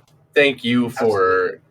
being the orchestrator of the game, also writer and artist. You're welcome. And putting up with hours-long arguments. Right. Well, no, dude, this is very much a how can I put it? This is very much a table game. Yeah. wherein we spend more than an hour most sessions talking about stuff and not ever leaving the location and Right. exploring. If we were sitting around a table, this is absolutely how it would happen. Yeah, it's not yeah. This is not a negative anything. This is just the Redshift games have absolutely become a table game. Like there are some sessions I've sat here while we've just been like, we're just going to stand here and camp and talk to the other NPCs. That has happened, and that's probably why we're going on 4 years. But that's okay. That's what I was gonna say. It's not bad. I am not. This is not a This is not a negative criticism. This is I know what's happening here. And I reserve my Fridays so that we can keep doing this. Exactly. Exactly. Yeah. So we like the way it is. Not at all negative criticism at all. It's a this is one of those games. Yeah. And people are so jealous of me when I tell them now I'm year 4 of a D&D game. They're like, custom campaign. Homebrew, yep. And it's like, oh man, I'm so jealous. Do you need any new people? I get a similar jealousy, yeah. Yeah. And it's like, I'm totally spoiled. I've never played anything but homebrew. So I guess you're right, huh? Because that's right. We turned you out with Teleston. That's right. I started there. So I'd never played anything but homebrew. Honestly, I've only run one thing that isn't homebrew myself. I believe that coming from you. I guess I started running, standard basic set D&D, not even AD&D, but I've quickly graduated to AD&D, and AD&D's first tenet is if you don't like the rule, throw it out. Right. Because I just jump in and do whatever the homebrew is, and I focus on that, I'm still really, really bad about, I don't do any min-maxing. I don't even pay attention to what's coming up. I think that ruins it. I mean, some people, that's the game. Like, I don't mean to say ruins it in a, like, that's a bad way to play. Because for some people, that's absolutely the way they play. It's even the way they play, you know, WoW, etc. And it Right. gives them joy. And I don't mean to talk shit. But personally, I make a character. I mean, you may have noticed. I make a character, and whatever my numbers are, my numbers, and let's play. Yeah. I'm all in. Let's just go do this, even if my numbers suck. Well, and I try to make my I try to make the character interesting one way or the other, and then if the numbers suck, that becomes an aspect of the character. Yeah, I kind of don't have enough information yet, like real knowledge to make things interesting. I look at your guys' really interesting characters, and I think, holy shit, you know, who thought up that? And it's like, well, that guy did, or that guy did. You know, it's like the giantess rogue. Holy fuck. I mean, of all things, that would not have occurred to me. So I'm, you know, as we think about the next game, a year or two down the road, you know, I think about, okay, so now I can maybe branch out a little bit, and what are the possibilities? And there's still nothing like what you guys will come up with. Because you guys do edgy. A little bit. Not always. Sometimes we go comedy, but that's okay. You can't have the whole party be edgy. You need one. The critical mass is like 2. Right. Yeah, well, and I flex. Sometimes I want to be, you know, kind of edgelord, and sometimes I want to be, you know, fucking Jory. Well, and I thought I had a great idea, and I ran it by Serb, and he asked me so many questions I had to kind of toss it. It's like, okay, well, I guess that didn't work. But it was more edgy. It was more edgy.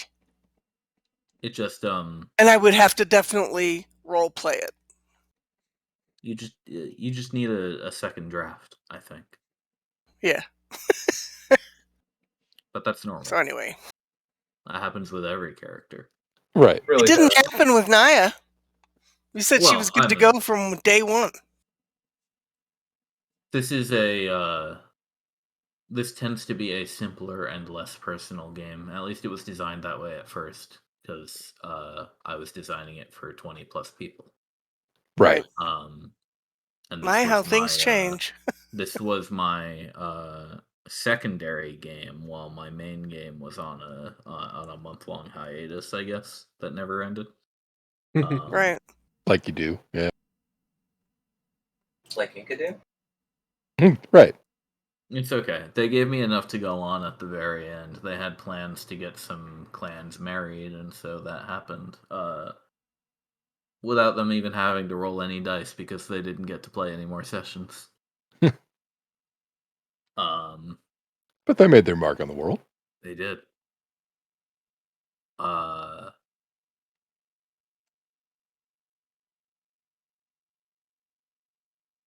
Yeah, no, but it's turned into more of a more character driven than it was originally intended. If I ever did package up a campaign and put it online somewhere, Redshift would be one of the ones that would be pretty plausible. Right. Sure. But also, I'd have to do so much fucking work to like finish it. Yeah, I get you. And rewrite it, and essentially make the whole damn thing from scratch again. I have questions for you.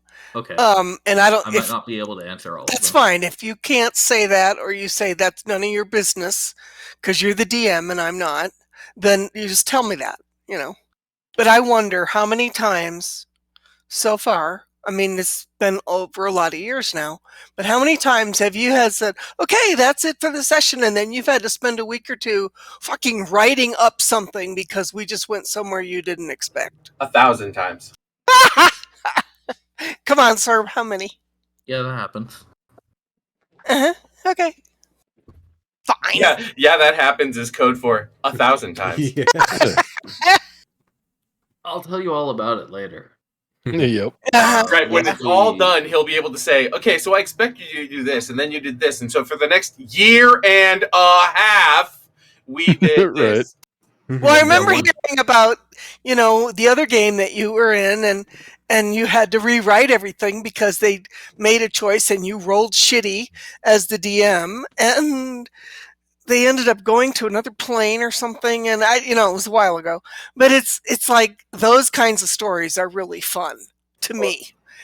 So I'm kind of curious, how many times have you had to go, oh shit, or like the entire rewrite quest something lines based that you on don't. choices that we made? Yeah, exactly. I did. The entire quest line that we didn't go down when we couldn't, Right. get the big old boss to break down that magic door. I did run a one-shot for a group of friends who was not the same party I was running a campaign for at the time, with the goal of preventing an assassination of an NPC. And they failed quite spectacularly to prevent that assassination. Now, that NPC was going to be a vital ally of the main campaign's party when they arrived there about a month after that one-shot took place. But the assassination happened. So yeah, that might be the one where you're thinking of, where that caused them to actually start a war. And then they somehow War. got out of it because they ended up doing something you didn't foresee, and then you rolled shitty, and they all got out of there scot-free or something like that. I just remember you telling me that, and I laughed and laughed. And I still, to this day, kind of remember those pieces of it, where as a DM, players do stuff that you don't expect. And I really didn't understand, and I keep having light bulb moments about how much agency the player has in a TTRPG. I mean, I just really didn't understand, because you can't really translate a tabletop game to an MMO. Yeah. Without a shit ton of work creating narratives or tags or some method of being able to accomplish the, oh shit, they went somewhere I didn't expect. That's why I don't really play those anymore. Yeah, but I do.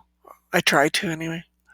But anyway, that's been a curiosity point of mine.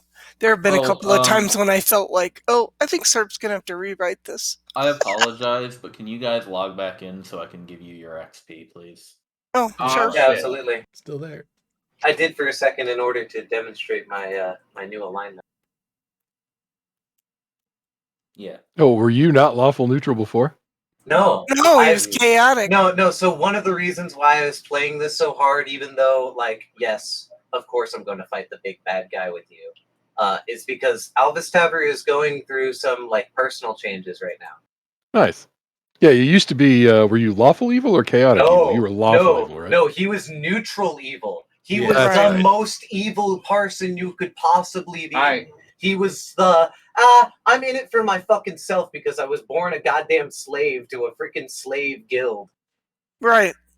And Naya's like your spectrum opposite. So we're always at loggerheads. No, but it's happened very recently where Alvistaver has been sort of falaffelized. Yeah, falaffelized. It's more like he's noticed what's his face and been like, that guy's a dick. Wait, am I a dick? Sharp? Absolutely not. Sharp is actually an element. Sharp would rather see me out of the guild. Yeah.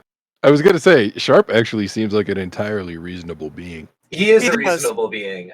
Currently, Alvistaver wants... And I figured he was competition for Alvis. Nah. No, I figured he was more like a corporate training manager.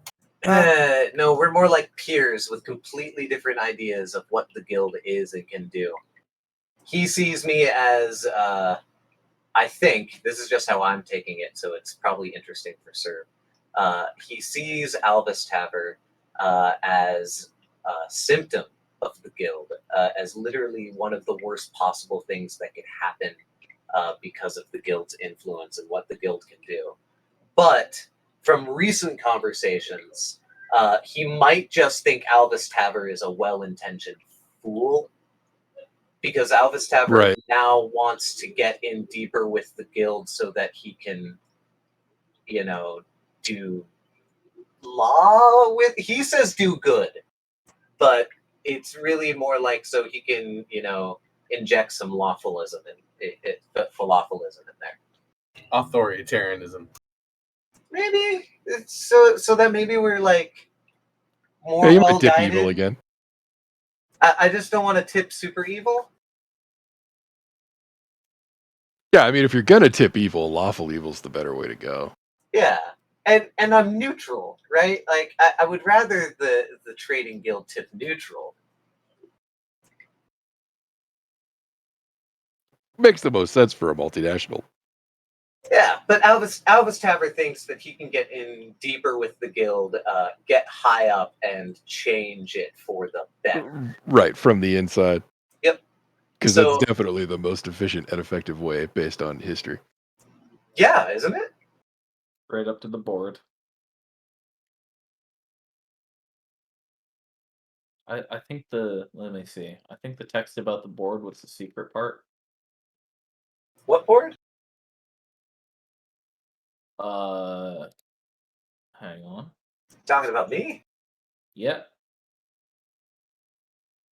It's secret. Why would I be talking about it? It's in my letters and my handouts. I get letters. No, you do get letters, but I have a secret part of one of those informations that I gave you. I can't find it now.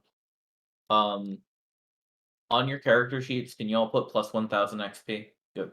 Yeah, That's for, Sure. sounds Thank good. you. That's for this time and last time. Did you add it already? No, we I have didn't to add it. No, for that's you, on no. you. What was the number? 1,000. 1,000. Oh, okay. 1,000 up. Nifty.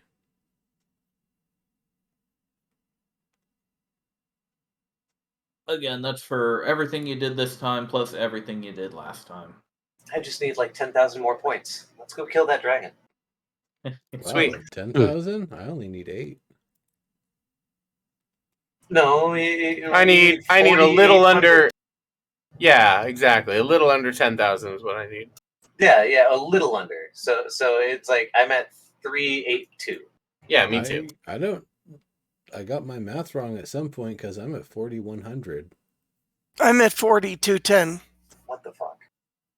I'm at 38,200. I think Albus and Ambergreen are just a little behind for. Yeah, I think maybe we weren't on or various something. reasons.